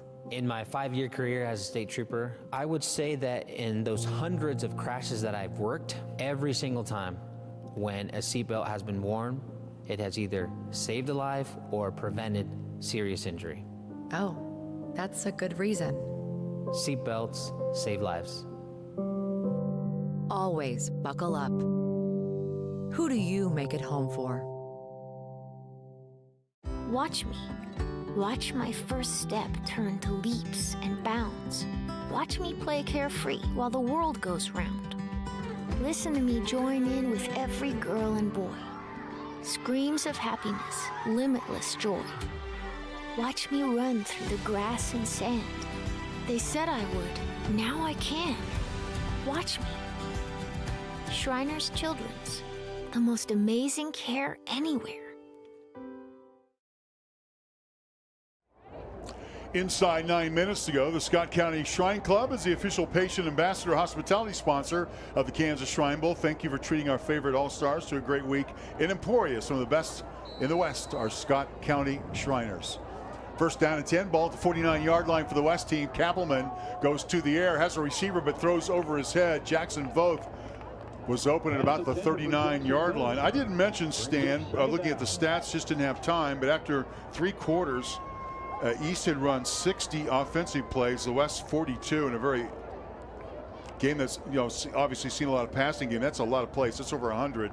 That's through 3 quarters. That didn't count what has happened so far here in the 4th. Yeah, it's been a very offensive game. When you throw the football, you're going to get incompletions. You're going to get first downs to stop the clock. You're going to get pushed out of bounds more likely. And now a breakaway, 35-20, 15-yard line, now down to the 14, and a breakaway, a rare breakaway play. Brax Fisher from Abilene makes the catch, makes a couple of moves, and then scoots down and inside the red zone. That's what the West was looking for. You throw the ball downfield, and can someone break a tackle and make a move and get going? And Brax Fisher does it for the West. So first and down and 10 at the 15-yard line. I'm looking at the lineup for the East squad. East has made a couple of substitutions as they've shuffled in their defense, trying to get everybody a chance to play, obviously. This pass is incomplete. And boy, jetting over to nearly break that up. Gabe Hoskins of Shawnee Mission North had a bead on it on that throw to the flat. They're trying to get the football to Donald Collier, who's been who's at least seen by the West squad. It would seem as a big weapon offensively. Yeah, he was running a slant, and the quarterback was throwing as if he was throwing a hitch. I don't think they were on the same page. Here's Kappelman. Lobs it toward the end zone. Catch is made. Touchdown, West squad. Tegan Haynes out of McPherson makes the play. Known for his defense, he makes a touchdown catch. The Kansas State High School Activities Association first team All-Stater makes a catch for the West squad, and the West squad is on the board. He went up and made a play like that was a pass by a Buhler quarterback when he had 5 interceptions against Buhler. Defenders were right there. It looked like Nate Livingston had a chance to knock it away. Other defenders were in the area, but number 14 goes up, Tegan Haynes, and makes the catch for the 23rd point for the West tonight. So Haynes scores, and we got obviously a 2-pointer coming up. 36-23. This game is rolling up some points here and some plays, getting into record territory. As Kappelman on the rollout, looking for somebody to throw to, does so. Pass is going to be incomplete, so 2-point conversion will fail. But the West does get a touchdown to pull back within 13 to 36-23. Still 8:34 left. The Kansas Drive to Zero Coalition is a proud partner of the Kansas Shrine Bowl. Buckle up, put down the phone, and always designate a sober driver. This message is brought to you by the Kansas Department of Transportation and all the victims of impaired driving crashes. Stormont Vale Health is proud to support the Kansas Shrine Bowl as the official sports medicine partner. Don't let an injury slow you down. Get the care you need to get better and back in the game faster. 2 touchdowns from a victory. I mean, it just seems kind of crazy that could happen, but the way these teams have been able to score, and the West offense has woken here in the second half. Could they possibly get a stop, score, get a stop, score, and come back and get another 1-point win? Oh my. Could it happen? Don't leave, They won folks. last year 21-20. Following the conclusion of last year's 50th anniversary game, by the way, the Shrine Bowl Board of Directors announced a sizable donation. Get this, $100,000. And since 1974, I mentioned $3.1 million. It's actually $4 million. Last year's totals helped house, feed, transport, coach, train, and entertain 80 football players. There's 88 this year. 169 band participants, 190 cheerleaders, 16 patient ambassadors, 30 camp staff. As they're going to pooch kick. And a return's coming from the 23-yard line, looking for a block, going to get one, 35 out to the 38-yard line. And that's the East return from Bryce Nornberg, who sets things up for the East squad. So this has been an enjoyable game, and part of our job, Stan, is to mention all the folks who are involved. It's kind of what we do. The West Camp directors, by the way, Greg King and Richard Steele. The East Camp is run by Jack Call and Jim Whitehead. And Jack told me, he's done it for several years, this is the last camp for Jack. So tip of the cap to Jack Call. I know he's going to miss it because he's always the first to welcome us, the announcers, when we come to the field and tell us what's going on and keep us on point. So Jack Call, the East Camp director, in his last camp. And you know what? I'll tell you what, these camp directors, they want their teams to win. So the conversation between the camp directors is we're gonna beat you guys. The camp directors are golden when you're a player. When I was in the Shrine Bowl, they were there to answer every question, to make things seem comfortable. The coaches are busy trying to help you with football. They're not always the best at reminding you of what time dinner's going to be, or hey, we got to go swim over here. We got this Shriners event in town. But those guys would keep everything organized, had a great joy, and oh, by the way, had fire in their eyes. They did want to win. I can't believe that Jack Call is not going to be here next year. Until I see it, I'm not going to believe it. And there's several that are here year to year, and they put it, and we're talking year to year, we're talking decades. And we see a lot of familiar faces, and this is as much as we love the game, we want teams to win. I always root personally for a close game. I always like it when it's close. We've had a couple of those. We've had some interesting games over the years. But Stan and I are working together for our 24th consecutive year, and think about all the, if I look back at that. Field, number 77, 5-yard penalty, replay second down. They should decline that penalty. Yeah, they should. All right, I don't know why you take a 5-yard penalty and let them have a second down. You should decline it and say it's third down and 6 yards or so, but they're going to take the 5 yards.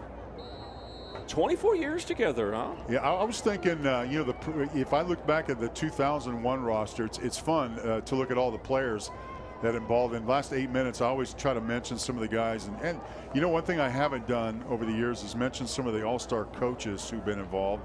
So let me find that. I have pages and pages, but among those, and it's again second down and 11 for the East squad. So I'll wait till this play concludes.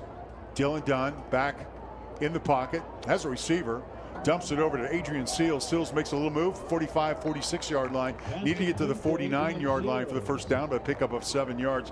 The coaches of note in this game, I'm gonna list a few. C.J. Hamilton from Silver Lake, Roger Barta from Smith Center, Ed Crewell from Wichita Capon, Weston Schartz, Wichita Northwest, now at Capon, also is at West, Brooks Barta from Holton, John Bingasser, Salina Sacred Heart, Tom Young, Derby and McPherson, Randall Zimmerman, by the way, 1, 2, 3, 4, 5, 6.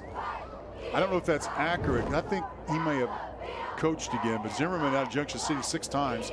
Larry Garman, who's just inducted into the High School Hall of Fame out of Pittsburgh. Rick Wheeler, my buddy out of Wichita Heights. Those are just and I got to mention my head coach, man, Dennis Cavalier from Southeast and Goddard. He coached me when I was a sophomore. Then he went to Southeast, and we were able to meet back up in the Shrine Bowl. What a joy that was. So there's Dunn looking to the far sideline, just with terrific composure. He has a lot of speed. He's able to be very elusive. They just put him back in the game. Yeah, trying to get the and now it's 4th down, but he's got over 300 yards. Well, they want to continue to move down the field because this game's a 13-point game, and there's still 6 minutes and 43 seconds left. So if you have to pump back to the West, I guess an interesting thing. If the West can make a stop right here, Mark, they will have the ball in East territory. Just because you go for 4th down with the analytics, everyone says go, but what happens if you miss? They may be just trying to draw them off sides and take a 5-yard penalty. Yep, and they're going to call timeout. So the East is going to call a timeout as they try to draw the West offside. The West was not biting. How about Weston Moody out of Wamego? He's got that program on the move. Took over a high school program that I would say they were down and out, but they certainly were not as good as Western Moody has made them, and they've been a title contender. And he's a very alive personality, very involved in the city of Wamego and doing a tremendous job. One mention to Welch Stadium and Emporia State, in addition to the Shrine Bowl, the Jones Field at Welch Stadium in Zola Witten Field recently played host to the NCAA Outdoor Track and Field Championships in May. And Stan and I were really admiring the track here. That's almost brand new. And by the way, the black trim, it's gold and black. I'm not sure if we can get a shot of it. It's kind of difficult to show you, but it's gold and black, which is obviously Emporia State's color. But those are the exchange lanes for the relays. Oh, it makes it very understandable. So instead of having flags or cones on the field, you can see it up in the upper left-hand portion of your screen there. The track is basically gold, but there are 4 sections where it's black. And that makes it so easy in a relay race to know where it's legal to get the handoff. There you go. That was it's spectacular. There's a sneak up the middle. I think they got it. Got to midfield. Looks like the East is going to keep West unsuccessful in trying to stop the East on 4th down. And the East will keep the football. That also keeps the clock moving. It was around to 6.5 minutes. But in addition to track, this Welch Stadium was the host of Keisha's 6A, 5A, and 4A outdoor state track and football championships to be played on Thanksgiving weekend next November. So this Keisha is going to one site, 3 state tournaments. So 6A, 5A, 4A are going to be here. And then in addition to all that, Emporia State plays 6 home games this year. And the first game of the year is going to be on Thursday, August the 29th, and they're going to play Washburn. So a number of these players. Conference rival. That's the Turnpike Tussle right here, August 29th, and on just a spectacular field. I'm sure they hope it'll be as nice and cool as it is at the moment for that football game. But a lot of future Ichabods, future Hornets are on the field at the moment. They might, depending on how things go, might play against one another. How about the kickoff to the football season? Because that same night, not far from here, KU will be starting their season at home on that Thursday night. Oh, is that right? They have a Thursday night opener, huh? To kick it off, Missouri and KU play on Thursday night of week 1. Well, and Emporia State Washburn. And it's boy, it is coming. The future Emporia State Hornets are signees Sage Huffman of Blue Valley West, Sam Hull of Humboldt, and Aiden Spires. He's playing for the West squad. So future stars of MIAA schools, Washburn, Fort Hays State, Pittsburgh State, dot the lineups of both teams. In fact, 5 Ichabods actually play for the East squad. 2nd down and 5. Up to the 40-yard line. It's an impressive run. And an impressive block by big number 74, Caden Massey, out in front. He's giving some high fives as the players round. Watch 74 lead the way right here. Boom. Open up the hole for Declan Battle. So 1st down and 10. The East moves the ball forward to the 37-yard line. Well, they got what they wanted. They converted, got past midfield on that 4th down, and now they truly are thinking about burning clock with this 13-point lead. 1st down and 10 for the East as Battle takes over quarterback duties. Empty house backfield, 5 receivers, 3 to the top of your screen. And this time he goes ahead and gives to the jet sweep. Tanner Heckel, the carry, gets a couple of yards. Notable players in the Kansas Shrine Bowl. Now, I can't mention them all, but I'm going to mention a couple. So Cody Whitehair played the game. He played for the Chicago Bears. We've mentioned my cousin, All-Pro wide receiver Jordy Nelson, former All-Pro NFL defensive back Terrence Newman, played for Salina Central. NFL Hall of Famer Barry Sanders, who was honored last year. Former K-State Chiefs linebacker Gary Spaney. Former Big 12 Defensive Player of the Year and Super Bowl champion linebacker Mark Simino. Recent NFL draft choice K-State's Cooper Beebe. Did you know he played for KC Piper in the 2019 game? That didn't seem that long ago. I do. I actually been tracking his career pretty closely since he plays for K-State. Yeah, but I'm also a big Dallas Cowboy fan, and he appears to be right now. We haven't gone to camp yet, but through minicamp, he may be the starting center. Is that right? For the Dallas Cowboys. Remember, for K-State, he started at tackle. He started at guard. He started at all 4 positions other than center, but K-State's coaching staff has always had him do a little work at center to get ready to maximize his flexibility, and I think he is going to be the starting center for the Dallas Cowboys, snapping it to Dak Prescott this year. That's so neat that so many of those stars were Shrine Bowl guys. And a really tribute to high school football. 3rd down play and about 6. The East team needs to get to the 27-yard line. Here's Battle. Battle's going to keep it. He's going to get tackled, stopped about 4 yards short. Tackle was made by Elijah McFadden out of Manhattan, who's going to play football, by the way, at Mid-America Nazarene. He was a second-team Centennial League as a junior, then became a first-teamer as a senior. His improvement certainly marked on playing for a 6A state champion as a junior. The West should probably burn a timeout here and not allow them to run clock before they call timeout. East is going to take their time, use the play clock, which is now down to 10 seconds. The West could have saved themselves by calling timeout. And here's Dunn. Dunn is the Max Preps Kansas Player of the Year, in addition to so many things. And all you have to do is take one look at him and note that he is a terrific player. 30 down to the 28-yard line. He turned down a number of Division I offers, a number of them, a handful, to play quarterback somewhere else, but chose BYU. It'll be interesting to see how that shapes up for him. And note, he's not on scholarship, so my understanding is he's a preferred walk-on. I'm sure he'll earn a scholarship in due time. But he was so impressed with the BYU coaching staff. Yeah, well, the world just turned upside down in any type of mentality and thought process you have, because with NIL, right, you don't they need could be scholarship. paying him money, right, and you don't need to be on scholarship. So scholarship, the differential for being on scholarship usually comes with you get to eat at training table. Right. Other than that, you might end up with just as much money as a walk-on, so you just don't know. But Dylan Dunn may be playing games back in the state of Kansas. BYU visits either KU or K-State. Right, they're set. They delayed the game a little bit. They're trying to set the chain gang going. The clown guys, they're ready. First down and 10. West has got it. Down 13. We'll see if Kaplan wants to go deep. Looking for a receiver, didn't get him. That was intended for Donald Collier. Kaplan has just not had a lot of time. The front guys on that East defense, we mentioned a bunch of them, but defensively, Holden Bass, Caden White, Barrett Leeds, Aaron Henson, they have gotten quickly to the West quarterback. Dalton Roush, RB Tweed rotating in there. A three-man front, defensive backs looking for a receiver. This one is incomplete. Almost caught, though. Yeah, Jackson Voth, who's had a nice game, has proven himself as a really good athlete, as he should be. Top 11 player, all classes. You know, one thing's being named All-State, but if you're a top 11 player with all classes, then you are something. 3A Sports in Kansas Player of the Year. Look at the West sideline.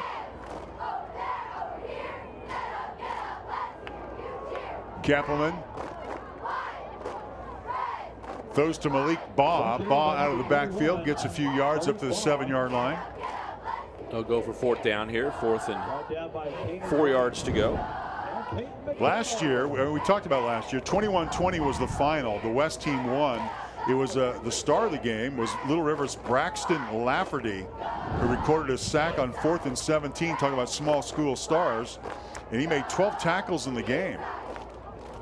But he also made the sack that sealed the victory for the West squad. 4th down conversion there, getting the ball to the athletic Donald Collier. And they get the ball to the 50-yard line. 1:52 left. You got to get a big play somewhere in here. Got to move. Get to the line of scrimmage.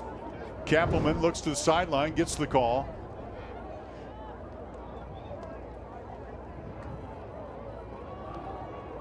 They had a receiver for a moment, just couldn't make the play. It looked like Donald Collier made a move toward the inside, and the pass was over his right shoulder as he's looking down the field, and that pass was incomplete. So Collier takes the long walk back.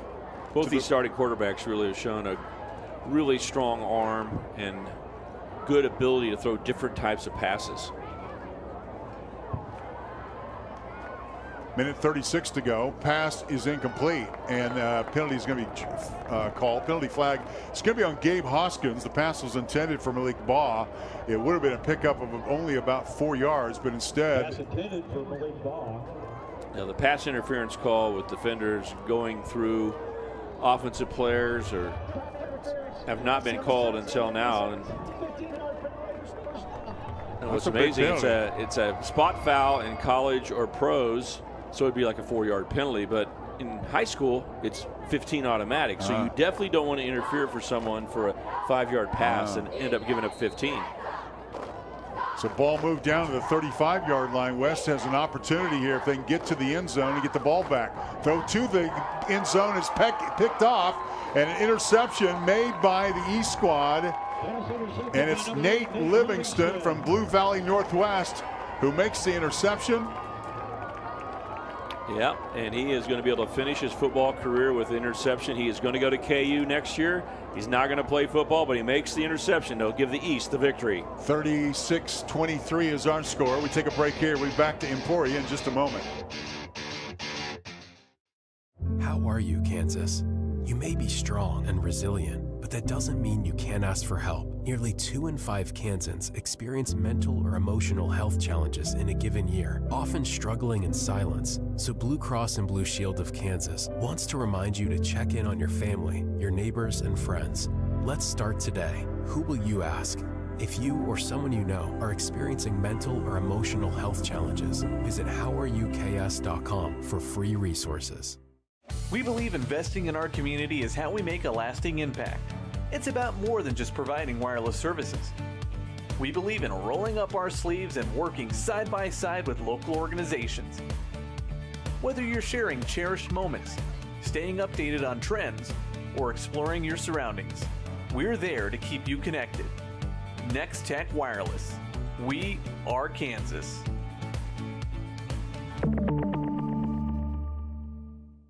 "60 years of excellence. That's CDL. From our roots in a small garage in 1964 to where we stand today, we owe it all to you. 60 years later, we've evolved into an industry leader serving communities with pride. To our dedicated team, your hard work fuels our success. And to our cherished customers, thank you for trusting CDL for 6 incredible decades. At CDL, our journey is a testament to your support. Here's to 60 years and counting. CDL, proudly serving you since 1964. Watch me. Watch me tumble, jump, and soar. When our squad is on point, we own the floor. Dazzling stunts and dances are my jam. Pain once caused issues, but they had a plan. A life-changing brace with no surgery to fear. Activity without limits, one more reason to cheer. Watch me. Industry-leading scoliosis treatment at Shriners Children's. The most amazing care anywhere. Thank you to IHOP for providing our Wednesday night camp meal for all our participants. Share your Kansas Shrine Bowl ticket at IHOP in Emporia and receive 20% off. First down and 10 for the East squad. Following the interception, the East squad has sealed this victory, and it's going to end what was a 5-game win streak for the West squad as they'll put it on the ground and try to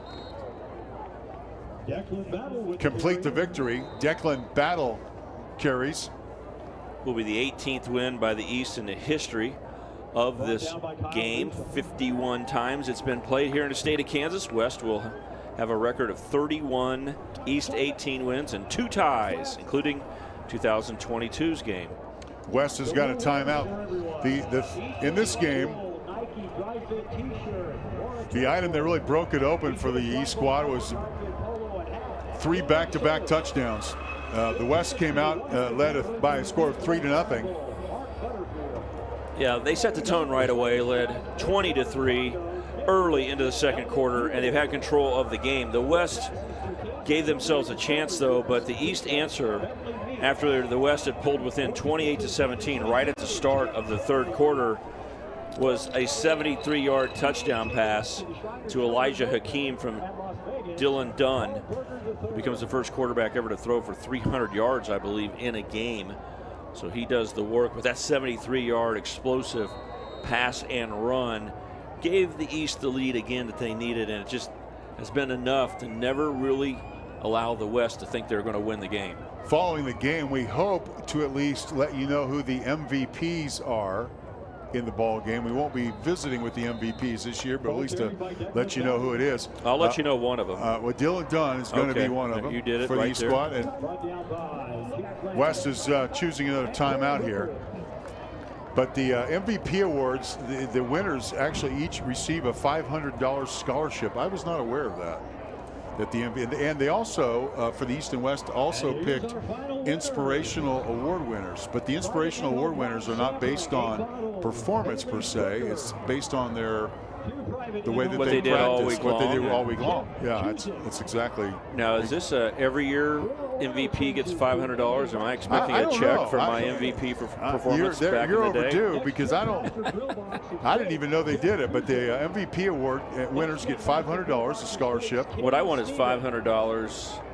And then inflation adjusted to today, and then that would get me back to go to school. I already got a master's degree. Maybe I could do a little bit more education. I didn't know you had a master's degree. Yes, that's I did. Impressive.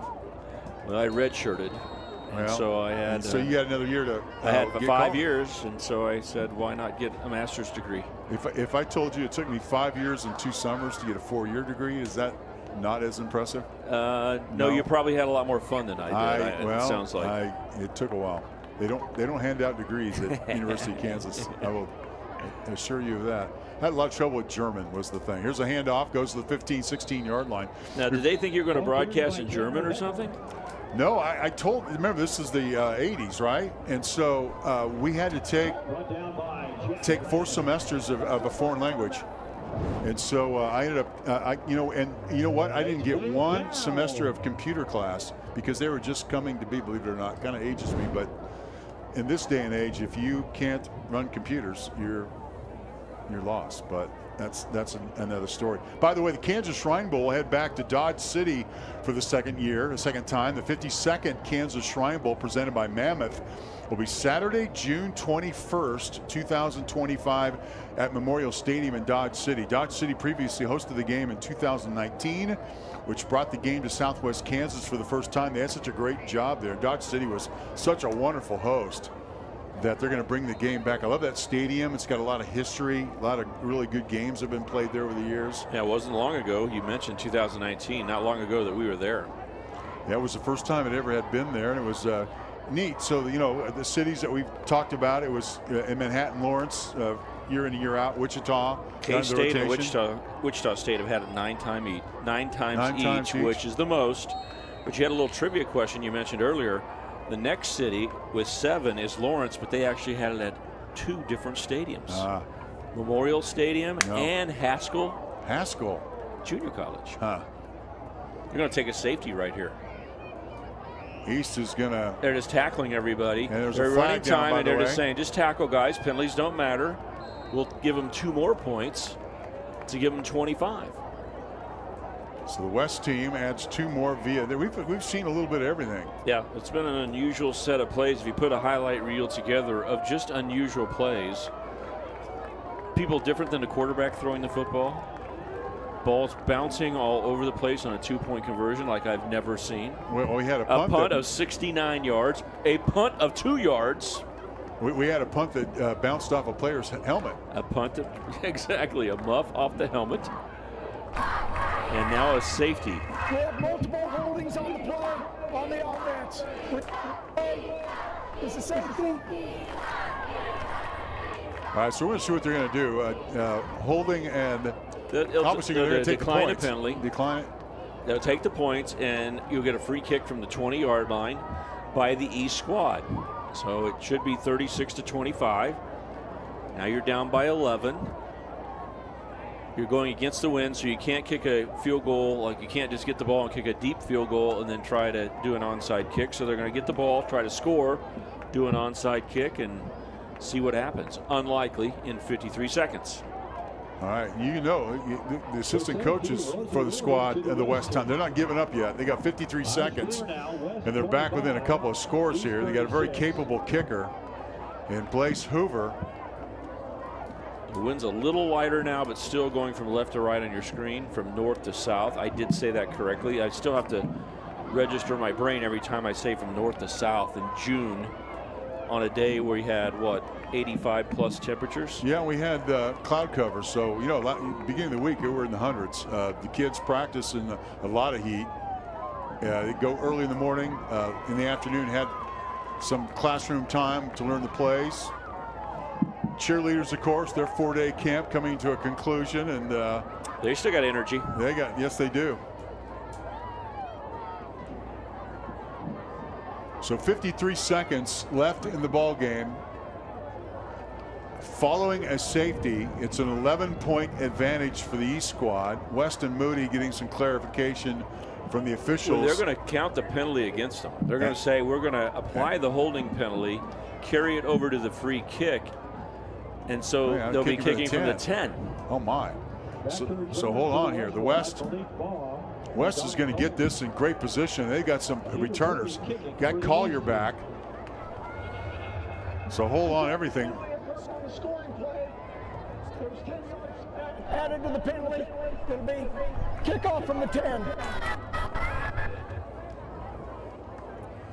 So Collier's closest to us. He's on the hash mark. They're going to punt the football. And the East doesn't have a very good kicking game. A free kick can be either punted or kicked off a tee, except for in the NFL, where you must punt it. There's a punt. Pretty good punt. Back to the 40, and then a. Did he call? Who called fair catch? Why did the official stop it? So Malik Baugh is confused as anybody. If anybody raises their hand up to call a fair catch, any of the 11 guys, even if you're not the guy catching it, it becomes a fair catch. Okay. But I didn't see anybody waving their hand. Boy, he had space. If Baugh doesn't, or a fair catch is called, then he, there you go, watch this. He raised his hand up, so good view by the officials. First down, 10-41. Here's Kappelman, looks for receivers. Hoover's got it to 40, 45, up to the 47-yard line. He'll pick up 7 yards, and the West team will want to get quickly to the line of scrimmage as the clock's moving. And they didn't get a first down to stop the clock at all. Inside 45, here's Kappelman. And there's Collier on the catch. They've been trying to work this play the entire game, and they hit it in the last minute. Ball goes to the 35-yard line. They've been trying to get that slant play. And Collier and Kappelman on the same page, and they finally do it in the final minute. East calls timeout, but Justice Betts made an ankle tackle, or that would have been a touchdown. This move here was good, but Betts is the last guy who has an angle to catch the speedy Donald Collier. All right, so hang with us. The West team, if they can get in the end zone and then get an onside kick, could put themselves, make this really, really interesting. Defending, if we call a timeout, I know this is a repeat, but I always like to mention the defending champions, because in 6 weeks we're going to be playing football again, at least starting football practice. The 6A or 6-man player champs: Shilan, 8-man Linden and Axtell, Conway Springs in 1A. 2A is Nemaha Central. 3A Cheney, St. Thomas Aquinas in 4A, Mill Valley 5A, 6A Gardner Edgerton. And all those teams won state championships on that snow day after Thanksgiving on that Saturday. 36-yard line. Here's Kappelman going toward the end zone, has a receiver and a defender there, and passes incomplete. Probably with the best chance to catch that was Drew Petty, the Wamego defender that was intended downfield for Jackson Voth. He's going to K-State next year. He's not going to play football. He'll be a student. He was in good defensive position on that play. That's why the timeout was called. Jason Swift, the head coach at Shawnee Heights, is the defensive coordinator for the East, and he's saying, scoot back, don't get beat deep. Second down and 10 for the West. Short pass deflected. Will it be intercepted? No, it'll be caught. It'd have been better to knock it down because the clock's going to run. Good defense by Justice Betts, but for no gain, a catch by the West is going to cost them almost every second of the game. So 3 receivers near side, 10 seconds to go here. Pass to Collier, who catches it, and this could be the final play, and should be, as the catch is made at the 27-yard line, and hand the trophy for the 51st annual Kansas Shrine Bowl to the East squad as they stop a 5-game West winning streak.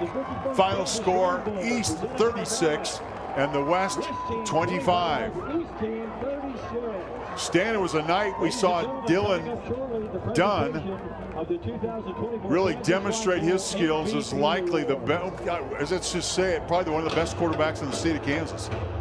Well, he showed it tonight. What a performance. But I'll have to say that the receivers on both teams really made great catches on contested balls.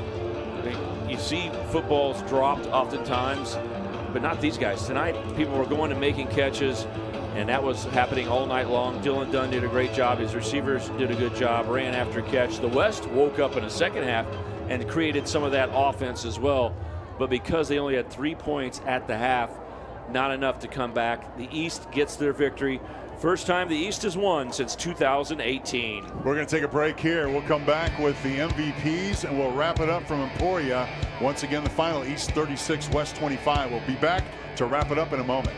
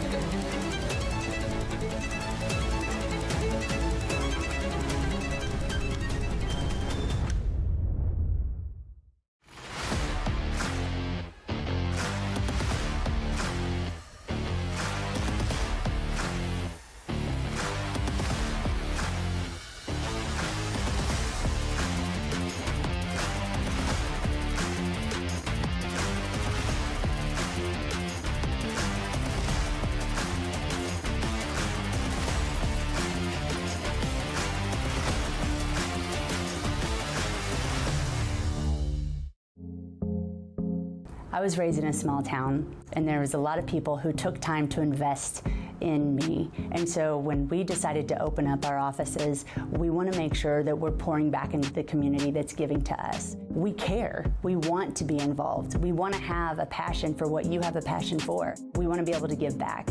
And that's the foundation. That's why we're more than just insurance.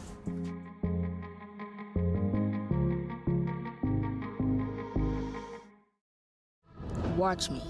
Watch me shine with every snap. Born to move fans, to cheer and clap. 2 different legs, that's how I play. One built from science to help me on the deck. Between these lines, I'm all heart and muscle. Don't stare too long, you'll miss the hustle. Watch me. Pioneers in prosthetic technology at Shriners Children's. The most amazing care anywhere. Well, let's mention the most valuable players. Again, the 2024 MVP Award winners each receive a $500 scholarship thanks to the special contributors to the Kansas Shrine Bowl. The MVP awards also come with a former Shrine Bowl All-Star attached. The Paul Kaufman Award goes to the West Squad MVP. Paul was out of Chase High School, played in the first game in 1974, eventually played in the NFL for the Packers, the Chiefs, and the Vikings. And the winner is Brody Hayes out of Clay Center. We mentioned his name a lot, didn't we, Stan? Yeah, he fought very hard from the defensive side, and West was on the field a ton tonight, and he made many, many plays. Meanwhile, Gary Spaney Award goes to the East Squad MVP. Gary was out of Manhattan High School in 1974 and had a tremendous career with the Chiefs.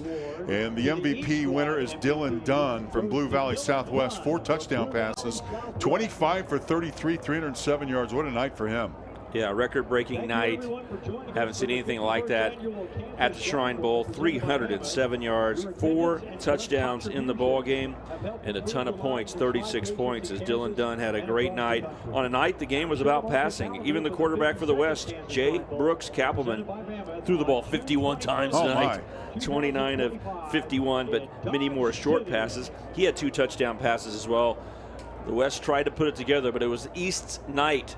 Starting early and finishing late, the East scores 36 points behind the quarterbacking of Dylan Dunn. Well, Stan, I hope to see you in Dodge City next year, Saturday, June 21st, 2025. That'll be the 52nd Kansas Shrine Bowl. Before we go, we wish to send a warm thank you to a number of folks who have helped with this honorary event. The City of Emporia and Emporia State University for its hospitality and use of its facilities. We pass along our gratitude for Cheer Camp Director Laura Klimafair, Event Treasurer Paul Honecker, the 15-man corporate board of directors headed by Drew Couch. The game's public address announcer has been Steve Ginnivan. Our media coordinator has been Gary Davis. The Kansas Shrine Bowl executive director is Bryce Whitney. The events and business manager is his wife, Whitney Kessler. At last, but certainly not least, we thank telecast director Mike Nelson, technical director Paul Nelson, and their crew for their excellent work tonight. And once again, the final was the East 36, the West 25. For Stan Weber, this is Mark Ewing saying thanks for watching and good night, everyone, from Emporia.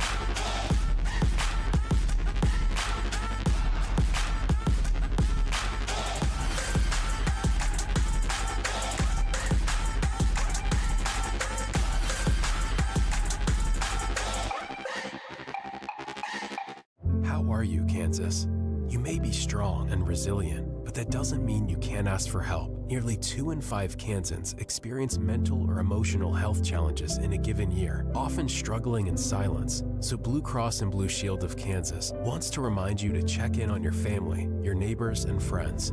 Let's start today. Who will you ask? If you or someone you know are experiencing mental or emotional health challenges, visit howareuk.com for free resources. We believe investing in our community is how we make a lasting impact.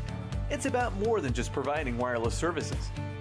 We believe in rolling up our sleeves and working side by side with local organizations. Whether you're sharing cherished moments, staying updated on trends, or exploring your surroundings, we're there to keep you connected. Next Tech Wireless. We are Kansas.